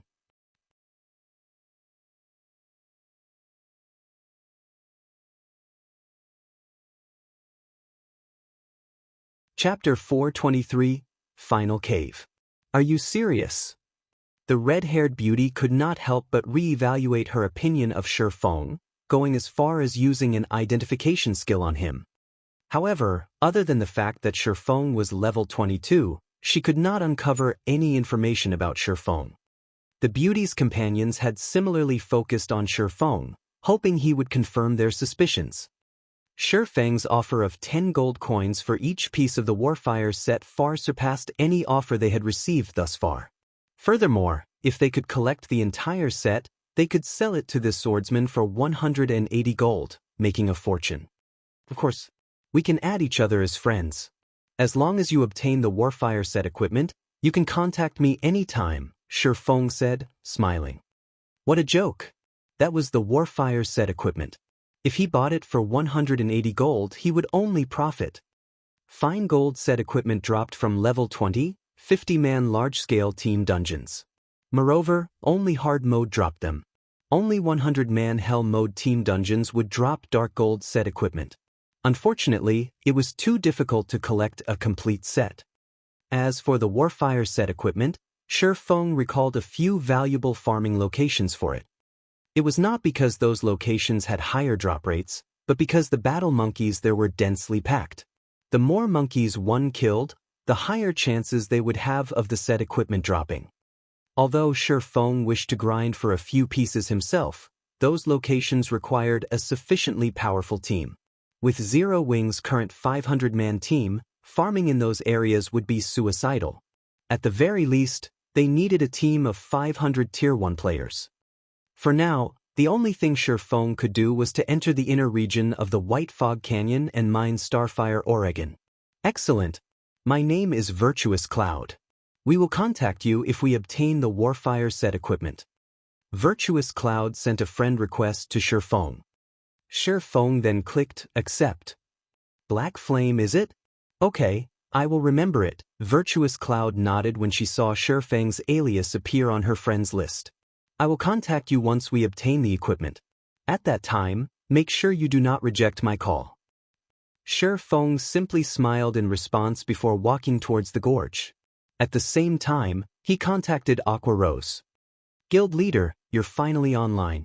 I have some important news for you, Aqua Rose said, smiling.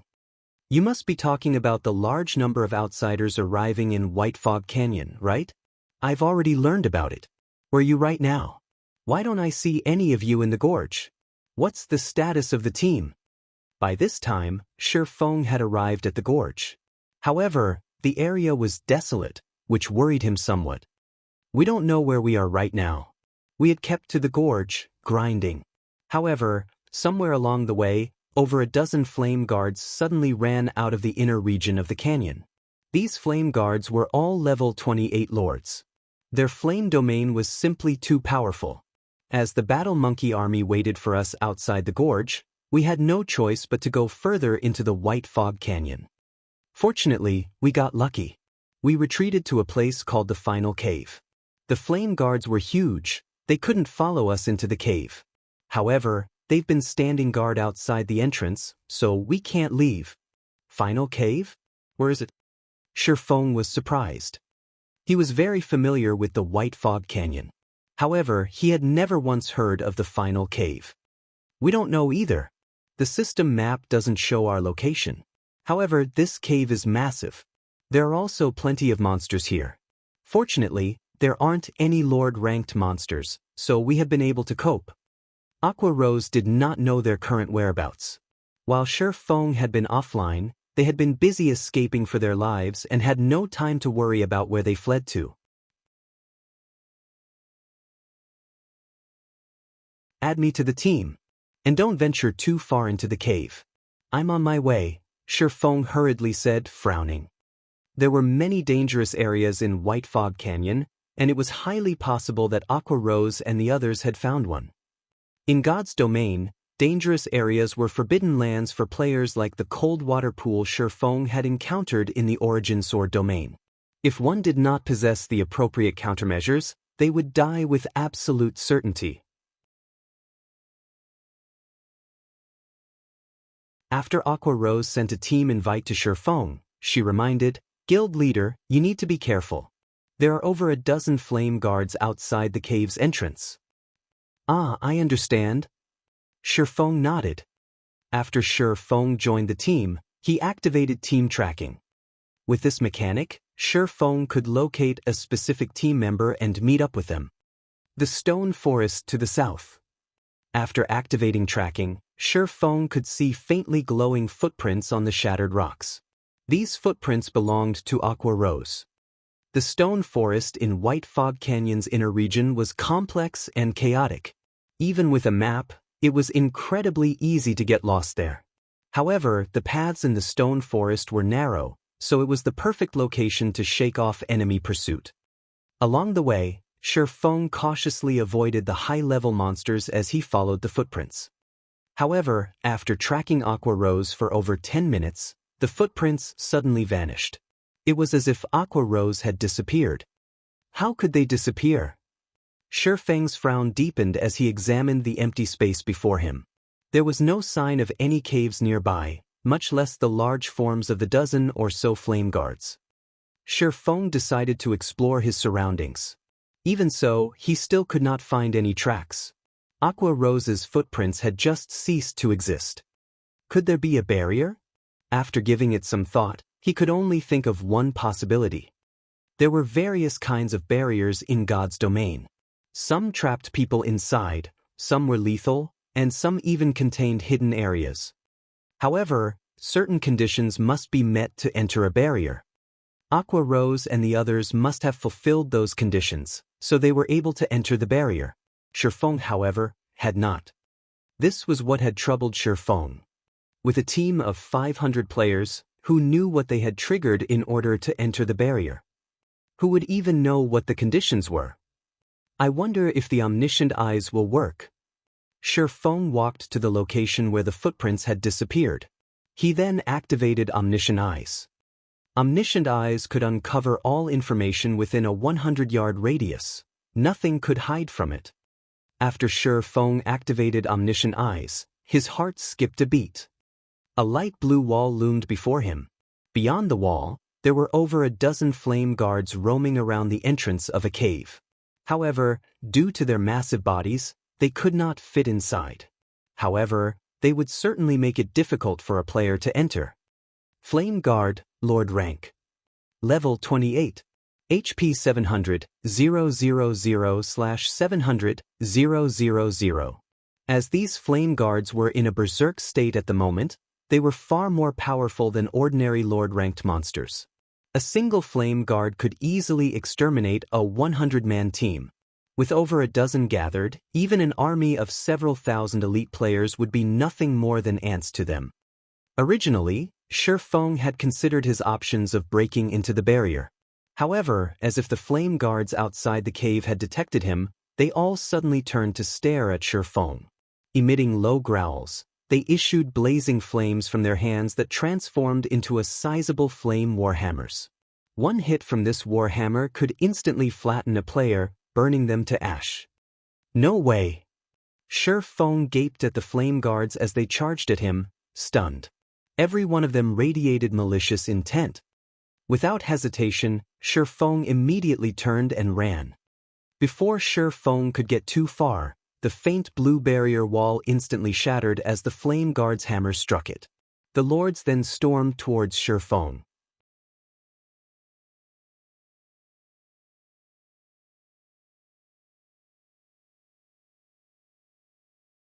Chapter 424, Locked Dark Gold Treasure Chest.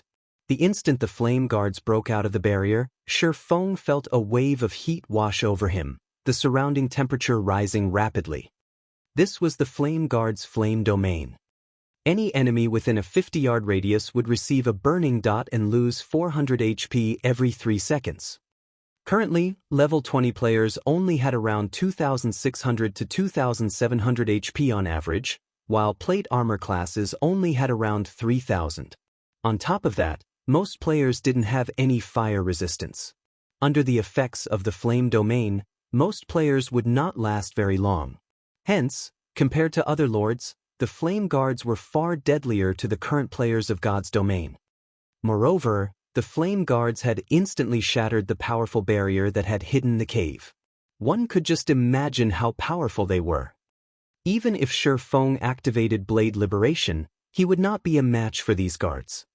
Faced with over a dozen level 28 Berserk Lords, even as a Tier 1 Blade Saint, Shi Feng's only option was to flee for his life. Fortunately, the flame guards were not very fast, and with the dense stone forest hindering their movements, they were even slower.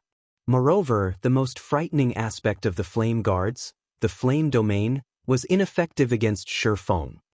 With 60 points of fire resistance, Shi Feng was not even slightly uncomfortable inside the flame domain. On the contrary, he felt warm and cozy. Considering that the barrier had shattered, Shi Feng had an idea. Suddenly, he spun around. He then activated Defensive Blade and dashed towards the flame guards. Ow! The dozen or so berserk flame guards roared as they watched the ant charge at them. They raised their war hammers, ready to slam their weapons down on Shi Feng. Shi Feng smiled faintly as he used Void Steps. After having rested fully, Shi Feng suddenly felt that the burden on his spirit was much lighter when he used Void Steps than it had been.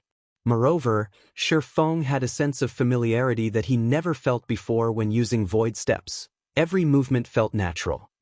Before the gigantic flame hammers could strike him, Shi Feng's figure suddenly vanished from sight.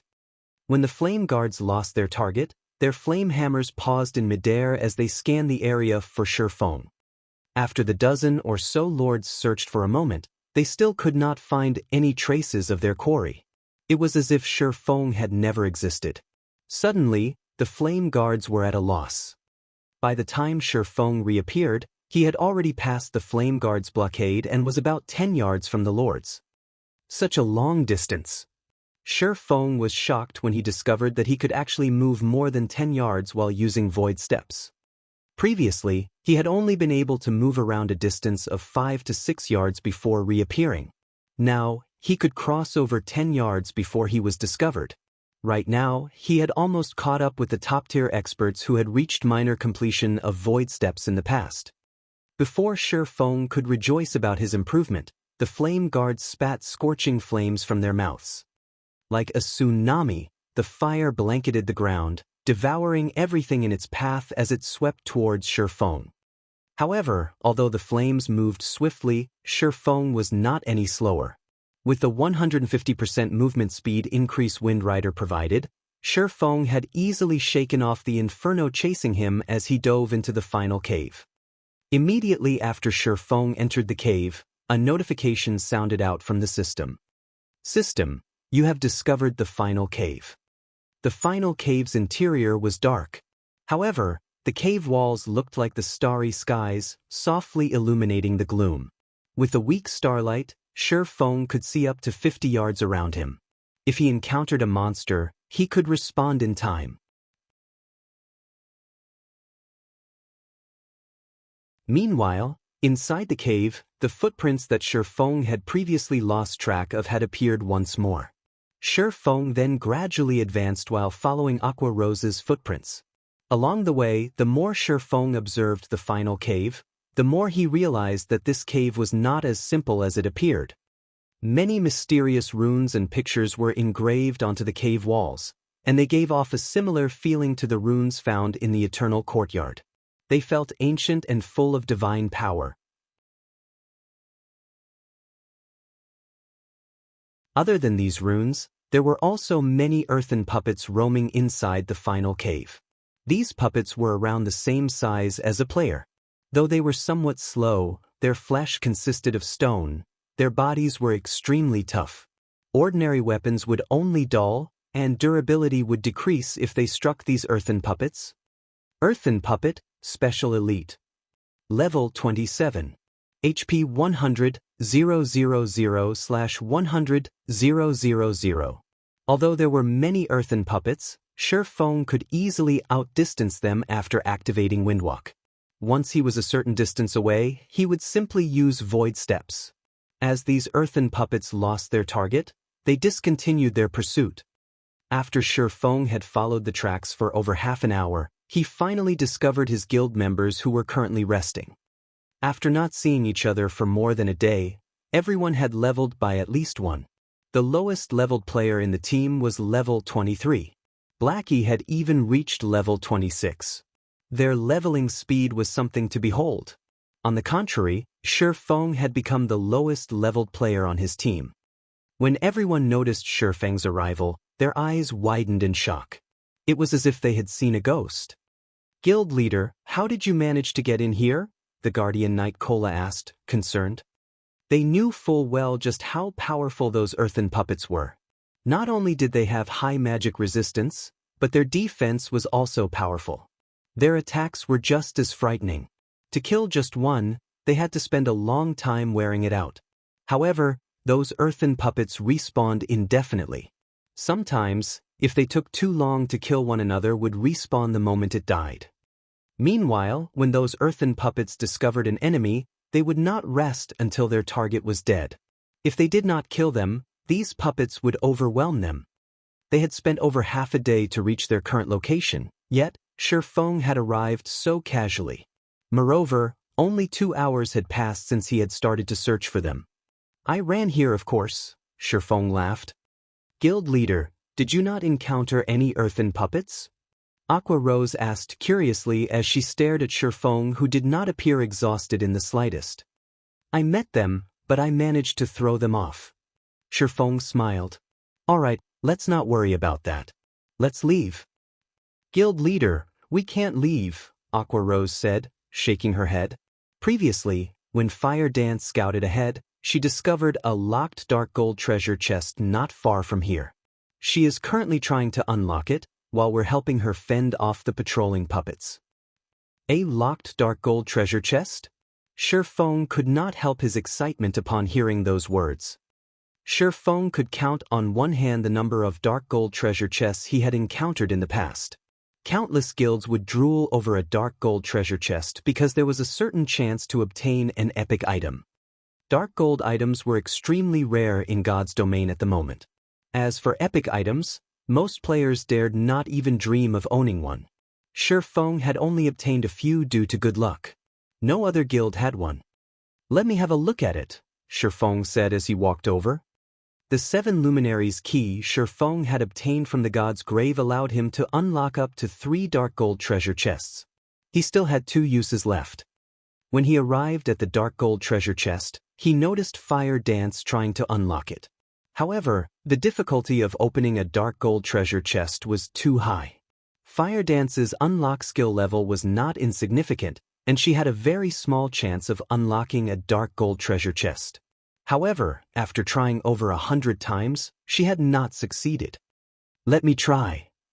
Feng walked over and took out the 7 luminaries key, inserting it into the ancient magic lock.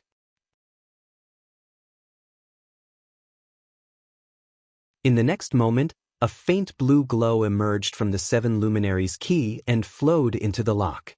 With a click, the chest unlocked.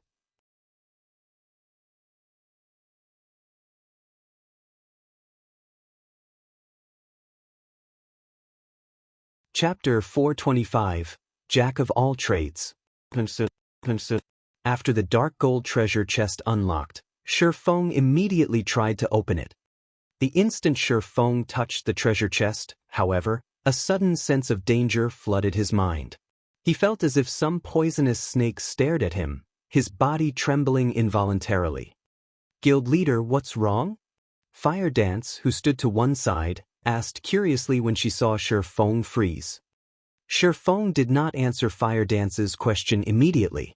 Instead, he frowned at the golden treasure chest in front of him before examining his surroundings. Suddenly, he discovered that the terrain here was somewhat unique. The ground 30 yards around the dark gold treasure chest was slightly indented. Although the ground around the treasure chest was 15 centimeters lower, the difference was indistinguishable due to the large area and the dim lighting in the cave. To Feng, whose 5 senses were extremely acute, he could even discover traces of spiderwebs. While adventuring in the fields of God's domain, one would frequently stumble across traps. These traps were very powerful, and in the past, many players had given their lives to these traps. High-tiered players were no exception. In the past, while Feng was a Tier 3 Sword King, he had fallen into a trap, losing his life. Hence, no one could afford to be careless while adventuring in the wild. With the strange terrain before him, how could Feng not grow suspicious? "Fire Dance, stay 40 yards away from this place." Although Feng did not know what was special about the area, he would not give up this dark gold treasure chest. Even the most inferior quality item in a dark gold treasure chest was dark gold rank. There was even a small chance to obtain an epic item. Although Fire Dance had no idea what was happening, she listened to Feng's command and distanced herself over 40 yards from the treasure chest. As a safety precaution, Feng unsheathed the abyssal blade from his waist. Phantom kill. A doppelganger suddenly appeared beside Feng. For 40 seconds, Feng could swap positions with his doppelganger instantly. Feng had his doppelganger move 40 yards away from the treasure chest as well. "Alright, everything seems in place." After Feng prepared for the potential trap, he slowly opened the dark gold treasure chest. The instant he opened it, a blinding light escaped from the treasure chest, illuminating the cave. After the light dispersed, Feng was stunned when he saw the contents of the treasure chest. A lone dark blue crystal pendant sat inside the chest. Previously, Feng had gained multiple items from the dark gold treasure chest he had opened in the god's grave. Among those items, the most valuable was the forging manual for the dragon scale set equipment. Now, however, there was a single pendant inside this dark gold treasure chest. I wonder what's so special about this pendant. Although Feng was slightly disappointed, pendants were extremely rare in God's domain. Dark gold ranked pendants were more scarce. Although it could not compete with the value of the Dragon Scale Set Equipment Forging Manual, it was still a considerable harvest. The moment Shifeng picked up the pendant, a light blue magic barrier appeared 30 yards around the treasure chest, trapping Shifeng within. A trap that imprisons people? Shifeng carefully observed his surroundings, noticing that the light blue barrier had sealed him in completely. Guild leader. Fire Dance immediately grew anxious. Dashing up to the barrier, she used Instant Kill, a Tier 1 assassination skill. The skill allowed her to attack her enemy with astonishing speed while inflicting massive amounts of damage. It was one of the fastest and most powerful skills among the Tier 1 skills of assassins.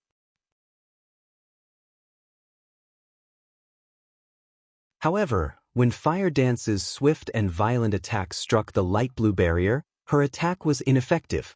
The collision did not even generate a small spark. After Fire Dance attacked the barrier, the earth began to tremble.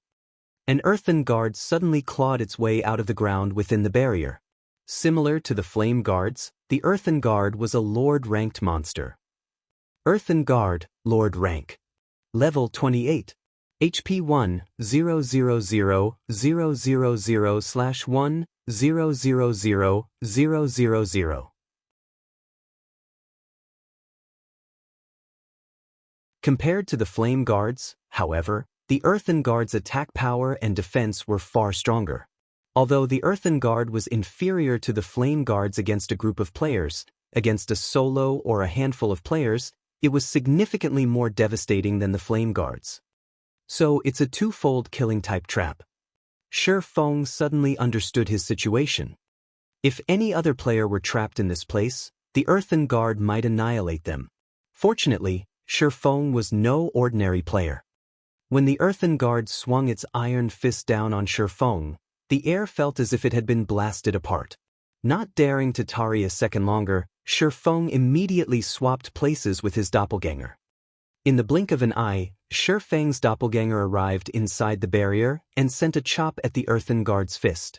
Meanwhile, Shifeng had arrived outside the barrier, standing safely where his doppelganger had been. However, the difference of strength between the doppelganger and the Earthen Guard was massive. Not only did the Earthen Guard toss the doppelganger, smashing it into the barrier, but it also dealt a damage of over -1,200 points. The doppelganger lost close to 1/3 of its HP after a single hit. If it had not attacked with its sword, its HP would have fallen to critical levels. The Earthen Guard's second punch would have then finished it. Against the Earthen Guard, even Shifeng would last a few hits at best. "Let's go," Shifeng said to Fire Dance, who stood by his side. He could not be bothered to manipulate his doppelganger. "What about the Earthen Guard?"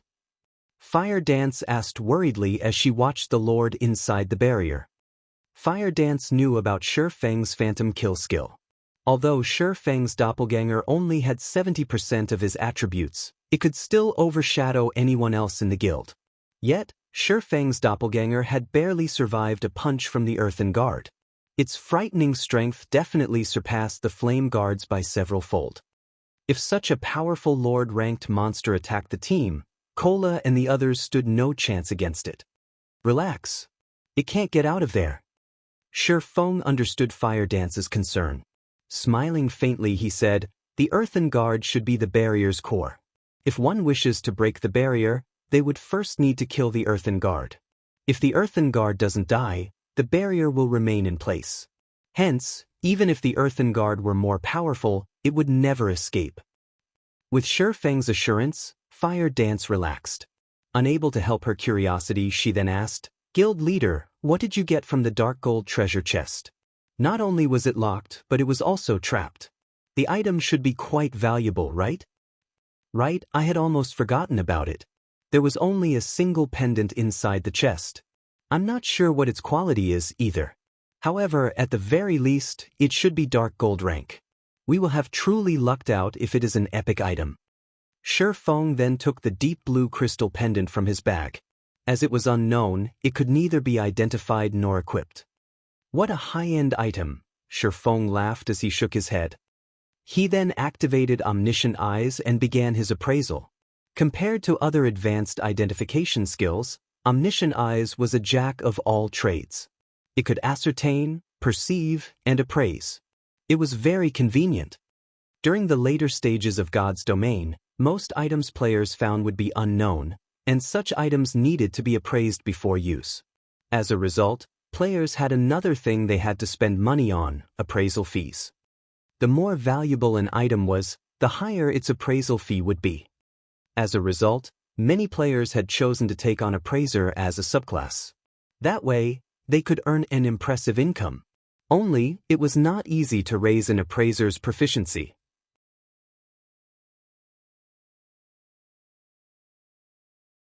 Hence, if one wished to have an advanced item appraised, they needed to look for NPC appraisers.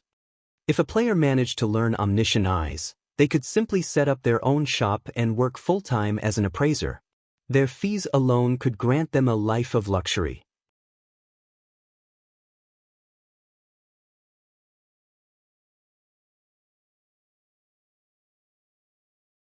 Chapter 426, A Godly Tool.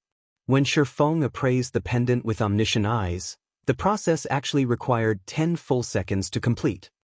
Shifeng had used Omniscient Eyes to appraise many unknown items before. However, those normally took 1 or 2 seconds, with high-end items requiring 2 or 3 seconds. Even dark gold items only needed 4 or 5 seconds. However, the pendant required 10. Jackpot! Shifeng could not help but smile. Ornaments were much more difficult to obtain than weapons and equipment. Even after reaching level 40, a majority of the players in God's domain would still have around level 20 ornaments.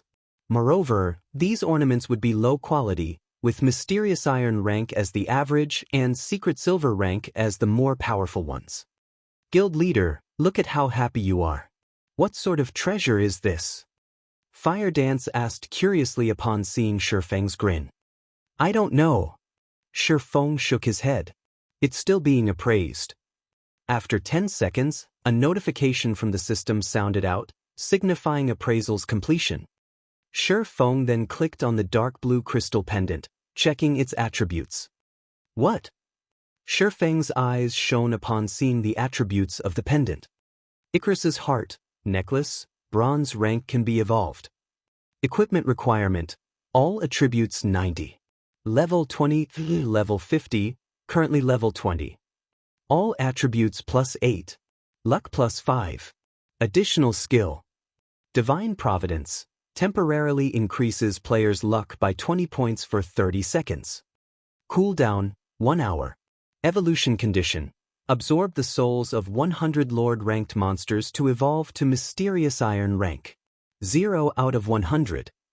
Although the Icarus's heart was only bronze rank right now with low attributes, the 5 points of luck were extremely valuable. More importantly, it had Divine Providence, instantly increasing a player's luck by 20 points. This offered a player 25 points of luck. The luck attribute was the most precious attribute in God's domain. Not only could it increase the equipment drop rate when killing monsters, but it could also increase the success rate when producing items. It was an extremely valuable attribute for lifestyle players, and it was an attribute that would never become outdated. With just 1 point of luck in players' current levels, their drop rate would almost double. Although increased values of luck offered diminished returns, 25 points of luck could still increase the drop rate by 6 or 7 folds. If Shifeng activated Divine Providence when killing a boss, skyrocketing his luck, his chances of obtaining a high-quality item would improve significantly. Previously, Shifeng had reaped massive harvests with only the 3 points of luck that Shadow's blessing provided. Normally, Lord-ranked bosses would only drop Secret Silver items, fine gold items if one were lucky. With 25 luck, however, Shifeng could almost certainly obtain a fine gold item when he killed a Lord. If he killed a High Lord, it might drop a dark gold item. Icarus's heart was most likely even more valuable than an epic item. Unfortunately, the equipment requirements for Icarus's heart were quite high, requiring 90 points in all attributes. Throughout Zero Wing, only Shifeng could equip it. I need to kill 100 lords to evolve it? Its demand is quite high. After reading the attributes of Icarus's heart, Many ideas flooded Shifeng's mind. The Warfire set equipment unique to White Fog Canyon, in particular, was the level 30 fine gold set equipment that countless guilds dreamed of obtaining. Currently, Icarus's heart was only bronze rank. If he evolved it to fine gold or dark gold rank, it would offer far more luck points. At that time, it would be a godly tool when raiding large-scale team dungeons. Zero Wing was already the center of attention right now. If other guilds knew that Zero Wing possessed an item like Icarus's heart, they would lose their patience with Shifeng's guild. It was highly possible that they would unite to attack Zero Wing. Hence, Shifeng had no intentions of letting others discover Icarus's heart. Moreover, he would only make a fortune if he kept quiet about it. He would be a fool to reveal his hidden cards. Fire Dance, we're returning. Shifeng smiled faintly as he switched out the shadow's blessing around his neck for the Icarus's heart. He then said, let's go make a fortune. Guild leader, there might be more treasures deeper in the cave. Are we not going to search for them? The final cave intrigued Fire Dance. She had discovered a dark gold treasure chest just by exploring this far. If they searched the cave, they might stumble upon something greater. Shifeng shook his head. Laughing bitterly, he said, our strength is still lacking. We will only find our deaths if we delve further. If you don't believe me, go down this passageway, and you'll reach a large, empty hall. Take a peek outside the hole, and you'll know. Previously, while Shifeng still had omniscient eyes activated, he had perceived everything within 100 yards of him. Roughly 70 yards away, there was a hole that led to a large hall. Inside the hall, there were 2 level 30 Great Lords guarding a tightly sealed stone door. However, as the path was dimly lit, players could only see around 40 to 50 yards ahead of them, so neither of them had noticed the hall before. 2 level 30 Great Lords. One of such monsters could easily annihilate a team of several thousand level 30 elite players. With their team of 500, they would only die if they forged ahead. They wouldn't even be enough to fill in the gaps of the teeth of those 2 Great Lords. Initially, Fire Dance had not believed Shifeng and had chosen to advance.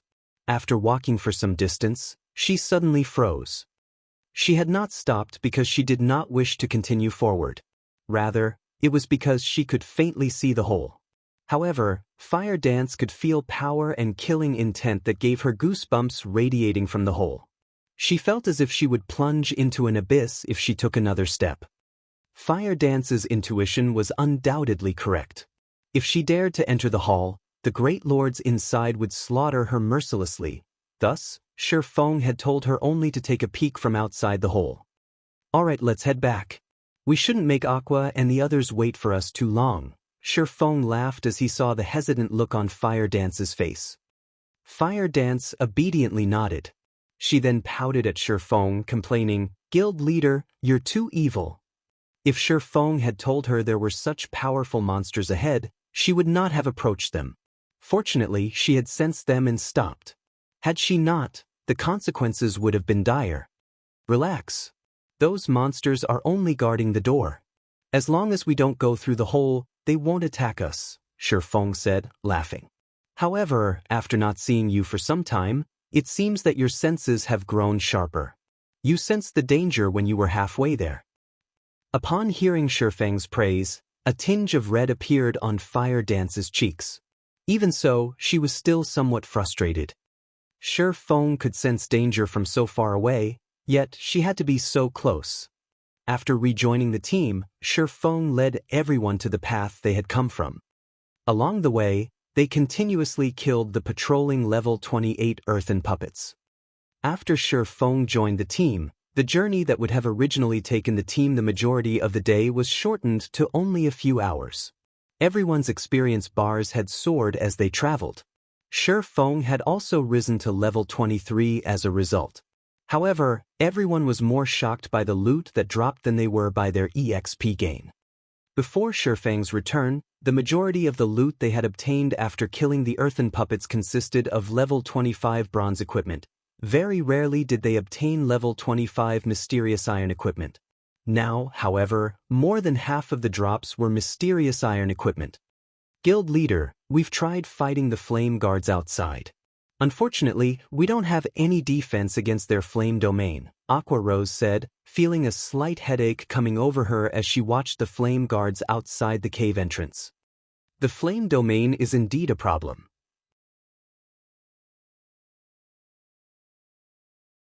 However, we are not without solutions, Shifeng said, smiling as he looked at the surrounding environment. Originally, he had planned to lure the flame guards away from the cave. However, upon recalling that the Icarus's heart required him to kill 100 lords to evolve it, he was sorely tempted to take on the flame guards.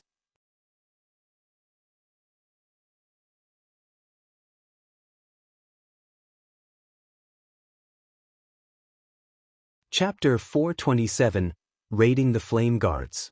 There's a way to deal with them? Although she did not voice it, Aqua Rose doubted her guild leader's declaration when she saw his confident smile. With Shifeng's frightening damage and support, it would be a breeze to deal with an ordinary Lord-ranked monster. Aqua Rose had also witnessed this before personally. However, the level 28 flame guards were somewhat different. Due to White Fog Canyon's unique environment, they were constantly in a berserk state. Their attack power and attack speed were far superior to Lord-ranked monsters of the same level elsewhere.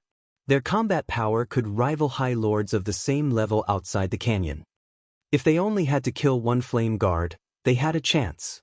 However, there was a total of 16 flame guards waiting outside the entrance. In other words, they had to face 16 high lords simultaneously.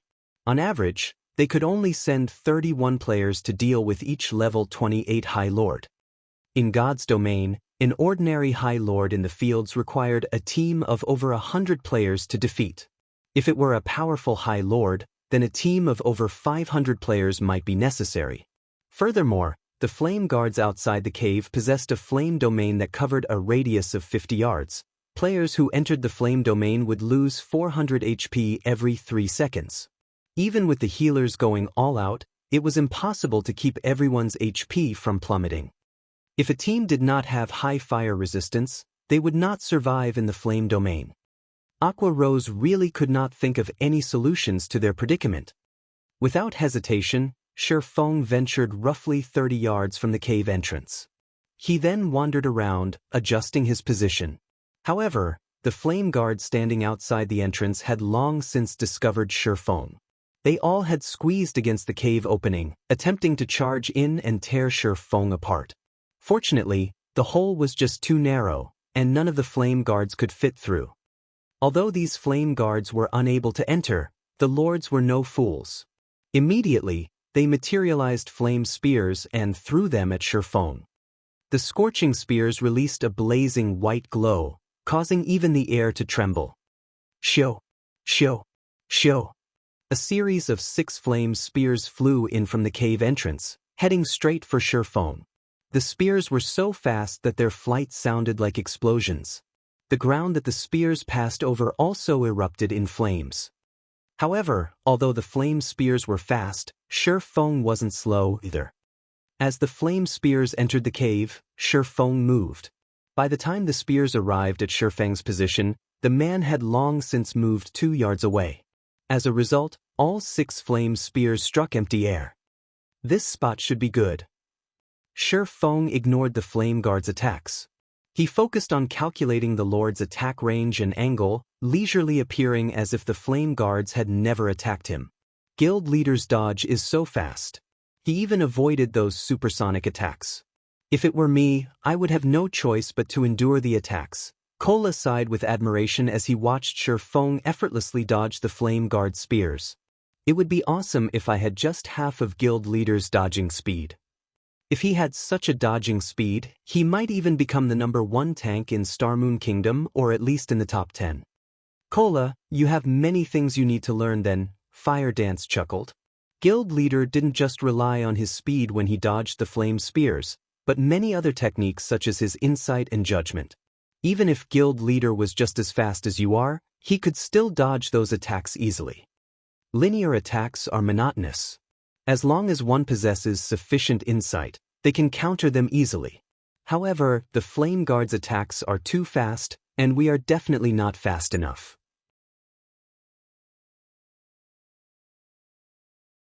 Hence, we will also need to rely on accurate judgment to defend ourselves.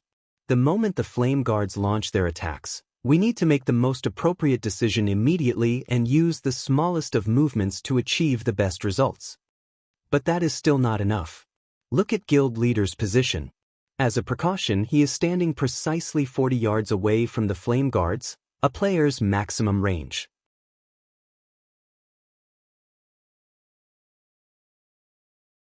With this distance, even if the flame spears were 20 times faster than our guild leader, the spears would still have to cover a distance of 40 yards to reach him. As they do, guild leader has enough time to move 2 yards away. However, one must also have an accurate grasp of the flame guard's attack timing.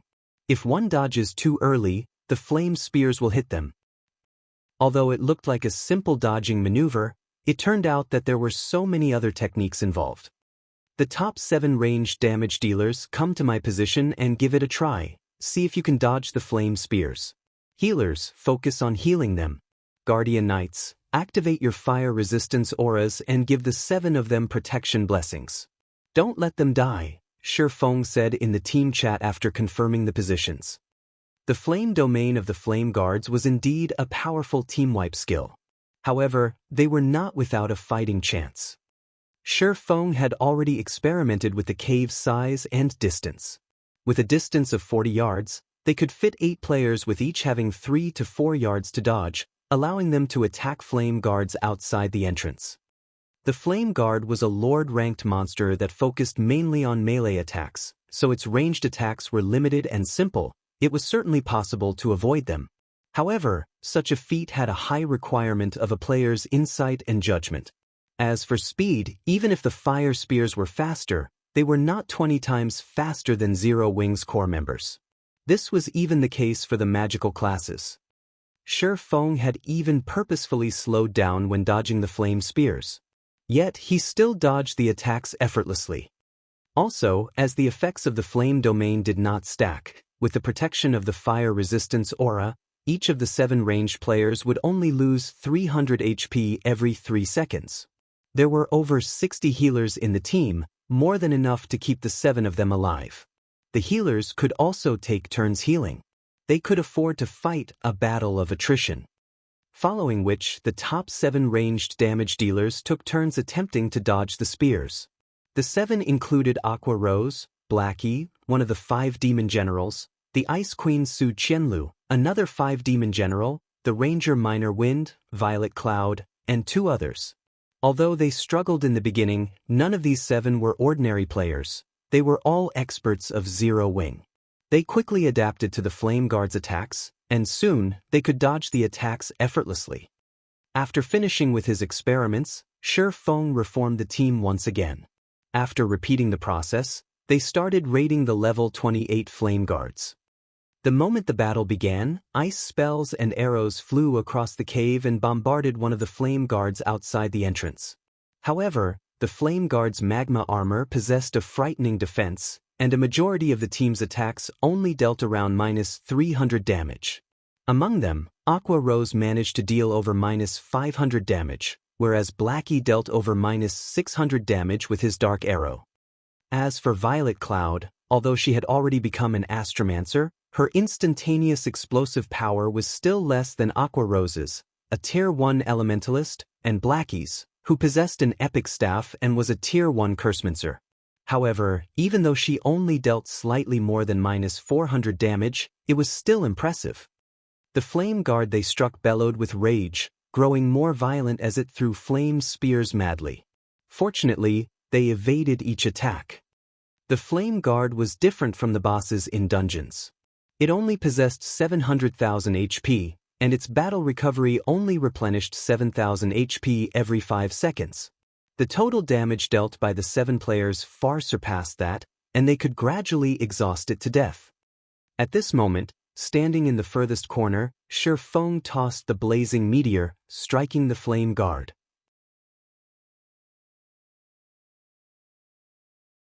Suddenly, a damage of over -1,000 points appeared above the flame guard's head.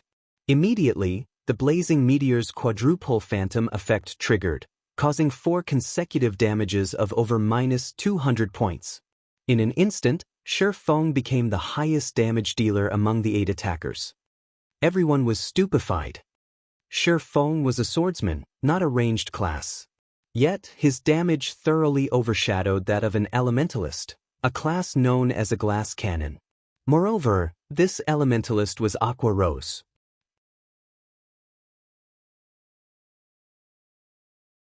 If Shi Feng were not their guild leader, every team member would have cursed at him. How were ranged players like them even supposed to make a living now? Guild leader, you're shameless. Speak. What did you eat? Why is your damage so much higher than ours? Aqua Rose was speechless upon seeing the damages above the flame guard's head.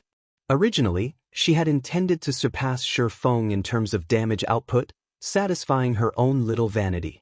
Now, however, even that dream had shattered.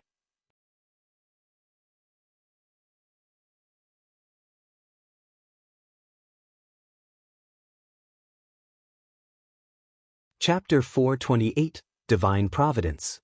Shi Feng simply smiled at everyone's surprise, not bothering to explain. His high damage was not only due to the blazing meteor being a pseudo-extraordinary item.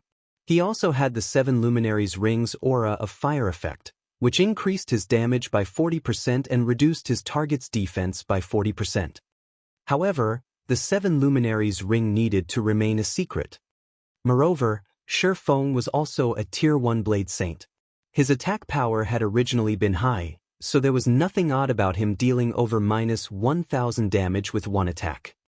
Because of Shi Feng's attack, the group's total damage overwhelmed the Flame Guard's battle recovery. It was utterly helpless. It could only roar furiously as it used its Flame War Hammer to defend itself against the 8's attacks while attacking with its Flame Spears. For a time, both sides were at a stalemate. However, none of the Flame Guard's attacks could land on any of its 8 targets. Only its Flame Domain could inflict any damage. However, with each player losing only 300 HP every 3 seconds, they only needed 1 healer per player to keep them at full health. As for Shi Feng, he did not even need a healer. With more than 60 points in fire resistance, he could ignore the Flame Domain. On the other hand, Shi Feng's team launched a rapid assault against the Flame Guard. Although the Lord had fended off many of the attacks with its Flame War Hammer, it had still received a significant amount of damage, its HP constantly decreasing. 95%, 94%, 93%. Time passed slowly. As the Flame Guard's HP fell, its attacks became frantic. The team began to feel the strain of dodging so many flame spears. Everyone's attack rate also started decreasing, slowing their enemy's HP descent. In the end, the fight that should have concluded after a dozen minutes or so had lasted over half an hour. Although everyone was bored from repeatedly dodging the flame spears, when they thought about how they could kill a flame guard just by repeating these actions, they began to feel reinvigorated. Moreover, they could also train their evasive techniques, killing 2 birds with 1 stone. The members watching from 50 yards away were envious. After more than half an hour, the Flame Guard's HP finally fell to 15%. Suddenly, the Flame Guard's eyes glowed a brilliant red. The flames covering its body writhed and expanded as the monster grew several times its original size. The scorching flames vaporized the moisture in the air, causing a shimmering heat haze. Inside the final cave, aside from Shi Feng, everyone was stunned by the Flame Guard's intimidating aura. In the next moment, the Flame Guard opened its mouth, gathering berserk fire-type mana inside it. Shi Feng exploded into motion, dashing between his teammates and his enemy. All of you stand behind me. Healers, increase your healing. Shi Feng hurriedly shouted.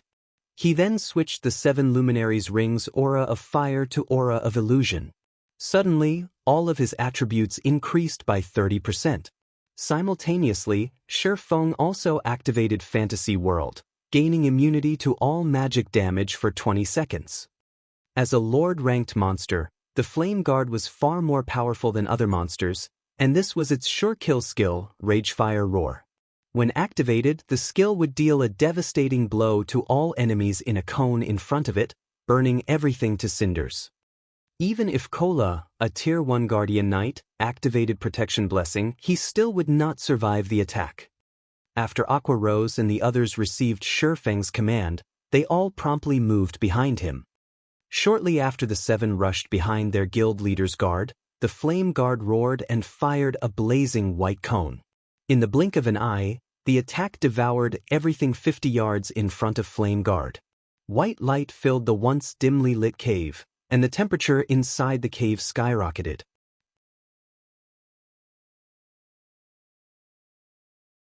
Everyone's hearts pounded as they watched the attack. This was practically Armageddon. Even the healers who stood 70 yards from the Flame Guard watched their HPs rapidly decrease. They lost over 400 HP every second, needing the assistance of their fellow healers, who stood further back, to keep them alive. One could just imagine what kind of damage those within 50 yards had received. They might have been instantly obliterated.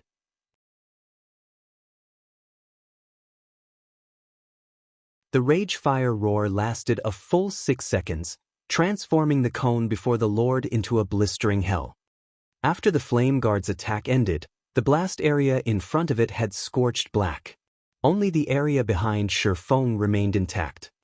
Among those present, Aqua Rose and the others' HP had fallen to critical levels. Only Shifeng was unharmed. If Shifeng had not blocked the magic damage of the Ragefire Roar for them, they would have lost their lives instantly. Fortunately, Aqua Rose and the others had only received some damage from the high temperatures. Even after the attack, they still received over -500 damage every second. If not for the healers working frantically to restore their HP, they would have fallen, their roasted husks decorating the ground. The Flame Guard has entered a weakened state. Hit it with everything you've got. Shifeng shouted as he glared at the shrunken Flame Guard. Immediately, everyone scattered and returned to their respective positions, resuming their bombardment on their target once again. When the Flame Guard only had 30,000 HP remaining and was about to use Ragefire Roar again, Shifeng activated Divine Providence, increasing his luck by 20 points for 30 seconds. Shifeng also gave off a faint golden glow, becoming a dazzling sight to behold. Shifeng then used Flame Burst, gathering power into the blazing meteor. He aimed at the Flame Guard and launched a series of rapid attacks. One hit after another struck the Flame Guard, each attack dealing over -4,000 damage. After 12 consecutive attacks, the Flame Guard's 30,000 HP had vanished. The Flame Guard did not even have the chance to use its Ragefire Roar again. The moment the Flame Guard died, a large number of items scattered around its body. Ordinarily, a Lord-ranked monster would only drop around half a dozen items or so when it died. However, due to the White Fog Canyon's unique environment, the drop rates of the monsters inside the canyon had increased significantly. Coupled with Shifeng's 25 points of luck, the Flame Guard dropped a mother load. With a simple glance, one could count over a dozen items scattered across the ground outside the cave entrance. At the same time, everyone's experience bars soared. The Flame Guard was a level 28 Lord. The amount of EXP gained from killing monsters inside White Fog Canyon was already high, 3 to 4 times that in the outside world. As the Flame Guard was level 28, there was also the bonus EXP from the level difference. Hence, everyone received an abundance of EXP. As a Blade Saint, Shifeng required double the EXP needed by other classes to level up. Yet, even so, his experience bar still rose by 7%. As long as they killed the remaining 15 Flame Guards outside the cave, Shifeng would definitely reach level 24. Let's take a break. We'll start another round after we rest. Shifeng examined everyone's statuses. Whether it was the magic damage dealers or healers, their mana was nearly exhausted. Hence, Shifeng decided it was best if they rested before challenging the other Flame Guards. Moreover, they had spent the past hour dodging and attacking frantically. This had definitely strained everyone mentally. Hence, it would be beneficial to rest and prepare themselves for the next assault. There was also another important reason why Shi Feng chose to take a break. Divine Providence had a cooldown of 1 hour. Now that they had such an amazing opportunity that allowed them to slaughter the Flame Guards, how could they waste it? Shi Feng had to wait until Divine Providence was ready before taking down the next Flame Guard. Guild leader, what should we do about the drops at the entrance? Aqua Rose asked as she gazed at the pile of loot outside the cave covetously. There were still 15 Flame Guards guarding their exit, so it was impossible to collect the loot right now. Relax. No one else can enter this place.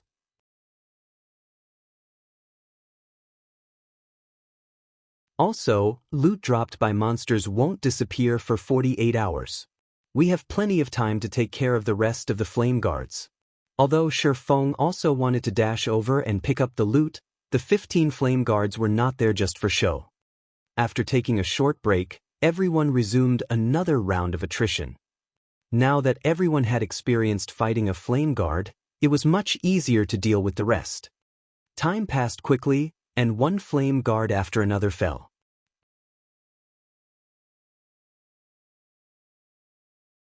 Unknowingly, nearly 18 hours had passed in game. At this moment, the final Flame Guard died under Shi Feng's hands. It too fell to the ground and scattered a ton of loot. Outside the cave, the loot of the 16 Flame Guards had grown into a small mountain, and the team struggled to contain their drool over the sight.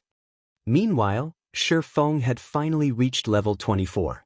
After allotting all of his free attribute points into intelligence, he was only 9 points away from reaching the Heavenly Dragon's Breath's requirement of 120 intelligence.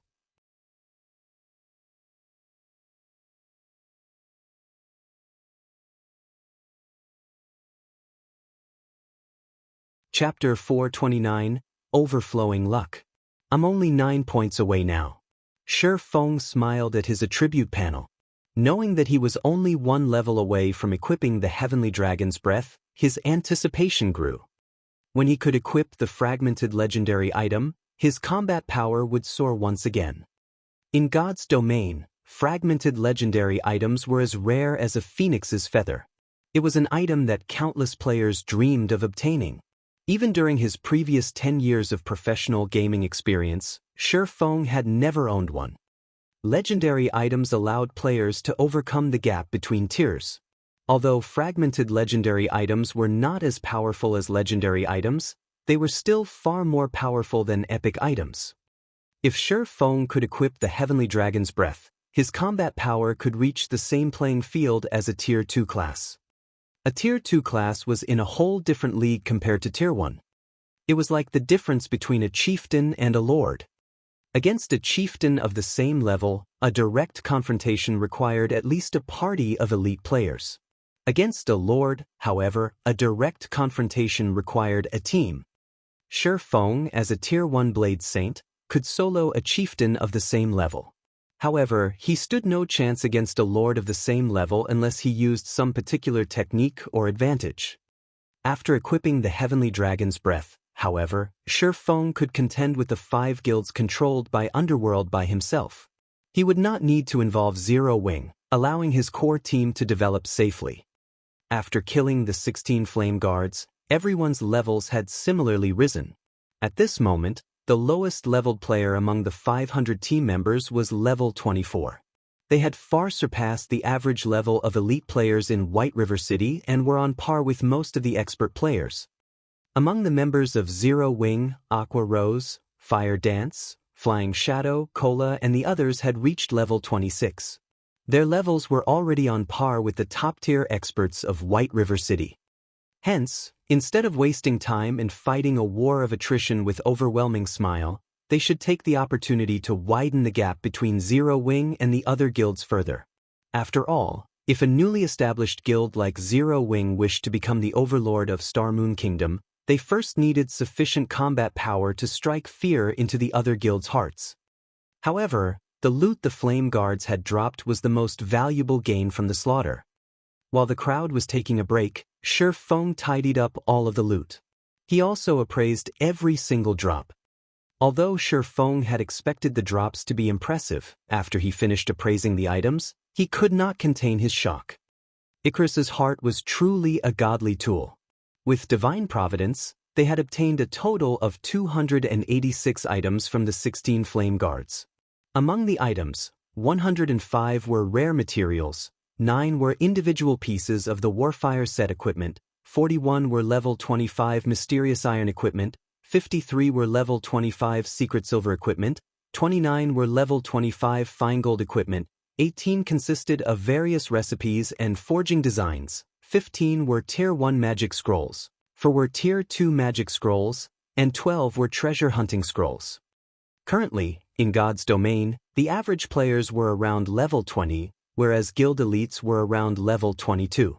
The dungeons they could raid were all level 20 dungeons. Hence, the equipment they could obtain was limited to level 20. It was extremely rare to come across level 25 weapons and equipment. In God's domain, weapons and equipment would significantly impact a player's performance every 5 levels. The attributes of a level 20 fine gold equipment were slightly inferior to a level 25 secret silver equipment. In other words, a player wearing level 25 fine gold equipment was stronger than a player wearing level 20 dark gold equipment.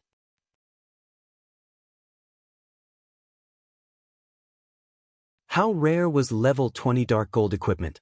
There were only very few items throughout Star Moon Kingdom. Yet, now, they had actually obtained 29 pieces of level 25 fine gold equipment, which was the equivalent of obtaining 29 level 20 dark gold equipment. Furthermore, they had obtained the Warfire set equipment and treasure hunting scrolls, 2 of the rarest items available in White Fog Canyon.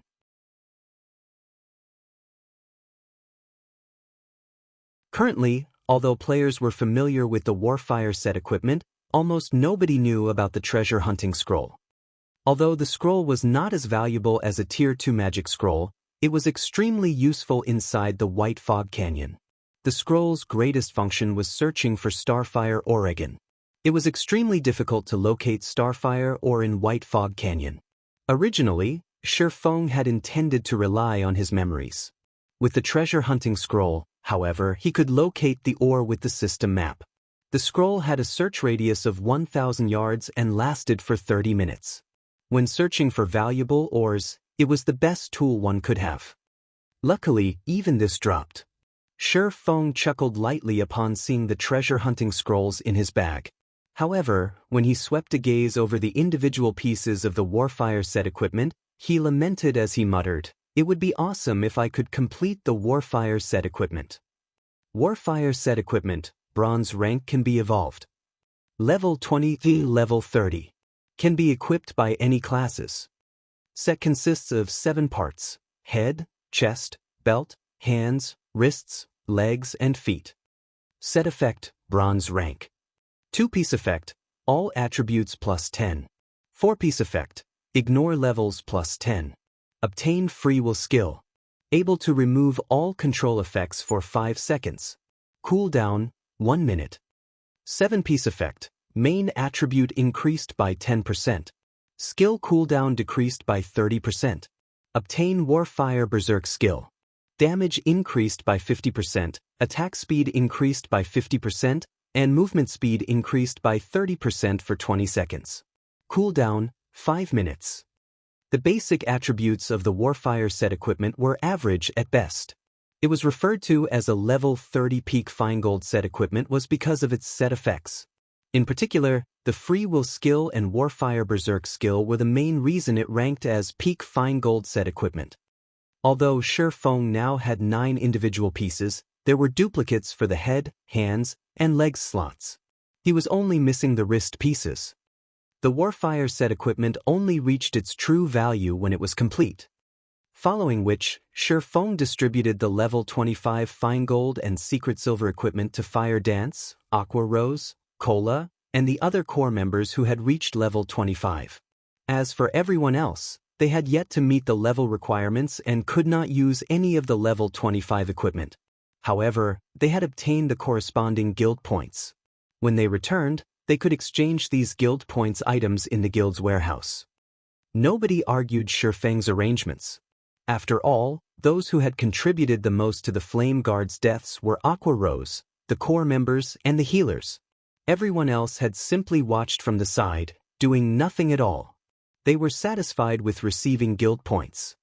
Moreover, even if Shi Feng had given some of the equipment to them, they could not equip it. Guild points were far more practical. Guild leader, where are we heading next? Aqua Rose had just replaced a few pieces of her equipment with the level 25 fine gold ranked cloth armor they had obtained, increasing her attributes significantly. Right now, she was itching to test her newfound strength. Are we going to look for more lords? No, we're going to the inner region to mine ores. Shi Feng smiled faintly as he took out a treasure hunting scroll. He then unfurled the gray scroll and chanted an incantation. Suddenly, several red dots appeared on Shi Feng's system map. Mine ores?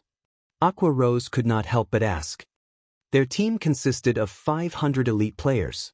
Yet, they had not come here to grind and level up, but to mine ores? She was utterly speechless.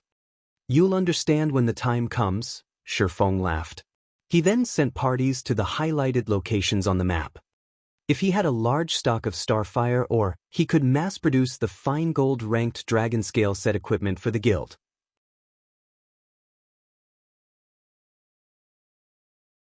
At that time, how could Overwhelming Smile compete with them?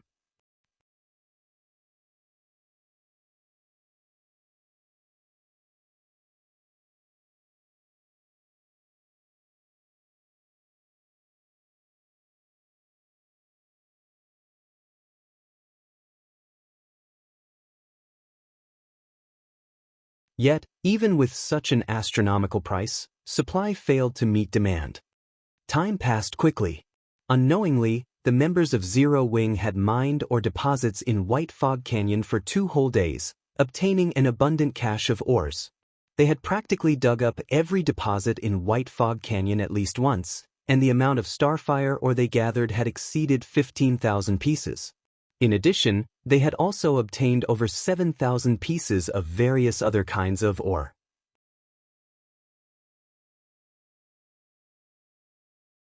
During these 2 days, aside from mining or deposits, everyone from Zero Wing had also killed plenty of Lord-ranked monsters. As long as one of the search parties encountered a solitary Lord, they would immediately notify Shi Feng of it and then kill it together. After 2 days, Zero Wing's team had managed to kill 22 lords. With Shi Feng's divine providence, they managed to obtain a large number of level 25 equipment. Among them, most were secret silver and fine gold equipment. They had also obtained many Warfire set pieces. By now, they had enough to complete close to 3 sets. Unfortunately, none of the set pieces they obtained were meant for the wrist slot, which greatly depressed Shi Feng. Shi Feng had placed all the weapons and equipment they were unable to use in the guild's warehouse, instantly enriching its stores. When the other members of Zero Wing saw the large stock of level 25 equipment, they all grew excited. Enthusiasm filled every one of them as they actively completed guild quests and made contributions to the guild. Level 25 equipment was currently the pinnacle of equipment to God's domain players. Even before everyone had reached level 25, the guild had already prepared a large number of high-end level 25 equipment for themselves. This had extinguished the guild members' worries about obtaining level 25 equipment. Now, the only thing they needed to do was frantically accumulate guild points. By the time they reached level 25, they could simply exchange for the level 25 equipment. This point alone made Zero Wing superior to every other guild. The appearance of level 25 equipment in Zero Wing's warehouse had undoubtedly punched a big hole into Overwhelming Smile's poaching plan. Now, those who originally planned to defect from Zero Wing started hesitating. Although the benefits offered by Overwhelming Smile were very high, the equipment it possessed was unable to keep up with the times. Meanwhile, if their equipment fell behind, how would they hunt for even better equipment? How were they supposed to grind and level up quickly? Once behind, always behind. At this moment, many players who had previously defected from Zero Wing to Overwhelming Smile began regretting their decision. Just how did Zero Wing manage to get so many level 25 high-end equipment? I hear that a guy who was a lot weaker than me has already obtained a level 25 mysterious iron chest piece. As soon as he reaches level 25, he can replace the level 20 mysterious iron chest piece he is wearing. If I had known something like this would happen earlier, I would never have left Zero Wing. I might already have enough points to exchange for a level 25 secret silver equipment by now. I couldn't agree more. A guy I know who was previously about equal in strength with me is now very well off. When I chatted with him 6 hours ago, he told me that he had managed to accumulate enough points to exchange for a level 25 secret silver equipment. He is only level 22 right now. By the time he reaches level 25, he might accumulate enough points to exchange for 5 or 6 pieces of level 25 secret silver equipment. In White River City, many of Overwhelming Smile's members started having heated discussions in the bars, sighing enviously. Why are all of you lauding the spirit of the enemy and belittling that of our own? The higher-ups of Overwhelming Smile have already sent people to investigate the source of Zero Wing's equipment. Soon, with our guild strength, we can definitely obtain a large number of level 25 high-end equipment much more easily than Zero Wing.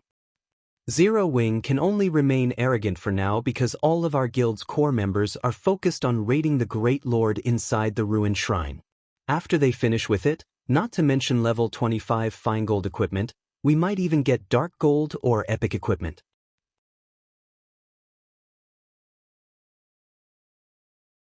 Many Overwhelming Smile members had expressed their disdain regarding Zero Wing's recent performances. They firmly believed that Overwhelming Smile was a lot stronger than Zero Wing. Meanwhile, inside White Fog Canyon, during their 2 days of grinding and mining, everyone from Zero Wing had leveled up quickly, with many having already reached level 25. Blackie had even broken through to level 27, whereas Aqua Rose and the other core members had risen to level 26.